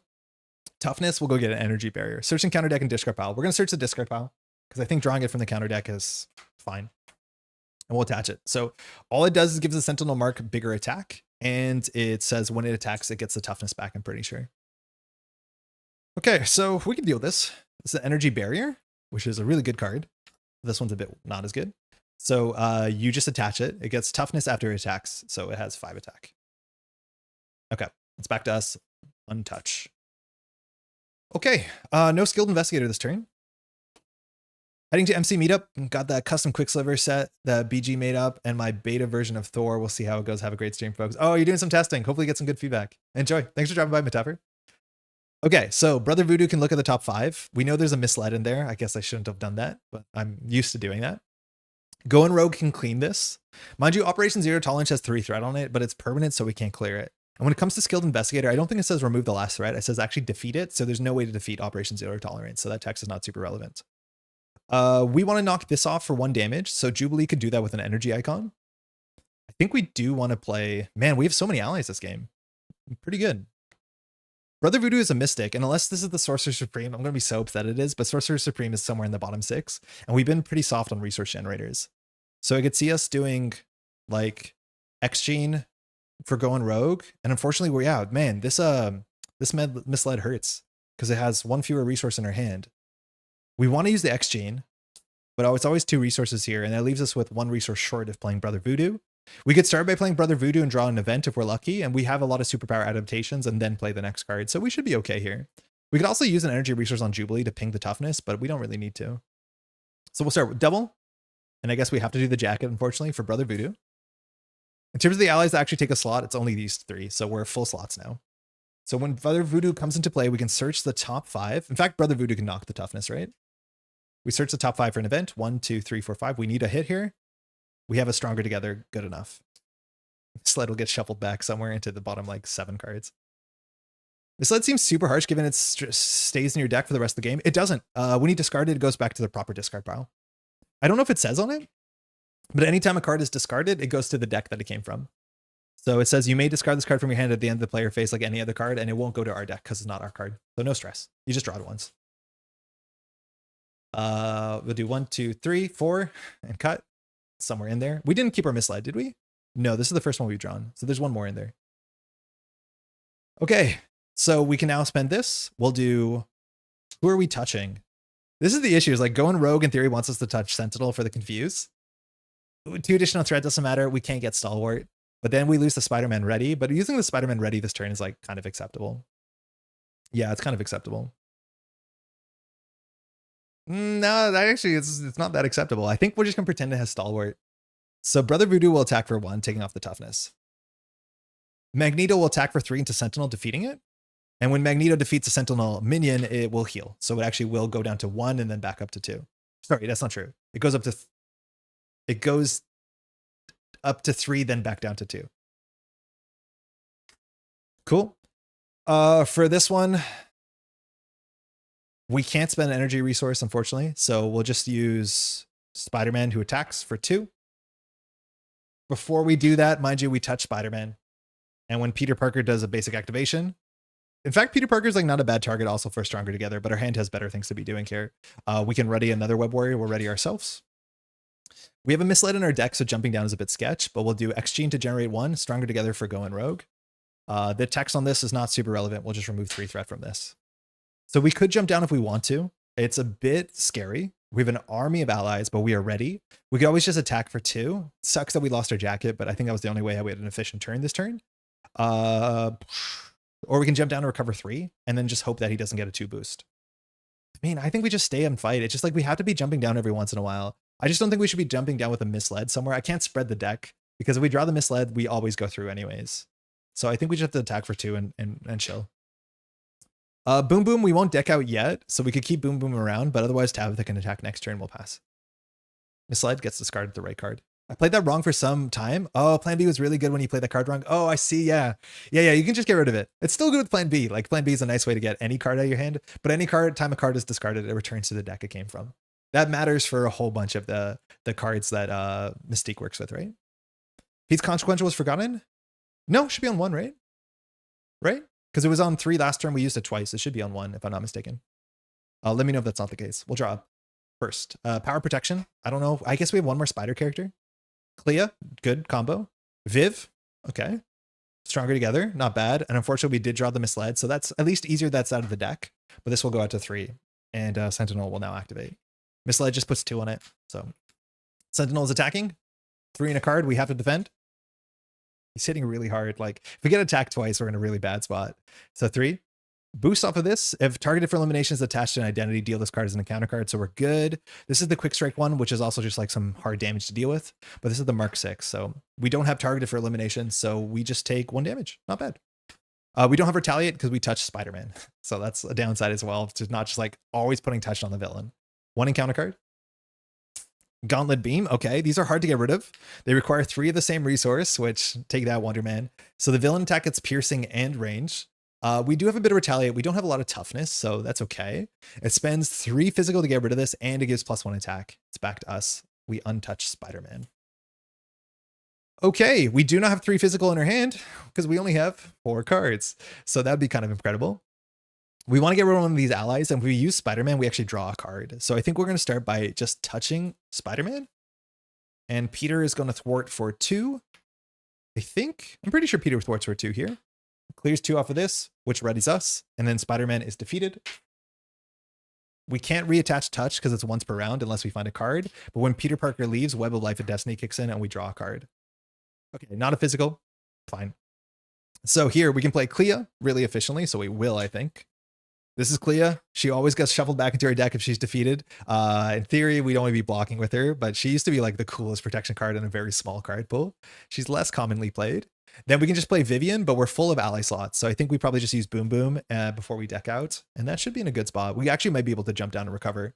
If we have one more resource here, we could zap with Jubilee. And Jubilee has good text as much as our cost curve is really damn high. So it's hard for us to have an extra energy resource. Where's Luke Cage when you need him? Yeah, right? Like, we just don't care. 4 attack piercing, you laugh it off, which is kind of cool. Yeah, so we have 3 real allies. So we have to use one of these. So I guess we'll just attack with Boom Boom. So Boom Boom will attack. The problem with Boom Boom, actually, this last attack doesn't work, if I'm not mistaken. Because Boom Boom attacks for 1, but then Boom Boom's defeated, so the bomb counter doesn't do anything. So what that means, if I'm not mistaken, is you place a bomb counter, and the bomb counter just stays there until Boom Boom comes back. The issue is, it actually works. Next turn, the bomb counter will do 4 when it shows up, but Boom Boom's text is a bit weird. A Sentinel's down to 5. Because that bomb counter will just sit there forever. It doesn't clear it, then her text is not in play when she's defeated, because it's at the end of the phase. I'm not sure if that's like, actually, I might be wrong about this, because that might just be like passive text that's already locked in, but I'm not sure if the card leaves play if the text is still active. I'm pretty sure when a card leaves play, its text stops being active, unless it says for the rest of the phase. Maybe this works like that. Maybe this bomb should go off. I couldn't tell you. I'm not 100% sure. We'll spend 2 for Viv. Viv doesn't have text here. Is it not all part of the response? It might be, but like, how do you track it? I guess the bomb counter? I could see it going either way, but actually I think it probably still fires. That's like way more intuitive, right? So Viv doesn't have text here. Oh, actually, no. Oh no, she says permanent. Yeah, non-permanent side scheme. 0 tolerance is permanent. Seems like it's just meant to be sit there until she comes back. I don't know. I'm not 100% sure because it's all the response and the response should fire. It does technically matter because like Sentinel might get deleted here. Place 1 bomb counter at the end of the player phase, remove all bomb. I think we're still going to do it. I think that text has been activated. So it's like a card that says until the end of the phase, do something. Okay, so we can jump down and just hope for the best. We might lose 1 more card on top of our deck. It is looking like this is the Sorcerer Supreme. If the Sorcerer Supreme is in here, we're in a good spot. It's also maybe a bad time to jump down to Alter Ego because we're getting 2 encounter cards. But if Sentinel attacks us twice, we're in a bad spot anyways. Like, it's really hard to deal with Sentinel unless you have some way to cheat defense. We don't have a good way to cheat defense in this deck. So it's a bit rough. We've also not used the X Chain in like 3 turns. Okay, so if that's the case, Clea will thwart for 1. This card is useless. Viv could attack for 1, but we rather thwart for 2. Actually, then we might as well attack for 1. So Viv will attack for 1. Because she can still thwart for 2. We won't do anything with Jubilee. We won't do anything with Magneto. We've already touched Spider-Man, so we can't retouch. So I should keep that like that so I don't forget. We could attack for 2 and then Sentinel pops, but I don't know if I think Sentinel 3 is like kind of rough. Sentinel 3 attacks for 4, which is the same. We search for an abduction protocol, which we want that. We do want that because it draws cards. Because Brother Voodoo could thwart for 2. I'm scared. If we get attacked twice, we're cooked. We have to panic block with allies. Like, I don't know how you meant to put 2 on here and then be like, we still win on solo. It's so hard. I think we might just jump down. I just feel like jumping down on the double encounter card deck out is like a bit sketchy. It's like really sketchy. I don't think we'll lose, but it's probably not good. We just have to hope for low boost. Yeah, I'm down for hoping for a low boost. So we will Hop down. If we defeat Sentinel, he schemes for more, or it schemes for more, excuse me. So I'll just jump down, and Alter Ego will just recover 3. We will not do more damage to Sentinel because we can defeat Sentinel next round. We'll throw out the Misled and we'll draw 6. So this is maybe not wise. Oh, for Brother Voodoo, we might as well attack for 1 into the villain because the 2 consequential on the thwart is inconsequential. Sorry, I'll draw 6. Sudden Cross. Okay, that's good damage if we draw a minion. There is the Sorcerer Supreme 6, so that survived. And we can play this because we have both of our Mystics on the table. So we actually can't experience that 6/6 sweet 6 hand size. Evaluate threat. We have an android on the table. Sorry, we have an Avenger on the table. So we have to choose which of these 2 that we have to play, which is not a fun choice. And we have a Spider UK. We draw 1 encounter card, shuffle our deck, and we're going to draw 2 more. Okay, so our hand is really expensive still. Sorcerer Supreme is good. We're in Alter Ego. But we'll see how bad the Sentinel is. Mind you, the Sentinel takes 2 damage because of the bomb. Down to just 1 health. Retaliate will take it out. Yeah, flip down before stage 3 seems fine because 3 scheme means we'll almost always go through. We could still get lucky here. We'd like that. We'd appreciate that. With 2 encounter cards, if we get a 1 boost, we don't advance. And no misleds are good. Jumping down with the misled in your deck is really hard. I'm glad we did standard 3 because the misleds are fun to play around. They really do hurt you. Like the 2 threat and losing a hand size is like garbage.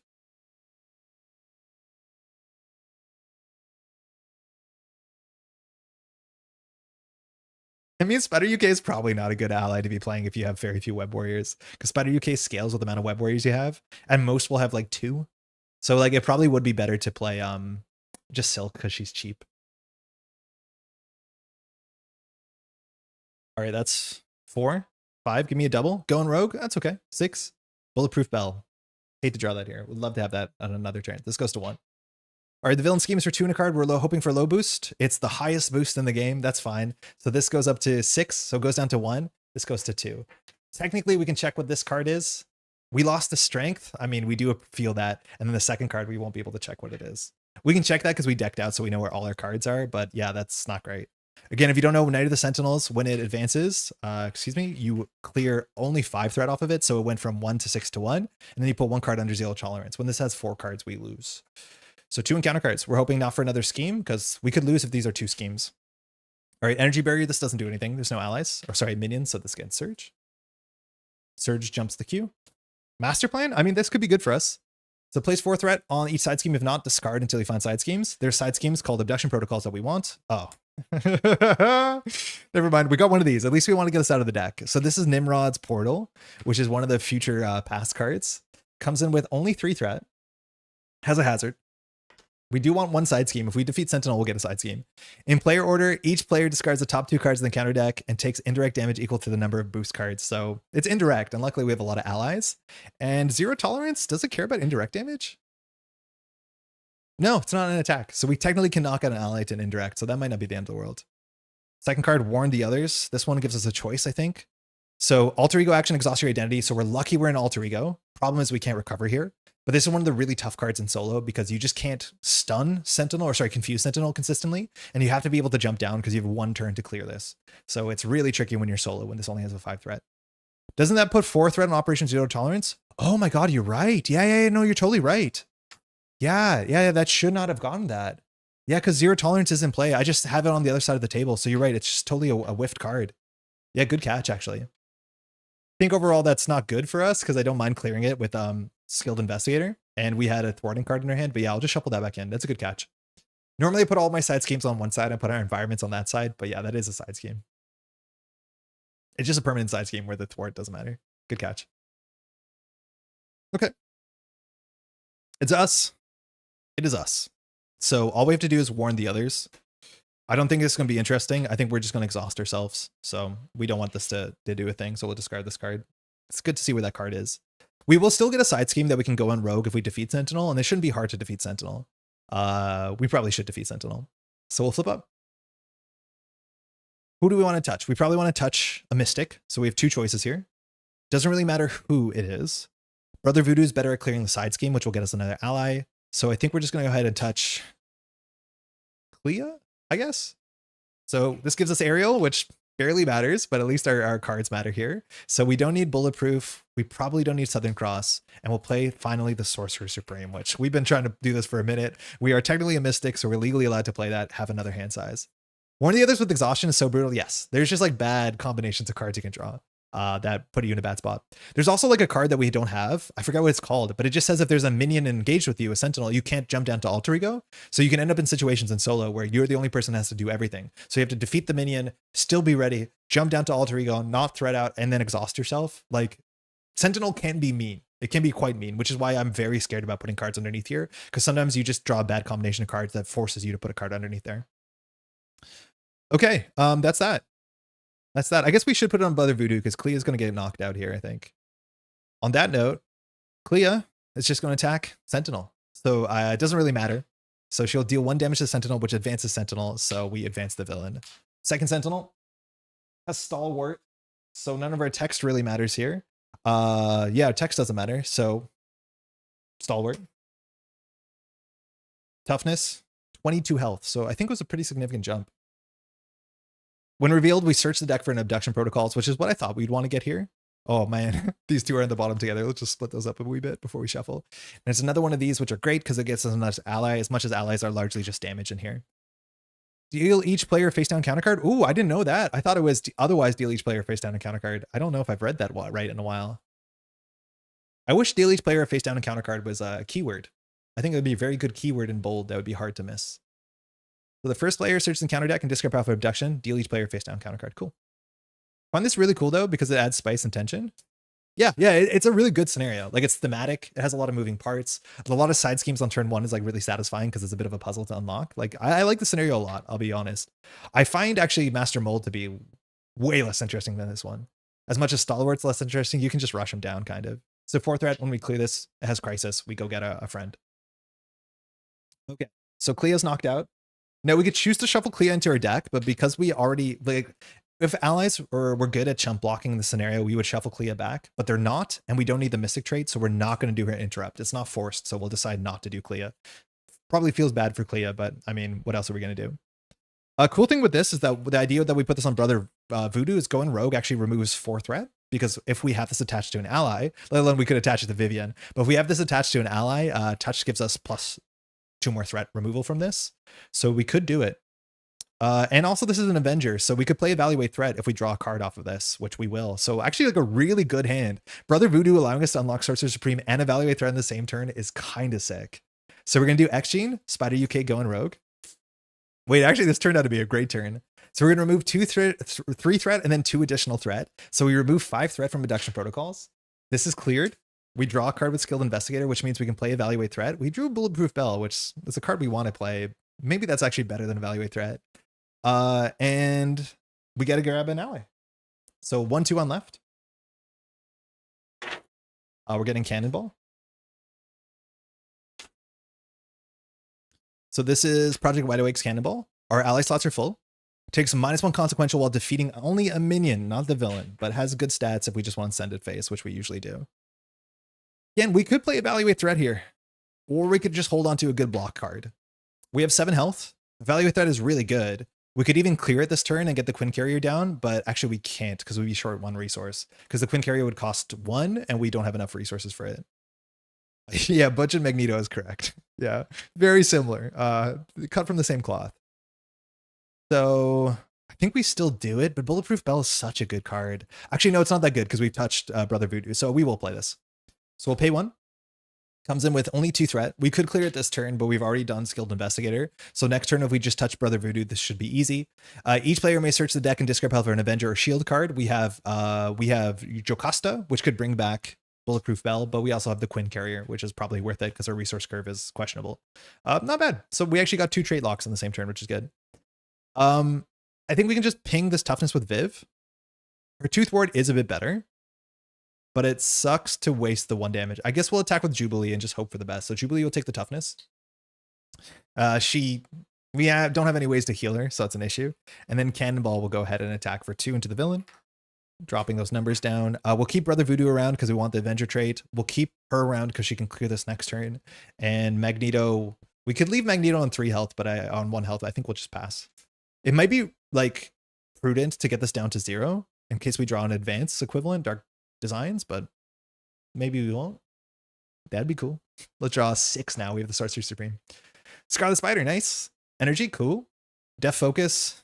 Okay, stronger together. That means we could, in theory, block with an ally like Brother Voodoo and reduce the damage by 2. Yeah, that's fine. Every Vigilant is good because that's a ready and removes 2 threat from the main scheme, and they'll be 2 threat in the main scheme. And our last card is Energy Transfer, a card I actually like. I like that card more than I thought I would. This goes to 2. Sentinel's attacking for 4 and a card because of the Gauntlet Beams.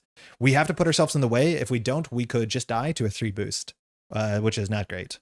We could block with an ally, which is also not great. This is why like Bulletproof Bell is good, but our touch was locked on Brother Voodoo. And actually, it's probably right that when we do evaluate threat, we go grab Jocasta, and Jocasta grabs our Bulletproof Bell, and then we can energy transfer onto the Sentinel so that we can play the Bulletproof Bell, which is like the kind of deck I want to build with Rogue, where you have multiple moving parts and the ordering matters. Anyways, we're defending for 2, coming in for 4, 5 off Sinister Strike, so we take 3. We don't have Retaliate, 2 encounter cards, unfortunately. First, more damage, Adaptive Armor. Sorry, not damage. Adaptive Armor. Huh. Did I spell this wrong? Can't find this card. I must have spelled it wrong. Adaptive Armor. No, it's right. So villain gets +8 hit points. Come on. 3 energy to get rid of this as a hero action. I mean, that's not that bad as an encounter card, but okay. So villain recovers 8. I was on 28 health. Yikes. Next encounter card. I mean, that's worse. So it's Nimrod. It only can take 3 damage per phase, which is not great because we don't have a lot of ways to do damage in the villain phase, and just keeps hitting you for 3. That is a good thing to get out of the deck this soon, but things got not a bit worse. They got a lot worse all at once. It's back to us. We untouch Brother Voodoo. Okay. That is not good. 3 damage a turn means we have to survive 3 turns of Nimrod hitting us and getting hit by Sentinel. This is sketch. This is genuinely pretty sketchy. Okay, I think we still do the cool plan here where we touch Brother Voodoo. Yeah, and I think we're going to use Vivian to clear Evaluate Threat. So when Vivian clears Evaluate Threat, we're going to draw a card with this, but first the when defeated, so Vivian will be defeated. We clear Evaluate Threat. We are the Avenger, so we can search our deck for an Avenger or Shield card and reduce its cost by 1. Search their deck and discard pile, so... We'll also draw a card with Skilled Investigator, but we'll do that after. I want to find here Jocasta. I'm not sure where she is. She's on the bottom of the deck. Okay. So we could have got a Research Generator, but Jocasta seems good enough. She is one of the few Avengers we have left in our deck, but she'll give us a Bulletproof Bell, which is good. And Bulletproof Bell will deal with both Nimrod and Sentinel in the same activation. Oh no, Gauntlet Beam has Piercing. No, that's perfect. That's still fine. That's still totally fine. Oh no, never mind. We're good. All right, so Jocasta's in her hand, and she's worth playing. She only costs 1 fewer this turn because of Evaluate Threat. Sorry, she only costs 1, which is good. And then we still draw a card with Skilled Investigator. So we'll end up drawing into going Rogue. Okay, that's fine. Now we're exhausted, so we're going to go ahead and do a double for Vigilant. Because Brother Voodoo is touched, we have Aerial. So this readies us and removes 2 threat from the main scheme. So we've already done everything we want to and more, which is really quite good. We now need to put, because Jocasta's going to get Bulletproof Bell. And if we get Bulletproof Bell, it says when an enemy with touch attached to it. So we need attach toughness to Sentinel, which means we can get ourselves a free ready because energy transfer is a free ready. So we should just attack. We could just attack Sentinel and ignore the Nimrod. The question is who's going to attack Nimrod? We need to do 3 damage to Nimrod. I'm assuming it will be Cannonball. We'll keep Brother Voodoo for a panic blocker.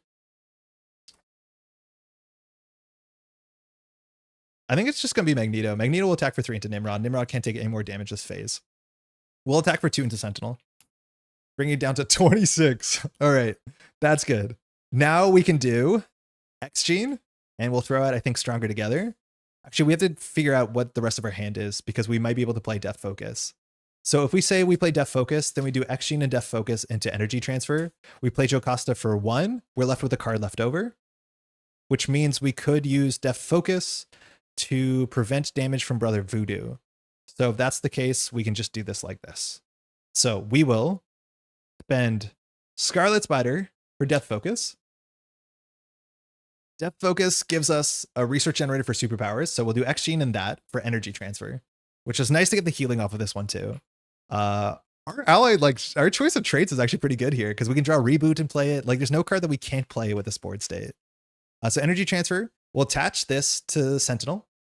Sentinel takes 2. We recover 2 and we ready. Kind of cool, actually. Okay. We still have Brother Voodoo's traits, mind you. That's a really big thing with Touched on our hero techs is we keep Brother Voodoo's traits until the end of the round. So limit once per round. which means Brother Voodoo can technically attack for 1 into the villain. And instead of taking the damage, we can play Stronger Together, which will reduce the damage, which would be 1 from Stronger Together because we share traits. So, I mean, it uses the card. The other options, we could just use Jubilee. That's better. I mean, this is cute, but that was better. So instead, we're just going to exhaust Jubilee and use Jubilee's ability to pitch Stronger Together just to do 1 more damage. So it does 2. So it was cute. We could have done it, but it was not right. And then Jocasta's 1 cheaper because of Evaluate Threat. So we'll play her for only 1. And when she enters play, she can search our discard pile for our Bulletproof Bell, which will give us a setup for the next turn. We can play it as if it were in our hand, and Bulletproof Bell is going to be perfect. We have to watch out. Def Focus is an action, but Exchange is a resource for the Bulletproof Bell. We are still ready. We can't attack Nimrod, but we'll deal with Nimrod relatively well. I guess we'll just attack 2 into the Sentinel. Good. I think Cannonball will also just attack 2 into the Sentinel. The Sentinel. And Jocasta will probably do nothing. I think she's a thwarter on this board, so we'll pass. That was a good turn. That was a really good turn, actually. It's kind of sick. We used multiple traits. Cool. We draw 6. Good old Sorcerer Supreme. Genius. Reboot. Love it. We have an android with Jocasta, so that's doable, but we have to touch Jocasta. Rogue's Jacket could matter. It makes us do 3 damage if we're attacking Nimrod, which is great. Superpower Adaptation is not super useful, but we could grab an Ever Vigilant back from our bin if we want to touch Jocasta. So that's actually kind of doable. We have another reboot and a superpower adaptation. We can just keep touching Cannonball and rebooting over and over again, but the problem is we have no neutral androids on the table. Like, that's a really funny play pattern you have access to, is if we had a neutral android, which would be Vivian or Machine Man if you want to play it, you can superpower adaptation Vivian to go grab the reboot, play the reboot, and like just keep rebooting the loop over and over and over again. The problem is, for that to be good, we need a neutral android, and our deck only has 1, and we just knocked her out, unfortunately. Okay, 1 threat. Sentinel is attacking for 4 and a card. We will play the Bulletproof Bell as if it was in her hand using X-Gene. So Bulletproof Bell says, notably, we do have Retaliate, but this thing has ranged, so it won't matter. But it's nice that we'll hit Nimrod, I guess. So it says, when an enemy with touch attached to it attacks, prevent all damage and give a tough status card. So we're going to give ourselves a tough. We're going to not take any damage. So Sentinel is attacking for 4. Dark Designs, good to see that go. Puts 1 here. 4 damage. We take nothing. It has range, so it doesn't take Retaliate. Now Nimrod's attacking us, which is good that we have the toughness, because Nimrod's going to hit the toughness for 3 and takes 1 on the Retaliate. So it doesn't really change anything because Nimrod can only take 2 more damage this round or this phase, and we can't really do that. 1 encounter card. We have nothing to do here. Yeah, we actually might superpower. Oh, we can't superpower adaptation ourselves. Man, we can only do this with Gambit, but superpower adaptationing yourself to get Bulletproof Bell would be like really, really good. It's our best card here by a mile. Relentless Robots. That sounds bad. I mean, it's good to have a side scheme. So, each player engaged with an Sentinel minion cannot thwart the scheme. Are you serious? I've never seen that with Nimrod. What? Just a forced hazard? We cannot thwart the scheme. That's disgusting.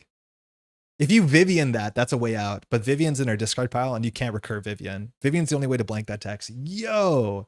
All right, I mean, that's our turn, I guess. Okay. How do we deal with this? It would have been so easy to clear that. Unfortunately, we can't. So our hand is pretty low value. We definitely needed to clear that to draw a card. Unfortunately, we don't have physicals or energies, which are the 2 card types we need for this. We have literally mentals for days. Someone's playing the Terminator theme. I mean, yeah, the robots are angry. Am I right thinking that when Rogue gets her text box blanked, Pestilence and 4 Horsemen, touch just stays attached to whoever it's on rather than coming back to you at the player at the start of the turn? Yeah, if it's on her hero text, yeah, that would work. It would just stay there. There's some characters that actually get better when you blank their text, or some interactions get more powerful. You won't get the traits because that's attached to this card. You will still get Retaliate, but you won't get the traits, but it won't come back. So yeah, you could do that. There are some characters where blanking your text box actually makes them more powerful for small windows, which is kind of neat. Okay, so Nimrod will be around for 2 more turns. Our hand wants us to touch Jocasta. Jocasta is an android and Avenger. Jocasta, if we use superpower adaptation, we can go get back a green card. So we could get Stronger Together back, which is not super useful. We could get Ever Vigilant, which is fine. I mean, like, it's a playable card. But again, superpower adaptation only allows you to get events from the class specification of whatever you've attached it to. So either if it's a Jocasta, it has to be protection. If it's Cannonball, it has to be basic. So the problem is if we touch Cannonball, we can't reboot because reboot requires us to have the Android trait. So at least this hand heals 2 and we will let us play the Rogue Jacket. But it's such a shame that we can't clear that. That sucks. I feel like Cannonball should have been on 1 health. I'm just going to do that because that feels right. I think we did do Cannonball's damage. Okay, so I think we always touch Jocasta. The only reason we don't touch Jocasta is there's another bulletproof Bell in our deck. We're hoping to draw it. There isn't, so we can get away with this. Man, I can't believe this hand specifically doesn't clear either of these attachments, which would have been really funny. Actually, if we use Jocasta, can we grab a resource type? So we can grab green, so we can either grab red or blue. Oh, actually, that might matter. Because if we grab Stronger Together, sorry, yellow or blue. So yellow matters for 8 health, blue matters for something else. So we have access to yellow or blue. Okay, that might matter. So we get to trade a blue for a yellow. If we have a yellow, that's not enough. We still can't do it. Yeah, in terms of the green events in our bin, it's only 1 yellow, 1 blue. So that's not good enough because we need 3 yellow and we're spending a blue card. So yeah, that's kind of cursed. Kind of cursed. Bummer. Is there a red card we can play? That's basic? No, we only have like 2 basic events in our whole deck. Okay. Okay. I see how it is. The only yellow in our hand as well is the card we want on Jubilee, because getting this down to 3 is like good enough. And then Magneto can knock it out. But we want that yellow. Wow, yeah, this hand is weird. Okay, so I guess we'll do what we can do. So we'll thwart for 2 off of this. No, I think we just go face. We'll attack Sentinel for 2. Then we can play Reboot. So we'll just do Superpower Adaptation for Reboot. We are technically an android, so we can cover 1 and ready. Cool. We just keep doing that. We will attack Sentinel for 2. Villain takes 2. We'll play the next Reboot. I think we'll just pitch the Genius, unfortunately. We'll ready ourselves to recover 1. Not a bad turn. We could play the Jacket. I guess we do. Rogue's Jacket technically gives us +1 thwart here, which is a bit annoying to track because we had to attach to Jocasta. Otherwise, we could attack twice, but not much we can do, and we can't clear this, unfortunately. Okay. I feel like there might have been more juice we could have squeezed that turn, but I can't see it. All right, Cannibal will attack this for 2. Getting it down to 3 is defeated. Magneto can knock out Nimrod next turn, but very importantly, Nimrod cannot take more damage. The issue is, like, I don't know if we die this round. Sentinel's going to be attacking for 4 in a card. We have to defend that. Nimrod will attack us for 3. We might have to panic block with an ally. Worst comes to worst. We might have to. We've seen one of the scheme cards, so Knight of the Sentinels, we could probably leave it at 1 and clear it next turn to be efficient. And then Magneto knocks out Nimrod next turn. And then we only have to do like 6 more damage to Sentinel because we can take off the Blade of Armor or whatever it's called, the Adaptive Armor. That's probably fine as well. So I think we're just going to attack for 2 into Villain. That's it. I mean, we just have to survive. If we survive 1 more turn, we probably have it. Because again, as soon as we spend 3 energies on this, which unfortunately we have no true wild generators, Sentinel just like sloughs off 8 health. This 2 encounter card thing is probably going to kill us. That's the thing I'm scared of. Draw 6. Let's go. Going Rogue. Okay. I mean, that's nice. We have to thwart. Boom Boom's back. Cool. Gambi. We needed a Gambi a turn ago for sure. Southern Cross is the damage we need. Notice how we have 2 wild so far. So if we draw 1 energy, we can clear Adaptive Armor. No. No. We cannot generate 3 energy for the life of us. We probably have to do 12 damage to Sentinel. This goes to 2. Sentinel's attacking us for 4 in a card. We will exhaust to put ourselves on the way. 4 in a card. Hope for the best. 5/6. Good to not see exhaustion, but we take 4 damage. That is scary because now Nimrod's going to attack us. At least we can take this damage. So we'll take 3 down to 1. I'm pretty sure we can do this. I don't know if there's any auto damage in the deck. If there is, we'll feel pretty silly. But we don't want to block with allies until we need to. And now we have 2 encounter cards. I don't know if there's like just auto damage from the discard from the deck. Self-repair. I think we're healing. Self-repair. Discard each status card from the villain. That's fine. Give the villain a tough status card and heal 5 damage from it. Okay, so the villain recovers 5. That's frustrating. But it's fine. It's not a real encounter card. Targeted. Okay, this is the scary one. Because targeted says that we can't jump down. Oh, not you. Targeted for elimination. It says we cannot jump down if you are engaged with a Sentinel. A bunch of other cards have Surge or like Quick Strike or something if this is with you. And as an action, you just have to exhaust your identity to discard this card. Okay, so at least here we can start our turn with Magneto. So we survived. We'll attack Magneto for 3. We defeat Nimrod, which means he'll be out of our campaign, which is good. So good to get that. And Magneto will first heal 1 damage and then take 1 damage. We now have access to Relentless Robots. When we clear that, we can draw a card, which is good. Mind you, we're no longer touched. This might be a Spider-Man angle, but if we can get rid of this, we can get rid of this, but we really need to get our healing up. I could see us jumping down to Alter Ego after we clear this, and then just saying like, we're not going to deck out, so I think 1 encounter card, we should be fine. There's also a chance we have 17 damage. Like we have 2, 3, 4. We get attack for 5, 6, 7. This is 8 more. Southern Cross. No, I don't think we have lethal. It might be close though. We definitely want to clear this and see what we draw, because we'll draw a card. So we're not engaged with the Sentinel, so we should pounce on that while we can. We are going to deck out. I don't think we need a Mystic. Android Avenger does matter, but we've seen 2 of our reboots, so we have only 1 more Android Synergy card in the deck, and we know our reboots are in the bin, so we don't need them anytime soon. We get Superpower Adaptation, Jocasta get back a green card, which could ready us and remove 2 thwart, so if we want to touch Jocasta, that's an option. I think playing Spider-Man's probably the best this turn, though, because Spider-Man gives us 3 thwart multiple times, so let's do the Spider-Man angle and just ignore the the adaptive armor. So we're going to spend Gambit for Wild, Boom Boom for Wild, and Superpower Adaptation for Mental. And we get to play Spider-Man 1 more time. I mean, I've been so impressed with this. It's actually working surprisingly well, just playing one-off Spider-Man, Peter Parker in this list. So we played 3 kinds for it. After Spider-Man activates, we can ready a Web Warrior. We'll go touch Spider-Man. So we go up to 3 thwart again. And then Spider-Man will just go ahead and thwart 2 off of the main. Yeah, this hand is playable. So we'll thwart 2 off the main. After that, we can ready ourselves, which means we can deal with targeted for elimination, or we can just clear Relentless. I think we'll clear Relentless. We can do Go and Rogue to clear Relentless robots. We have 1, 2, 3, or we can just do Southern Cross for 6 damage and 8 damage actually with Southern Cross, which actually is probably more important. Southern Cross, yeah, that's probably a bit more important just to do the damage, because like we're obviously in a bad spot. Southern Cross. Jumping down is very likely this will go up to 3. But I think that's okay. I think this is just going to be a squeaky ending. So we are going to go thwart this for 3, which clears it, which is important. And when we clear it, we draw a card. Actually, hold on. We might not draw a card if there's only 6 cards left here. 1, 2, 3, 4, 5, 6. I'm going to choose not to draw. Mind you, Skilled Investigator is not forced. And if we don't draw, we won't draw an encounter card when we jump down. And that seems important because we're going to jump down and our margins are super, super thin.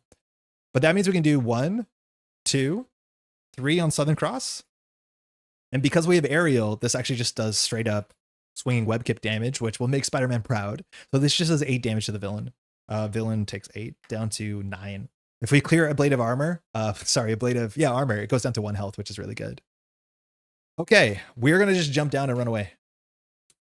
We're going to run away. We're going to draw 6. We could attack with Jocasta, but it doesn't matter. Doesn't matter. Doesn't matter. We will pass. Is there any possible way to get Pete playable in Domino deck and maybe make a Domino Web Warrior? You can play Pete in anything. The issue is like it's impossible to make Domino a Web Warrior unless you're playing with a Web Warrior. Because the only way to make someone a Web Warrior is like the Warrior of the Great Web card, which the only way to give someone a Web Warrior trait is to touch them, which is unique, or they have to have Spider in their name.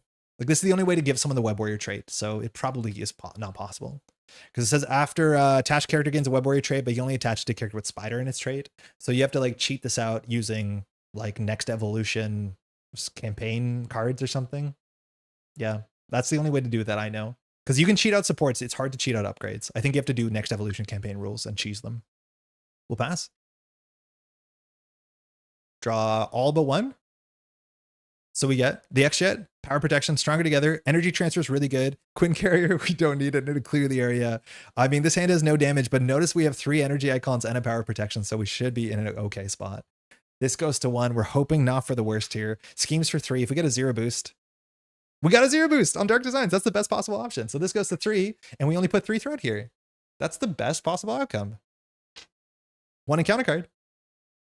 Never mind. Oh, wait, no, this is fine. This just shuffles into our deck. It has Surge. Okay, so it doesn't actually add 2 threats. So we're just gonna shuffle we're gonna just okay, hold on. The problem with this is we know if we're gonna draw into the misled or not because the card backs. So we genuinely have to shuffle this. So I'm just gonna roll a die. If it's even, blue's on top. If it's odd, orange is on top. Okay, orange is on top. We don't want to draw a card. Next encounter card. Sentinel Mark 6. This would have been an issue, but luckily we're in alter ego, so we dodged the quick strike. Has 6 health. Okay. Okay. Not too bad. Doesn't hit us. That means we should have it for sure. I just want to make sure we're not messing this up. Targeted for elimination. Targeted. This says that when you're engaged with the Sentinel, you cannot change form. That was fine. And we can get rid of this by exhausting. We should have lethal here. Yeah, we should have lethal here for sure. Okay. We just have to do 1 damage to the Sentinel. So all we're going to do here is flip up. In theory, we should recover as much as we can.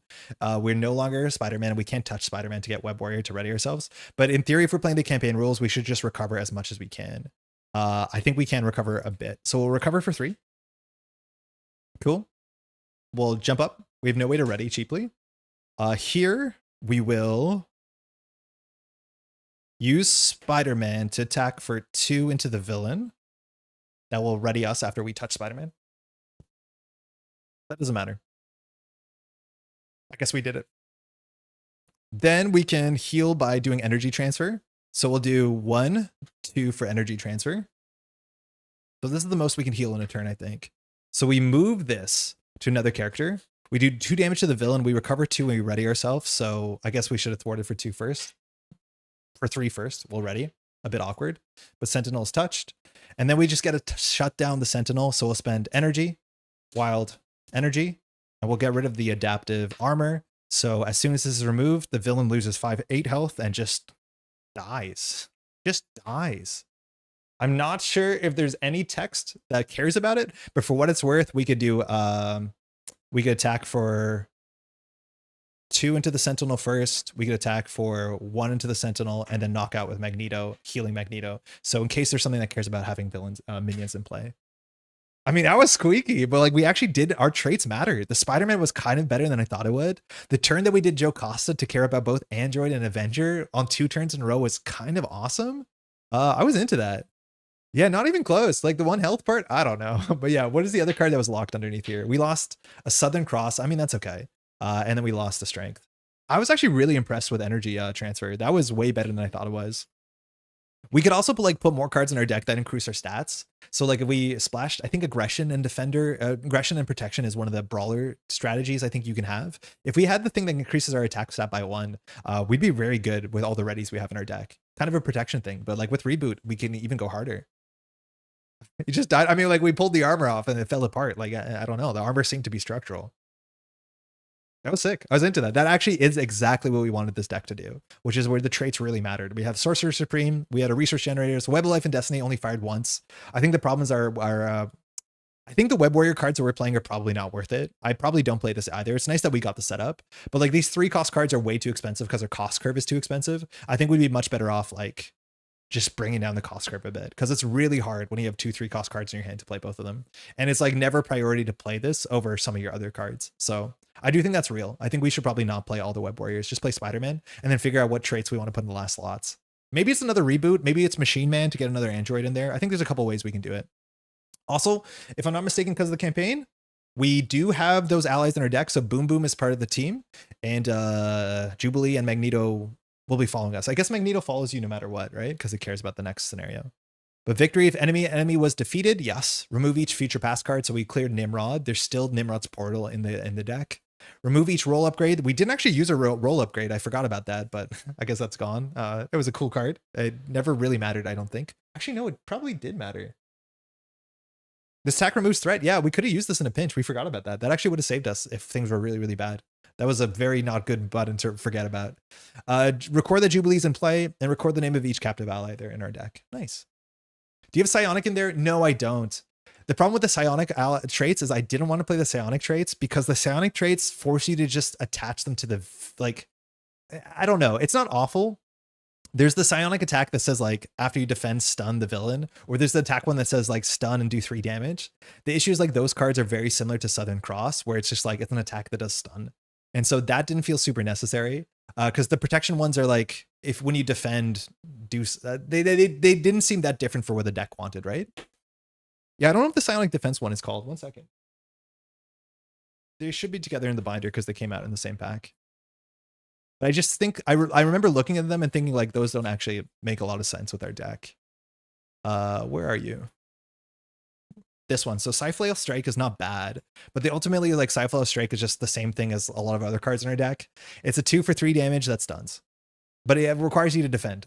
So the issue is like you don't want to put your touch on a Psionic character and pass the turn because you don't know if you're going to draw into this. So it's a bit awkward.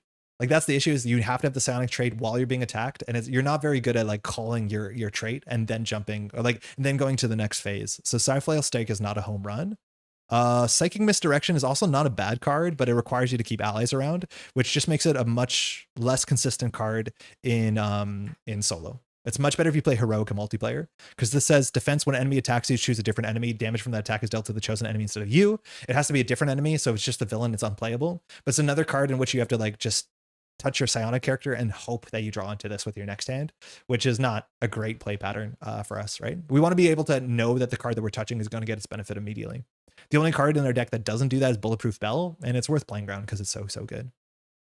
Isn't the Psionic Defense that makes the target different enemy? Yes, but it's not like a very consistent card because of you have to touch a Psionic and hope, and you need to have 2 enemies, which that doesn't always line up. It's not a bad card though, but it's like a card I'd play in multiplayer or Heroic where you're drawing more encounter cards, so you're more likely to have multiple minions. I had a lot of fun with Psychic Misdirection and 4 Horsemen. Yeah, that's a good one too. Like if you know there's going to be multiple minions, like, you know, Sinister Six, Horsemen, all this sort of stuff, then it also makes a lot of sense as well. And unfortunately, this campaign, it doesn't have a great home, or at least in solo. Wow, it's 27 degrees. It actually is getting hotter in here. It's probably very hot out today. Cool. It's 4:18. We've been streaming for just exactly 4 hours and 28 seconds. So thanks so much for hanging out. There are always timestamps in these videos. So if you want to jump back to the deck description to, you know, our other game for this, you can find that linked below.